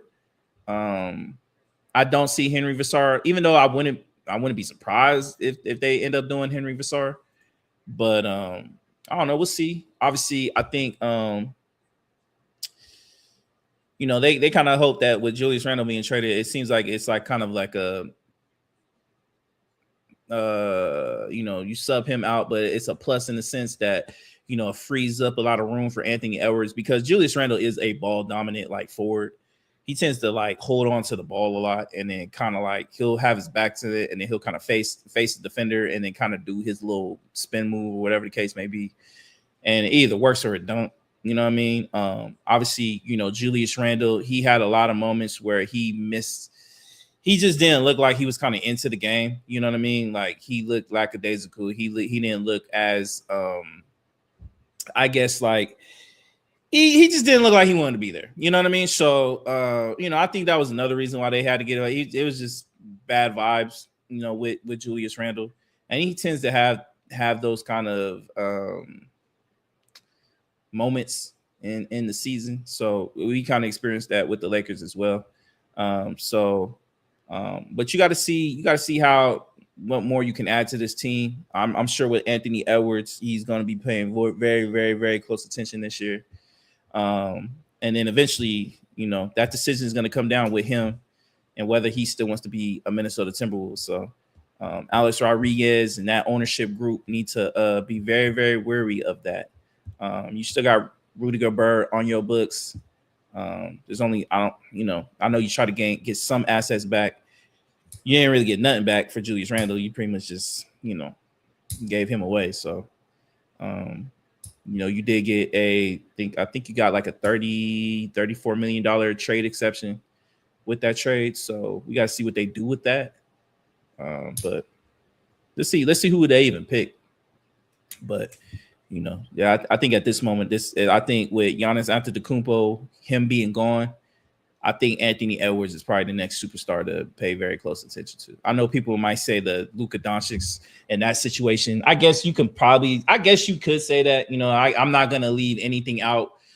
With Luka potentially getting traded, but I think most likely Luka ends up staying. Man, I just think it's more of a situation of putting Rob Pelinka in the burner seat, and if he don't get it, Mark Walter will find a guy to replace him very soon, very fast. He might even have some ideas on who to replace him with. I ain't gonna lie to you, because that's not Mark Walter's boy. That's Jeanie Buss. And at the end of the day, I know Jeanie Buss is still kind of like the ambassador or whatever term you want to use with Jeanie Buss, still kind of running certain aspects of the Lakers. But this is Mark Walter's baby now. He paid $10 billion for it. So you're telling me somebody that paid $10 billion for something isn't gonna have a say and who is hired and who is running this franchise and picking the players and making the trades and making the transactions? You can't sit here and tell me he don't have a guy in mind if Rob Pelinka does not get this done. You cannot sit here and tell me that. He definitely has somebody in mind for sure. And this is his summer to prove it. So pick is in, and we still waiting to see who the Minnesota Timberwolves are. Again, I appreciate everybody who's been involved watching this NBA draft special. You know what I mean? Appreciate every single one of y'all taking y'all time, watching me. You know what I mean? We don't have our brother here, Chris. You know what I mean? I know he's busy and stuff like that, but I've had a blast doing this, man. I thought this draft was very important for us to do. You know what I mean? We did the NFL draft special. If y'all didn't tune in, we do those too. So, tune in to us. We're live Mondays at 10 a.m., sometimes 11, depending on what our schedules are like. And then Wednesdays, we're usually live around between 9:15, 9:30. So we won't have a show tomorrow because of this. And then we were going to have one on Monday, but due to I have to go to a funeral service, so most likely we probably won't have one Monday either. So we'll probably have one next Wednesday. And then after that, I'm out for a whole week, baby. Vacation time. So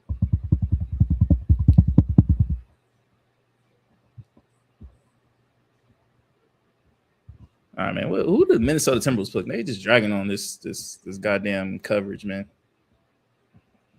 We are not doing round 2. There's no point in doing round 2. We're not gonna. We will not be live for round 2. So this is just for first round.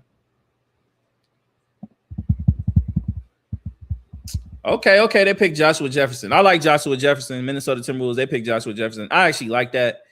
You know, this guy. He's a great. He can run an offense too. So he can sometimes help Anthony Edwards get off the ball. I actually like this. So you have multiple guys that can run the offense. Like you have Anthony Edwards, Terrence. I think Terrence Shannon Jr. can do it. I've seen Naz Reid kind of do it a little bit, and I think Joshua Jefferson can do it as well. You got IU.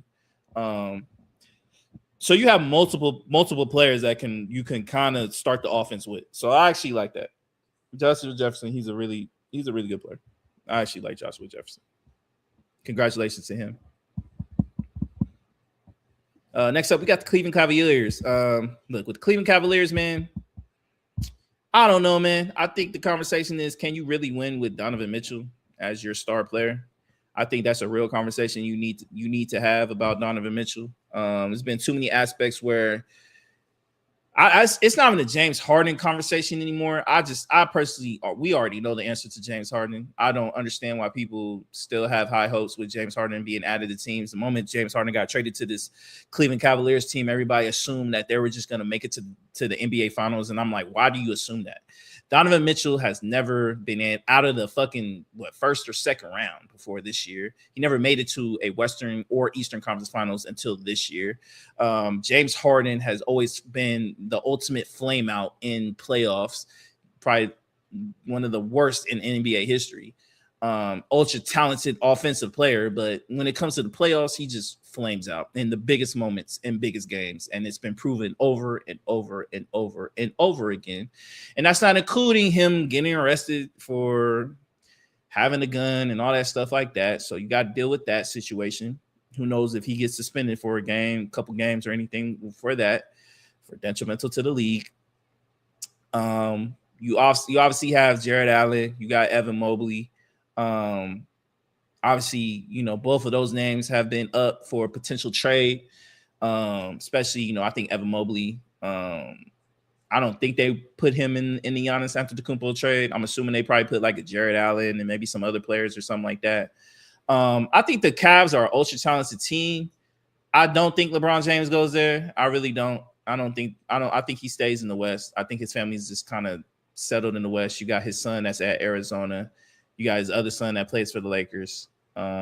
His family is settled in LA. A lot of his business transactions are in LA. So I think he's going to stay in California, whether it's him going to the Clippers, whether it's him going to the Warriors, somewhere close. It's going to be somewhere in that region. But we all assume that LeBron James is going to stay with the Lakers, but I don't see him going to the Cavs. Cavs, I don't know what they do here. I'm assuming they go guard. I don't know who else is available. I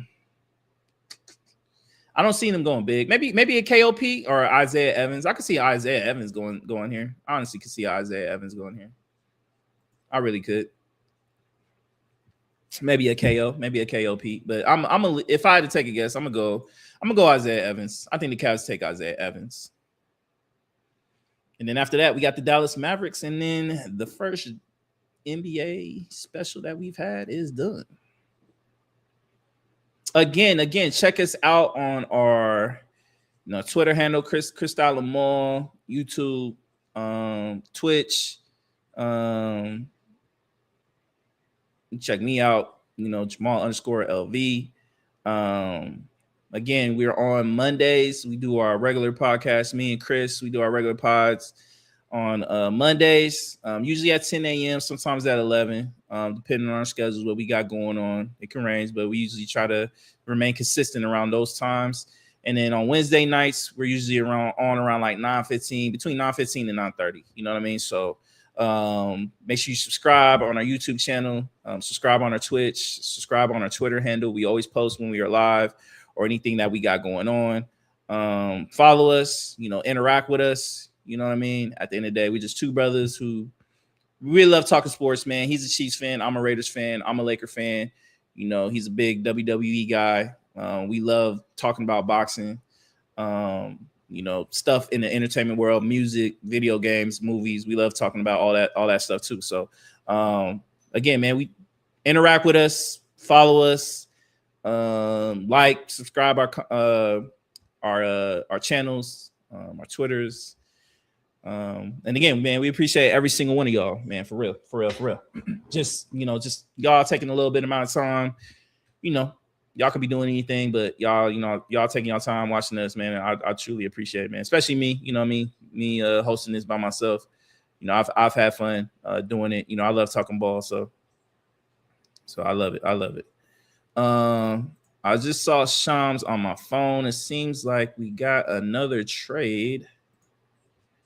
Let me see. So we got another trade. Sources say Cleveland is trading number 29 to the Sacramento Kings for number 34 and a future second rounder.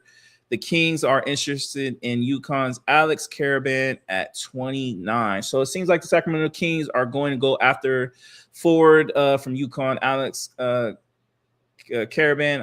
Hopefully I'm not butchering your last name. So it seems like he will be going to the Sacramento Kings. Kind of makes sense, you know what I mean? Cleveland Cavaliers, man, they don't they need some stuff, but you know, at this late, you know, get the extra assets, you know, maybe you can use that to, you know, put that in a package where you might be trying to get off a contract or trying to get another player. So I understand it. And the Kings, you know, just keep adding youthful talent, and just seeing who sticks and who works, and kind of go from there. You know what I mean? I think the Sacramento Kings need a whole organizational fix. You know what I mean? They need a whole new philosophy fix. Like, that organization is not the same as it was ran in the early 2000s when you had Mike Bibby, Peja Stojakovic, Bobby Jackson, Doug Christie, Chris Webber, Vlade Divac, you know, giving my Lakers tough times. You know what I'm saying? So even the days with, you know, when you had De'Aaron Fox and that little crew, you know, having a little run too, you know what I mean? So, you know, that the Sacramento Kings, I think they got a great fan base out there. You know, all the cowbells and all that stuff like that. So, and we see him doing this new thing with the Light the Beam, and we kind of see, you know, I remember watching that series with the Warriors like a couple years ago, man. Them crowds was live. So, Sacramento got a great fan base, man. It's just the organization's just riding like dog shit, man. That ownership group is terrible.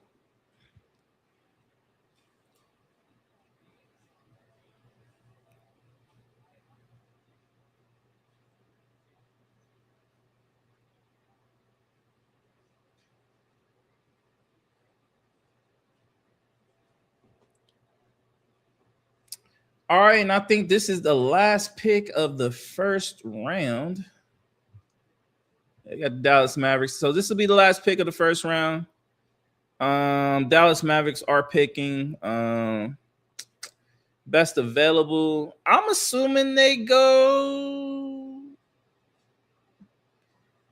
I've been saying Isaiah Evans' name for the last couple picks. I'm gonna go Isaiah Evans. I think they go Isaiah Evans here. I think Isaiah Evans will be the last pick for the Dallas Mavericks. When we look at their roster, you do got Max Christie. You still got Kyrie Irving, got Najee Marshall. But I could see him replacing Clay, because I think Clay will not be on this team this year. I think Chris Middleton will be gone from this team. So I think he could be one of those players that kind of fills their position. You know what I mean? So I'm gonna go. I'm gonna go Isaiah Evans here. That's what I'm leaning towards. Go Isaiah Evans here.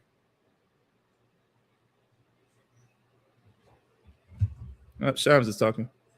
Wizards earlier this month in DC. I know AJ DeMonta said he didn't work out. He didn't work out for anyone. I'm told he did get a pretty hard workout in when he was on that visit. Had dinner with them, hung out with all of them. They really think his size, his skill. He's just talking about AJ DeMonta, saying that he lied, saying he never worked out with them. All right, man. The pick is in for the Dallas Mavericks. This will be the last pick of the night. So this will be last pick. We'll kind of recap all the picks. We'll talk about the Portland Trailblazers head coach situation for a little bit, and then we'll end the night on that. Again, I appreciate everybody who took their time to watch tonight, man. I had fun doing it, man. Excited for Cameron Carr being a part of the Lakers, man. Watching his highlights for the first time. Again, I didn't watch too many Baylor games, but kid look amazing, man. I'm super excited about that. All right, man. Last pick of round 1 tonight. We got the Dallas Mavericks making the last pick. Let's see who they go. I think they take Isaiah Evans. It was pretty quick.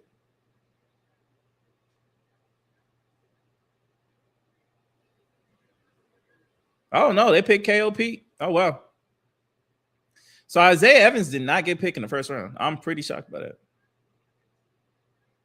So second round will be tomorrow night. So that is the draft. That is the draft.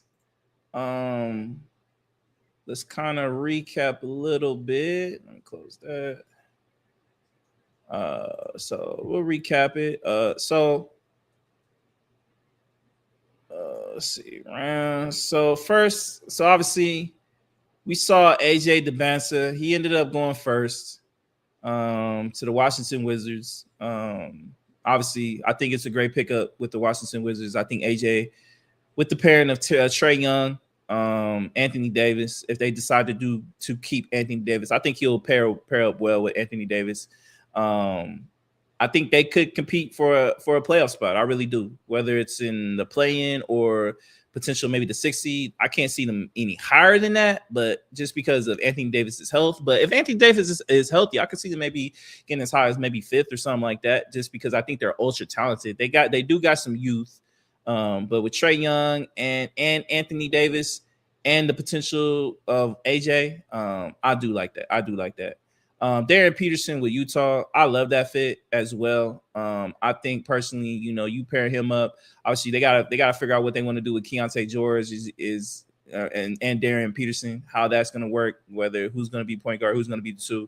I'm assuming with Darren Peterson wanting his wish to be a point guard, I'm assuming that's eventually what will happen. We got to see what they do with Walker Kessler. Obviously, you got Lauri Markkanen and Jaren Jackson Jr. I'm assuming they're gonna keep all those guys. And they're going to be very formidable. That's going to be a very, very interesting team to watch.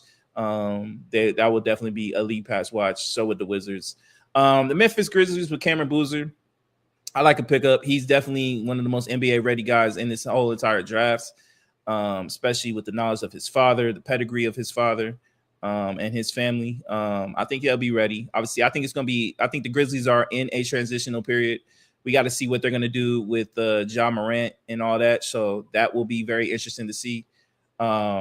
Chicago Bulls getting Caleb Wilson. Caleb Wilson was one of my favorite players in this entire draft, not just because I'm a North Carolina fan. I just personally think that when you look at, if you've seen game tape, he's played against the top 3 guys that got picked ahead of him, and he looked like the best player on that court every single time. It's at least to me personally. So I think if it wasn't for that wrist injury that he had, we would have saw more of that in the tournament. It sucked that we didn't get to see that and what he potentially could have shown in the tournament. I think it would have helped his draft cause to maybe potentially be a top 3, top 2, maybe even number 1 pick. But he's going to show out. I think Chicago Bulls fans got them one for sure.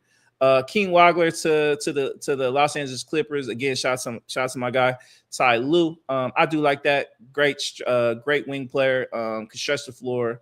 Can run the offense. I like that. You know what I mean? Defensively, he can work on some things, but I think he'll be cool. Mikal Brown Jr. going to the Brooklyn Nets. Look, Mikal Brown Jr. as a player is really good.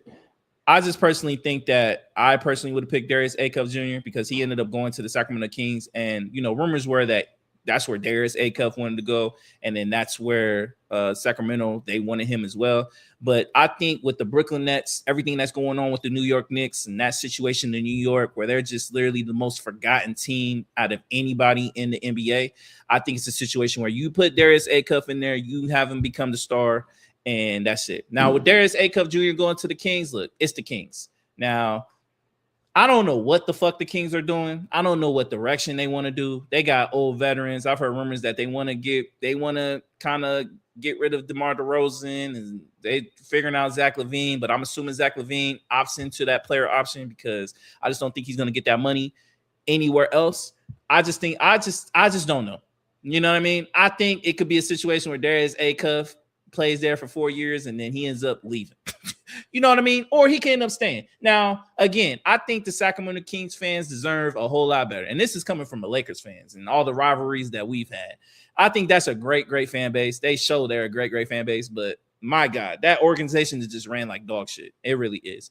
Kingston Fleming going to the Atlanta Hawks. I fuck with it. I really do. I think he eventually will be the point guard of the future for this team. They did sign CJ McCollum, but that would be a great guy to kind of learn from behind. And then eventually when that happens, the youthful experience of this team pairing up with Dyson Daniels, hopefully he can work on his perimeter game, get a jump shot, because defensively he is one of the best perimeter defenders. If he can get a jump shot, this team is just going to excel, because I think Jalen Johnson is only going to get better, and he's already proven that he could be really, really good. So, we got another trade. So, hold on. We got another trade.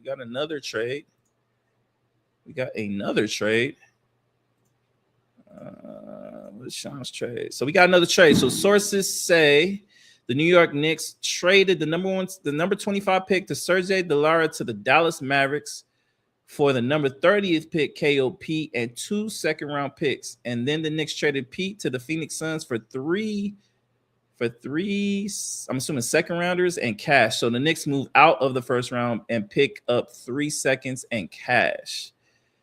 Oh, damn, that's interesting. So the Knicks pretty much just traded Serge Delario to the Dallas Mavericks. So they ended up getting him.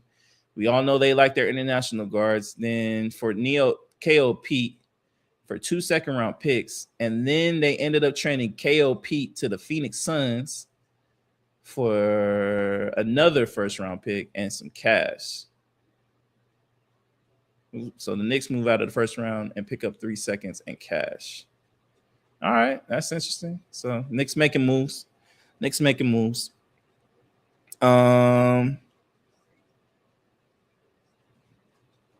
Then we have the Dallas Mavericks. They end up taking Morez Johnson Jr. From Michigan. We like that. Then we end up having Brandon Burris. He ends up going to the Milwaukee Bucks. Obviously, with the whole situation with Giannis Antetokounmpo, I like that. You add some depth on there. Again, looking at this roster, it looks like it's going to be pretty much 5 out shooting threes, because that's what they're kind of built at. Obviously, there are rumors of Miles Turner potentially being moved, Kyle Kuzma being moved. So we'll see about that. Jackson Lindenberg, he ended up going to the Golden State Warriors. Look, it just proves that they just wanted a player that can end up fitting in their team right now, especially with that Moses Moody knee injury. We assume that he's not going to play at all next year. Jackson Lindenberg can pretty much fill in that spot.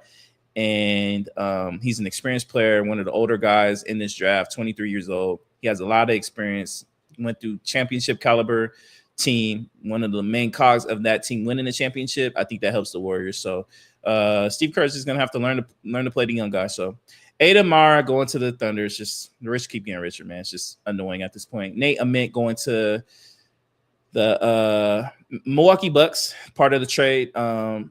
So he'll be going to the Milwaukee Bucks. He added that. Hans Steinbach, another forward, going to the upgrade potentially to Mikal Bridges for the Charlotte Hornets. Dalen Swan, another guard, going to the Bulls. We like that. Bennett Sturts, he ended up getting traded to OKC, and then Memphis ended up getting Ibuka Corey. I think they ended up trading 2 second-round picks to move up just one. Again, I just think it's a situation where the Thunder have so many assets and only so many roster spots, where I just think they were just like, we'll just give away these 2 second-round picks. We don't really need them. We have way more assets that we can use. We just move up one, get the guy that we could have just got, but I just think they're just throwing money at this point. Christian Anderson, he going to the Hornets, so we like that. Alan Graves, he ended up going to the Raptors.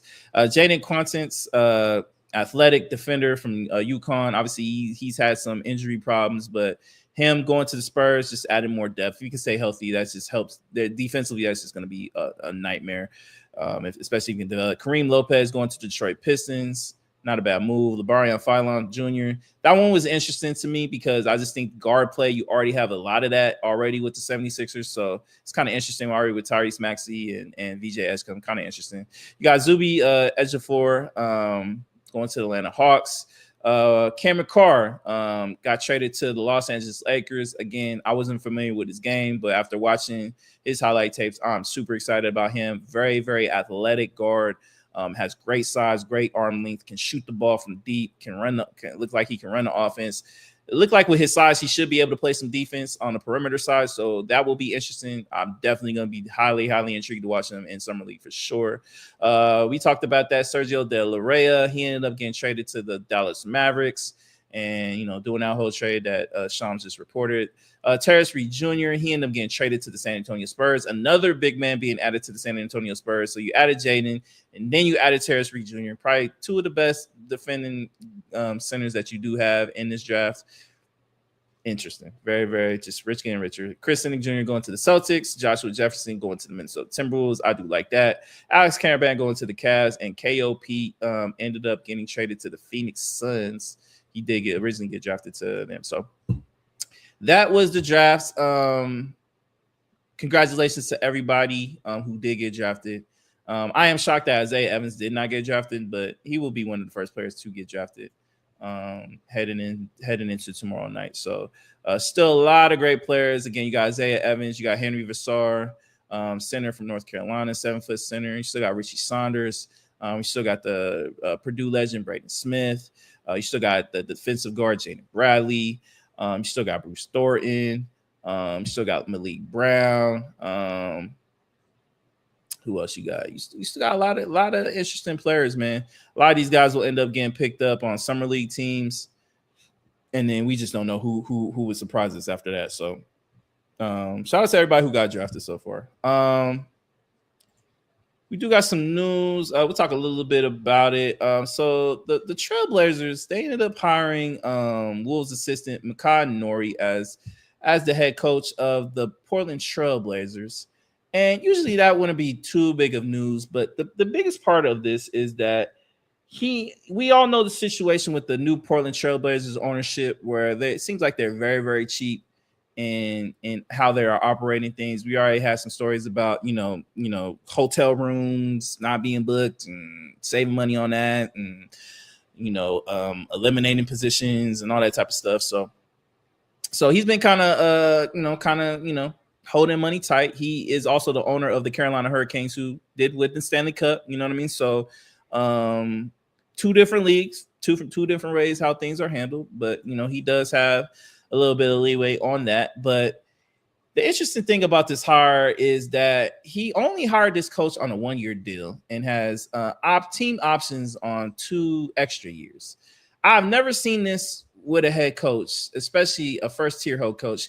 So the thing about the Portland Trailblazers is you kind of have a lot of promise. You got Denny Avia there. You got Damian Lillard, the Portland Trailblazers legend, who a lot of fans are really, really excited about. You got Scoot Henderson, who looked like he was kind of getting back into form on who we thought he was when he was like in the G League Ignite team. And other, Shaden Sharp and all those guys. And you still got Yang Hansen, who I think could be a really good player. And definitely you have the market in China based on him as well. So, but I don't understand how this helps your team when you just pick up a coach, a newly head coach at that, who was an assistant on the Minnesota Timberwolves. And I'm surprised Micah even took this job, but maybe it was just an opportunity for him that he was just like, I just can't pass this up for me to be the potential head coach. I'm willing to prove myself to hopefully get a longer set deal. But I've never heard of a new hired coach getting a 1-year deal with 2-year team options. I just don't understand how that helps your team grow. If I'm a player, it's just like, how can I sit here and take him seriously? Even though I got to be a professional, I still got to do my job. But if I don't even know if he's going to be around after next year, so you're going to implement a whole new system. You got a whole new ear. He has a whole new vibe, and I'm sure how he's going to try to do it. You're giving him 1 year to try to implement a whole program with the opportunity of you not renewing up him after next year, especially if they don't do well. I don't understand how this helps the Portland Trailblazers be a better team. I understand if you're an owner of a team and you want to try to find ways to help you save money or something like that, that is your prerogative. Me personally, I'm not gonna feel sorry for any billionaire or anything like that when it comes to cash. Like, you're a billionaire for a fucking reason. You losing out on an extra $100,000. That does nothing for me. That does not make me want to shed a tear for you or anything like that. I can give two shits if you lost out on $100,000 because you didn't want to pay for extra rooms or some shit like that. But again, I don't understand how this situation helps you better your team, because it just doesn't add up. So I get it. In hockey, it's a little bit different because I even saw it with our Golden Knights where they ended up firing the head coach like 2 weeks before the playoffs start. And then we ended up going on this cool little run or something like that ended up getting us to the Stanley Cup. And then we ended up losing in 6. The NBA is just not like that, bro. Especially in the culture, it's just not like that. It's just a lot different. The players are different. The mindsets are different. I just don't know how this benefits. I just don't know how this benefits the Portland Trailblazers at all. I think this is an idiotic move. It doesn't. On the ownership level, like, it gets to the point where you're just being extra cheap. That just really doesn't do anything for you. So it's going to be interesting to see what happens with that. He's obviously a confident man within himself to take this said deal. I don't know what head coach would end up taking this job. I don't see any prominent head coach wanting to go to the Portland Trailblazers. I personally don't see a lot of prominent players wanting to go to the Portland Trailblazers. If I'm Anthony Davis, I know he's been linked to the Portland Trailblazers. Why would I want to go to Portland? I got the cheapest fucking goddamn ownership group in the fucking world and in any sport, and it just doesn't seem like it's going in a situation where I think it's going to be promising, especially on a coach on a 1-year deal. Like, it just doesn't work like that. And I get it. We've seen coaches who have got multi-year deals and then got fired after one. We've seen it, but again, just having that consistent reliability of knowing that you have 3 years. Players are at least going to, like, look, he's going to most likely be here for at least 2-3 years, whatever the case. Let's see what he's about. But if you got a head coach that's just going to, is only signed there for 1 year, where most likely that he potentially is going to be gone and they're just going to rotate coaches in there, in and out. I don't know, man. I just don't see it. I just don't see it. So that's how I feel about the whole Portland Trailblazers situation. So besides that, I already talked about my Lakers. I'm not gonna do that again. We already talked about Giannis Antetokounmpo.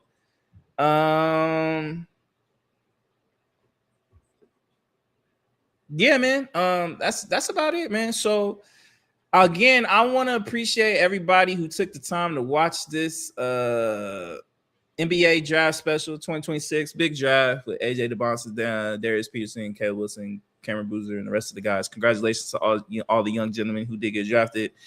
Congratulations to Cameron Carr, who ended up getting traded to my Lakers. Super excited to watch you, my brother. Super excited to watch everybody in Summer League here in a couple weeks. They got the Sacramento one. The Utah one. The Utah one, I think the Utah one is first.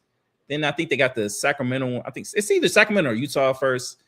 And then the Las Vegas is the last one. Las Vegas is the big one where every team comes out, and then everybody and their mamas out here. So we'll be ready for that. So again, I appreciate everybody for being a part of this show. Usually we do our Chris Stalamal podcast. We talk about mainly sports, entertainment, music, stuff like that. We got the big fight with Boots Ennis and Xander coming up on Saturday. So super excited watching that. As y'all can see in my background, we got the World Cup going on right now. Colombia's up 1-0 to Congo. World Cup is going on. But overall, man, we're on Mondays, 10 a.m., usually between 10 a.m. and 11 a.m. Pacific time. And then Wednesdays, we're usually on between 9:15 and 9:30 Pacific time. So catch us next time we're on. We won't have a show on Wednesday. We were supposed to have one on Monday, but unfortunately, due to Fortunately, I had a death in the family, so funeral services will be that Monday. So most likely we will not have a show. I'm not going to be up for it, so most likely we won't have a show. So we probably won't have a show until next Wednesday. We'll have one show next Wednesday, and then we'll be off for another whole week because I will be out of town, and then we'll be back on the grind again because obviously we got training camp opening up here soon, college football, NFL football. And obviously we'll have more basketball news with trades, free agency, and all that stuff like that. So again, I appreciate everybody for being a part of this show. And until next time, man, we are out. See y'all later.